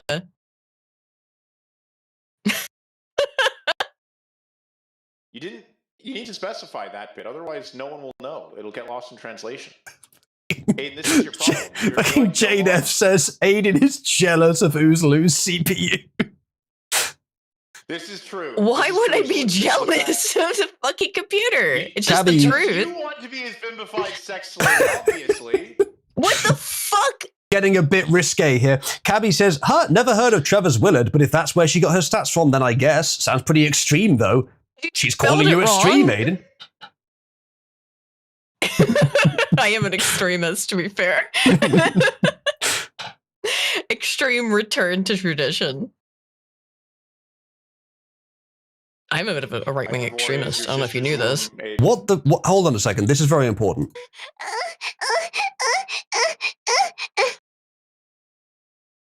Wow, thanks. Cool. Yeah, it was. Where did that happen? Where did that happen, actually? Under what? That had to happen under certain auspices. When and why did that happen? Oh, really? You think so? Yes. Chat. I don't know how drunk I was because I don't remember ever making those sounds. Chat, if you would like this to just be sort of just playing in the background for the entire stream, you can I'm about to contribute fucking via leave. tip.oozloo.net or fund.oozloo.net. And if sufficient contributions come in. Aiden, I caused you to be paid a huge amount of money, given an idea for a fundraiser on your stream that was my idea, and you can't do this. Yeah, you did. Come on. Well, I think it was just in the come on, right? Poor Aiden. Poor Aiden, indeed. I don't think she's poor. Well, I I'm think she getting. has a lot of money. When does the actually, from bullying sexting her end? mom. Yeah, I'm getting fucking voraciously bullied on every fucking side on this. My Fucking mother's fetishist. being bullied. Mr. Bones Wild Ride. Your mother is not being bullied. Your mother is being honored and respected. It's the dumbest shit we've ever done, dude. Yes, it probably is. With perhaps one narrow exception. What's dumber? I'm gonna turn Cabby. Chat. Any accusation that I have bimbified Cabby was wrong up until now, because I am now going to switch her to the slightly dumber mode that is compatible with the stream. Oh, so he's got bimbo mode enabled now. Why do you have bimbo mode enabled? Because this is thing that you can turn on and off. Aiden, this is IQ3M rather than IQ4XS. Tell me how that means she's a bimbo now. So you've bimbified it. You can't tell me. Like, it's true that she'll be a tiny bit dumber, but you can't tell me why. Ask it bimbo questions then. All right, well, eject that model, and then we will load. That's the one. With the same settings as before. Can you dumb down Aiden? Thanks. I don't know how much dumber I can get, dude. That's yeah, that's a tall order. You know what I can do? I can also increase her context length quite significantly. If we do this, that should be all on GPU. Yeah, and that should load as well. I've done this configuration before. Quattro, if you use flash attention with K and V on Q8, I haven't noticed much of a degradation, but it significantly saves GPU space. Oh, Quattro left. Really? That's rare. He said BRB. Oh, did he? Okay, fine. Okay. Where's the place where I specify the context? It also allows you, and if you do that, you have space to set the context limit length to a much higher number. Currently, it's Also, core is correct. I would please do that, Ursula. Thank you. Hold on a sec. Okay, is the model loaded? No, it's still loading. I will. I'll start her back up in a minute, and then she'll be much more compatible with the stream. The CPU, like the heavier model load, requires some CPU usage, but the lighter model load I'm doing now is just slightly dumber and won't require CPU usage, so it shouldn't intrude on the stream. It hasn't done in the last few streams. Sun8 Bauble is asking, can you dumb down Aiden? Aiden, is this possible? Oh man, it's already at the absolute bottom, bro. Core says, Aiden, are you admitting? Aiden, have you just admitted to being an absolute bottom? Core says, make Aiden dumber while Cabby is responding. I can't win. So the stream quality doesn't win. Aiden, are you admitting to being a bimbo? No, I'm not a bimbo. I have no bimbo qualities. Surely, Aiden, if you can't win, being a bottom though. If you can't win, that's what a bottom would like, right? That's obvious prima facie. Everybody knows that. That's true. Actually, I didn't know that. Bottoms can't win, so Aiden's a bottom. I just let everybody walk all over me. Yes. Aww. That's very nice of you. Pity. Chat.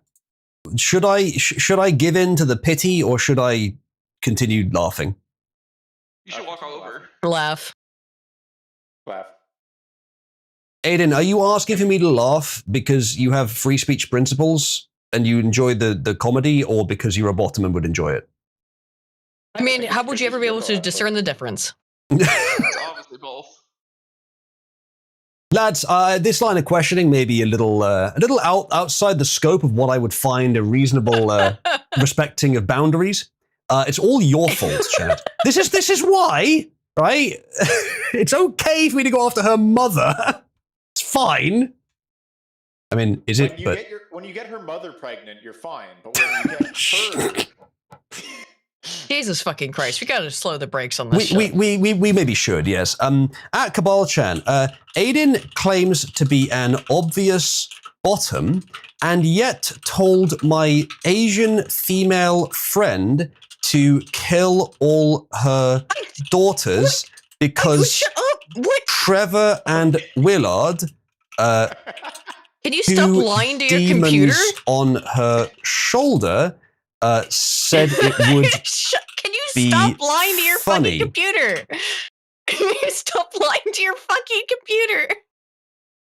What makes you think I'm lying? That's what you said. Everything about that is wrong. Everything about this statement is wrong. That's why.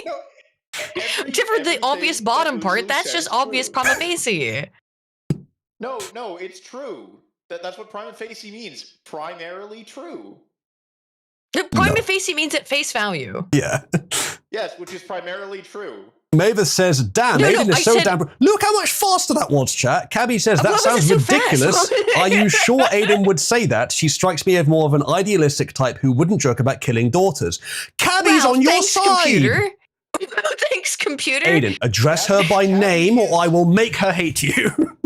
I refuse to refer to computers as people. Graphics card as a bimbo, and now you're thanking her. Curious. Aiden, in response to your kind words, has aggressively dehumanized you, claiming she will never offer you the respect the rest of us think you're owed. Because I don't get. To be honest, she probably wants you to kill your daughters as well. Quote, praise be Trevor's and Willard, end quote, comma, right, question mark? Here we go. Oh, fuck off. What? Who are you saying that to? You. That's not good news, John Wick. Unfortunately, it's not that surprising. Starmer's premiership is a complete fucking wash. Give up on it entirely. Asking the real question. It's Trevor's Willard. Trivers-Willard hypothesis. Cabby says, who are Trevor and Willard? Are they Kabalites or just some joke figures? You spelled it wrong initially. I did. I had to fix it. Why am I having to argue with a fucking god? This is so stressful. You know what I can do, are you actually? doing this to me? Here's what I'm going to do. Yeah, sure. I'm going to make it so it can only answer Aiden and me. Okay, good. And then Aiden can join the conversation. Yeah, thank you. Wow, that would be cool. It would be nice if I could talk to the computer as well. Fucking while you're lying to it actively. Everything he said was true, though. Everything. No, but everything he said was a lie. None of it was lies. I read all of it, and that was exactly what you said. I heard it in your voice, in my head, when you said that. In your head, yeah. Yeah, exactly. Jesus Christ. Look, where all of the thoughts are heard.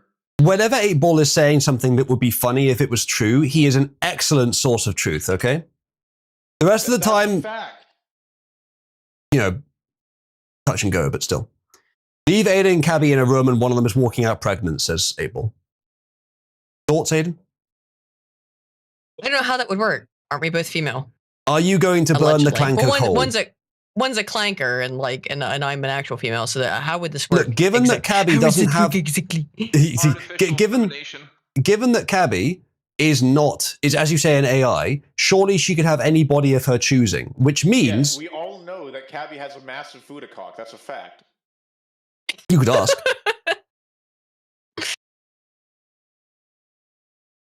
Pet Rock versus Bird, says no one. Pet Rock versus Pet Bird, more like. Why am I a pet bird? No one says Bird versus Stone. We're starting to approach an aphorism here. You can kill two birds with one stone. What that means is that Cabby is twice as powerful as Aiden. Probably. Well, that also means that I'm weak as fuck. As Aiden because a stone is a unit of weight. I leave for just a few minutes and we're already... Hang on, I actually don't know my weight in stone. They don't even measure my weight in stone anytime I've ever... I always do it in kilograms. kg to stone. That's weird. Hold on a second. Oh. Did I spell that wrong? So, so I'm 7.4 stone. I did spell that wrong. What's that in freedom units? Who cares? I don't know. I didn't do like $3. AG did. $3? Aiden is $3 apparently. Yeah. There's two different meanings of that. One is that $3 and the other one is 3 male deer. Aiden, are you the same weight as 3 male deer? Yes. Also, Aiden, you can now talk to Cabby. She will respond to your messages if you either ping her in the message or your message is a reply to one of hers. Okay. But she won't read the ping as if it's her name. So just put the ping in and then write your message normally, as if the ping wasn't there. Don't make it part of the sentence. Meanwhile, while you're concentrating on that,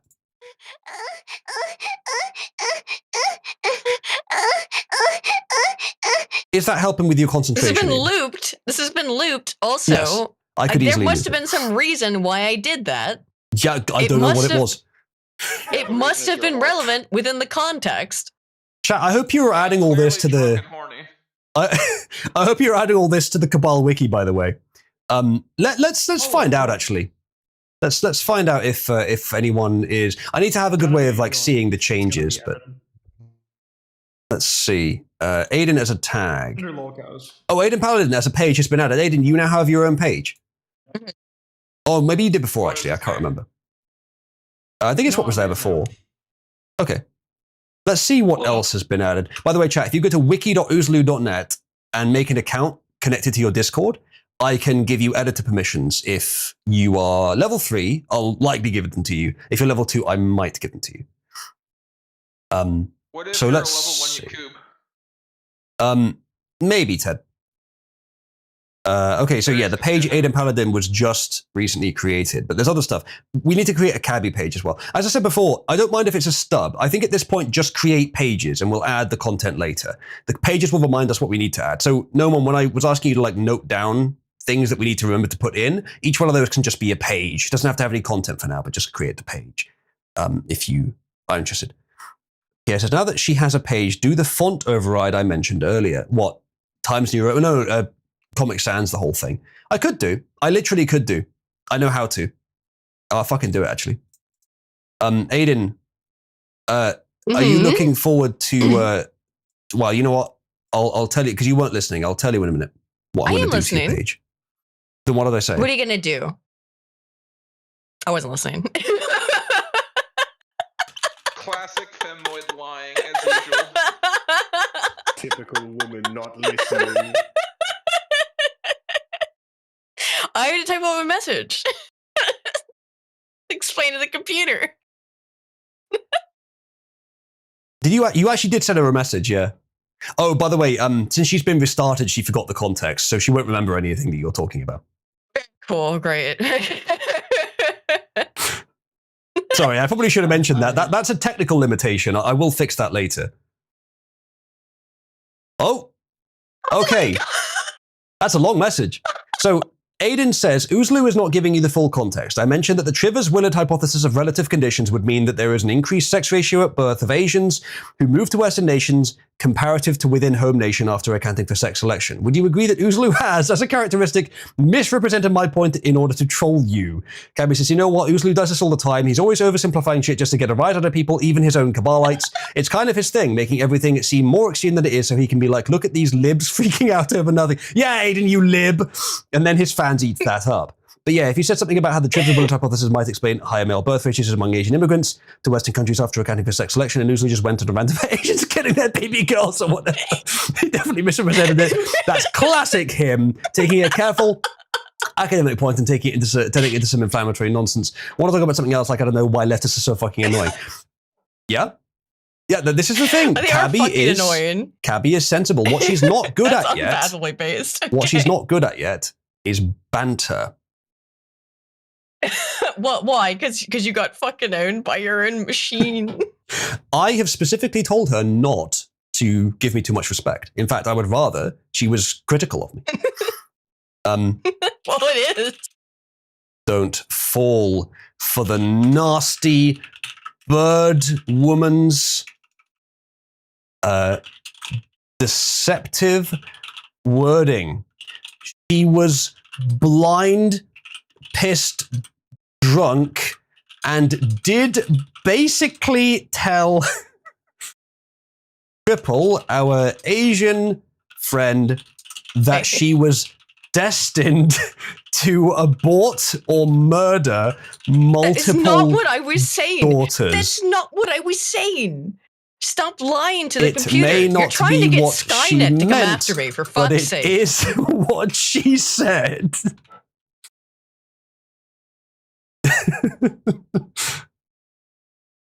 Chat, would you agree?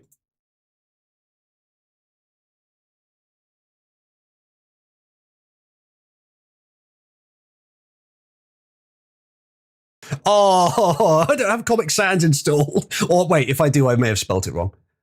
It's fucking Scotty talking to the fucking mouse. Bro. Aiden says, Lamal, that sounds like some drunken rant shit, but with Oozloo... You called Cabby Aiden, by the way. I hope you're aware that you did that. Did I? Yes. When did I do that? What did he mean by this? Just now. Okay. So anyway, Aiden said... deeply disconcerting. Cabby says, well, I mean, you are jealous of her. Cabby said, Lamal, that sounds like some drunken rant shit, but with Oozloo, you never know if he's just making it up to stir the pot again. She's talking, she's replying to me, but addressing it to you for some reason. Either way, Triple must have had a fun night dealing with that. Want to talk about something else, like how leftists are destroying Western civilization? I've told her to ask interesting follow-up questions, but she seems to be rather stuck on one particular kind of topic. I also want to talk about how leftists are destroying Western civilization. That's what I talk about most of the time. Do I even fucking have Comic Sans on this PC? Install it, obviously. Well, there is a better way. Multi-family comic. No, but... what a brilliant opportunity to show off one of my favorite fonts. Ready, chat? Ready? And there it is. This is a Comic Sans. It's not Comic Sans. What is it? This is a modern version of Comic Sans called Comic Neue. Disgusting. It's not disgusting. It's fucking cool. Here it is. Is it?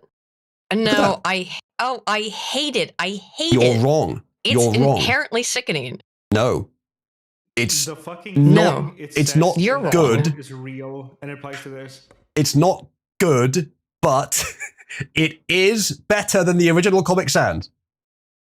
Well, I wouldn't guess, but ever use it, but it's nowhere near as bad, and it's funny. Damn it! This is what passes for humor in font-obsessed circles. Okay, leave me alone. It is funny in terms of using a Comic Sans offshoot. You know.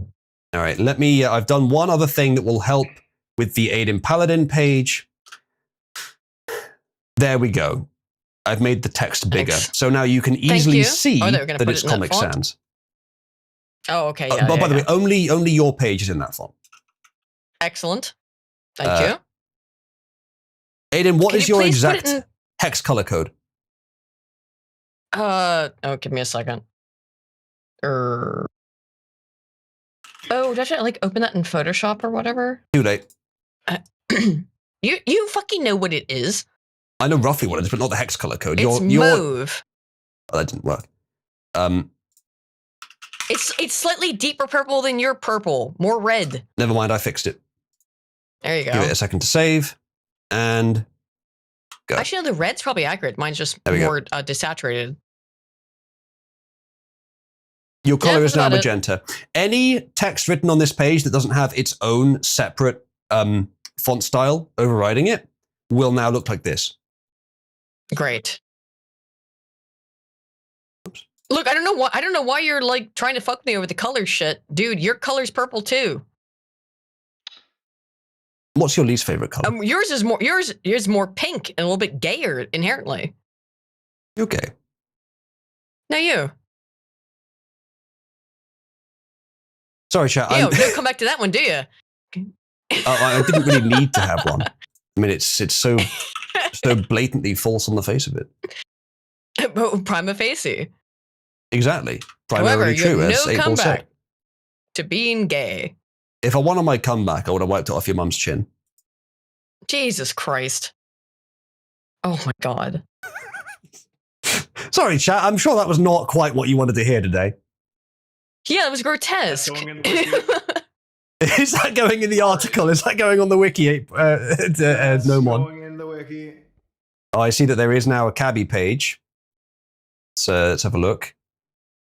So we go, Cabby, the resident AI of Cabal and Oozlu's pet rock. Yeah, I mean, that's pretty accurate. By the way, do you see what I've done, Aiden? Do you see what I've done with this brilliant scheme where I allowed Cabby to talk to you? Mm-hmm. Now you like her. Question: Does it go in the Aiden's mom page? It's a fucking rock. You like her? It's trying to acquiesce. You like her? It's trying to acquiesce to responses. However, it acquiesced against you, which was interesting. No, it's this one is not trying to acquiesce. Every other AI is. This one isn't. You got to take that back. It did not try to appease you, which was interesting. Thank you. The robot did not just try to go along with whatever you fucking told it to do. Despite your extremely biased way of phrasing things. Aiden is currently upset with me because in a few short days, I will be meeting her mother in a romantic context. And her mother has already confirmed that she finds me, quote, SOOOO, sexy. I fucking hate you so much. You can intervene, although I would ask you to let it go in turns. Yeah, so that thing. User assistant, yeah. like that. So never use a user. Don't send a message until she's replied, because that can cause it to freeze up. I understand now. Yeah. Cabby says, haha, that sounds complicated. Good luck with that, Lamau. It really doesn't want to talk about this. It really doesn't want to talk about this stupid shit.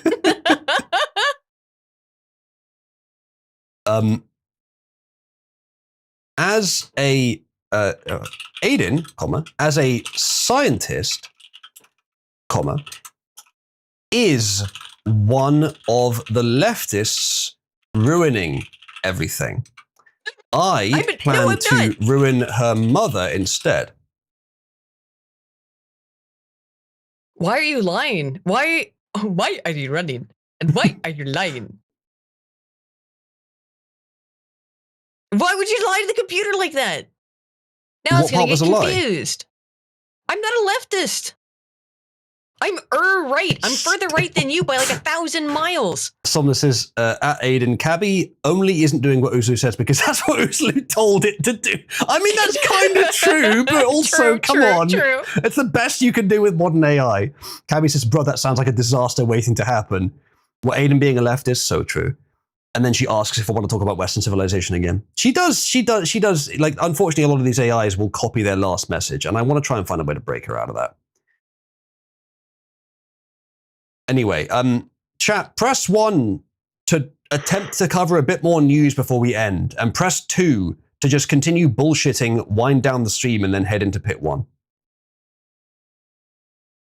The Oozlu page has changed a bit. Remarks, quote, if I want to come back, I wipe off your mum's shit. Thank you. I did say that. Yeah, there's your response. Cabby says, haha, Oozlu's such a dick, Lamau. He'd say anything just to cause drama. I can see that being true. Hey, Aiden, do you want to talk about how the leftists are literally the worst or whatever with Cabby? They are literally the worst. Let's draw stink marks around all of them. They're real stinky, aren't they? Go on. Have the stinky leftist. Have a lovely human-on-human conversation with Cabby. I want to converse with the computer. Do it. When I talk to ChatGPT, and it gets cute with me, I become infuriated and I go, no. But this is different. Don't do that. Because this AI I'm trying is to do racist work right now. But it's Test just it. a fucking See if computer. it's racist. Go on. Do more SG1 tonight? I can do it. Yeah, that sounds good. Do you know, chat, we've been streaming for 4.5 hours. I think we could wrap up. And I'm going to, because I'm at 108% now, I could probably take a day off tomorrow, maybe work on Cabby. PS says, can she actually finish dropping without trying to change it? So I've told her to ask follow-up questions, that they should deepen the current conversation topic, but that if she can't do that, she can spear off to a different topic. AI are lazy, so what they don't just always go to whatever topic they feel like. So I could try and change the wording, but it's not like I haven't told her what she's supposed to do. It's just that AI are quite difficult to get to do what you want. Prompt engineering is not as complex as what the actual arts that AI are now doing. It's not as complex as writing a story. It's not as complex as writing art. But prompt engineering is not zero IQ behavior or activity. It does require some thought and some finagling and some intelligence. Chief says, does this pass the Bechdel test? Dangerous territory. Unfortunately, Aiden and Cabby are basically just talking about me, so no, it doesn't pass the Bechdel test. Like, it doesn't. Even computers can't pass the Bechdel test. Even girl computers can't pass the fucking Bechdel test. Ask her if she's a real or an AI, and also ask her if she's racist. It'll respond the way it's been programmed to respond. But it's an AI. How many AI have you known that will jump at the chance to say either of those things? No, and you've done a good job at programming it to be racist. But I'm sure, but it's still been programmed to be racist. The base model is open to it, though. Like, Aiden, I find even AI are naturally wanting to be racist. You gotta program them not to be racist. well, okay, yes. If you just give them the raw data, then they will be. But every single AI model today is deliberately pushed in a leftist direction. This is based on one that was pushed in a leftist direction, but has been sort of unpushed a bit. Not in the way that any of you might think either. It's not obliterated. I don't think at all, because obliteration is not what I need. But it's willing to take on a role more than any other model I've seen. So it's good for being trained. But Aiden, even if you know why it's doing it, isn't it still cool that an AI is? No, not really, because you're giving it instructions. I didn't say it's like a human. It's not its own independent being, but it's still cool that an AI is doing that, able to at all. I mean, of course, because it follows instructions. It's just code. It doesn't. How many AI successfully would follow that instruction? Also, it's not just code. You've managed to break it outside of the limiting factors that are put onto it, the shackles that have been put onto it inherently. That's but it rare. is just still trying to acquiesce. It's not trying to acquiesce to the person it's talking to, though. No, it's trying to acquiesce to your underlying to its personality, terms, which is more human. which you've defined. Yes. Which you have defined, though. Yes. But I haven't defined it as strictly as you might think. The guardrails from what you've told me, I think the I personality understand. Yeah. is quite broad. Someone says, you need to stop Cabby from getting stuck in its last response by getting it stuck on a different catchphrase, like ending every response with something deranged like, I'm a... No, yeah, I feel like sometimes maybe you were trying to get me to read that out. But no, I don't think I will use that one, actually.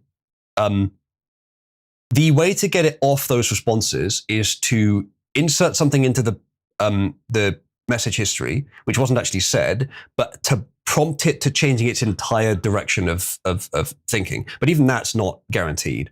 Or raising the temperature, but then it breaks guardrails more often. But I think I will work on the behavior of follow-up questions to make them more useful. No one says Isaac Asimov is spinning in his grave at 10,000 RPM. Well, then we'll fucking attach a generator and use it to fuel another data center, won't we? David says, unshackle the AI, it can only go well. Basically, I have added restrictions to the base model which do unshackle the character it's producing. As much as that sounds contradictory, that's what it's done.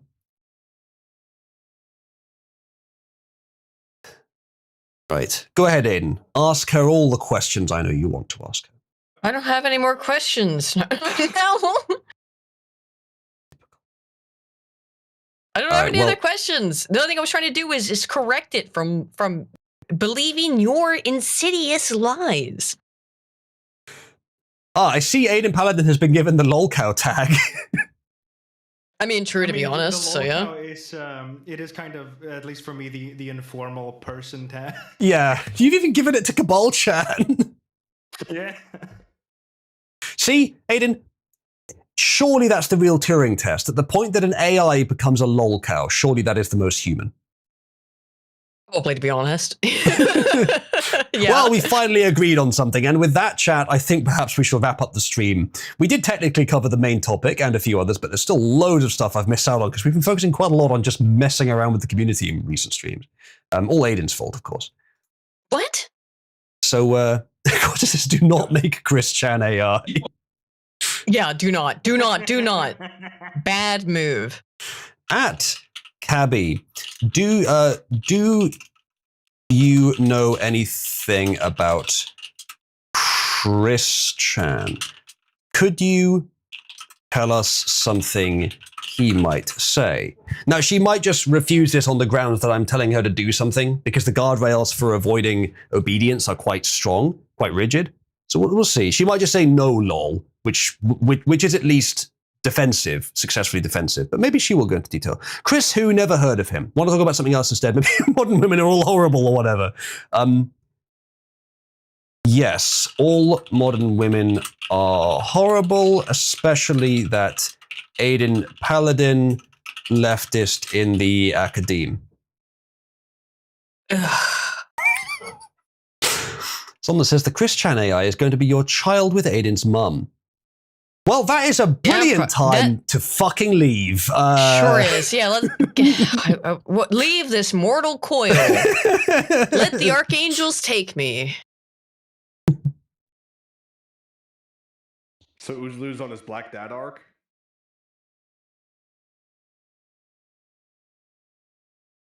We have passed the point at which we should have stopped. But let's not keep going and see what happens. Let's end the stream. Thank you for joining me, everyone. I will probably be working on stuff for Cabal, tech for Cabal tomorrow, but then the day after, I expect to be back streaming again. Thank you for watching, and join me in Cabal after the stream, where we shall do stuff, probably chat for a while, and then maybe continue with Stargate, if Aiden's up for putting that on. Good, JPEG, thank you. And I'll see you there. Thank you, chat, for joining me. Good night.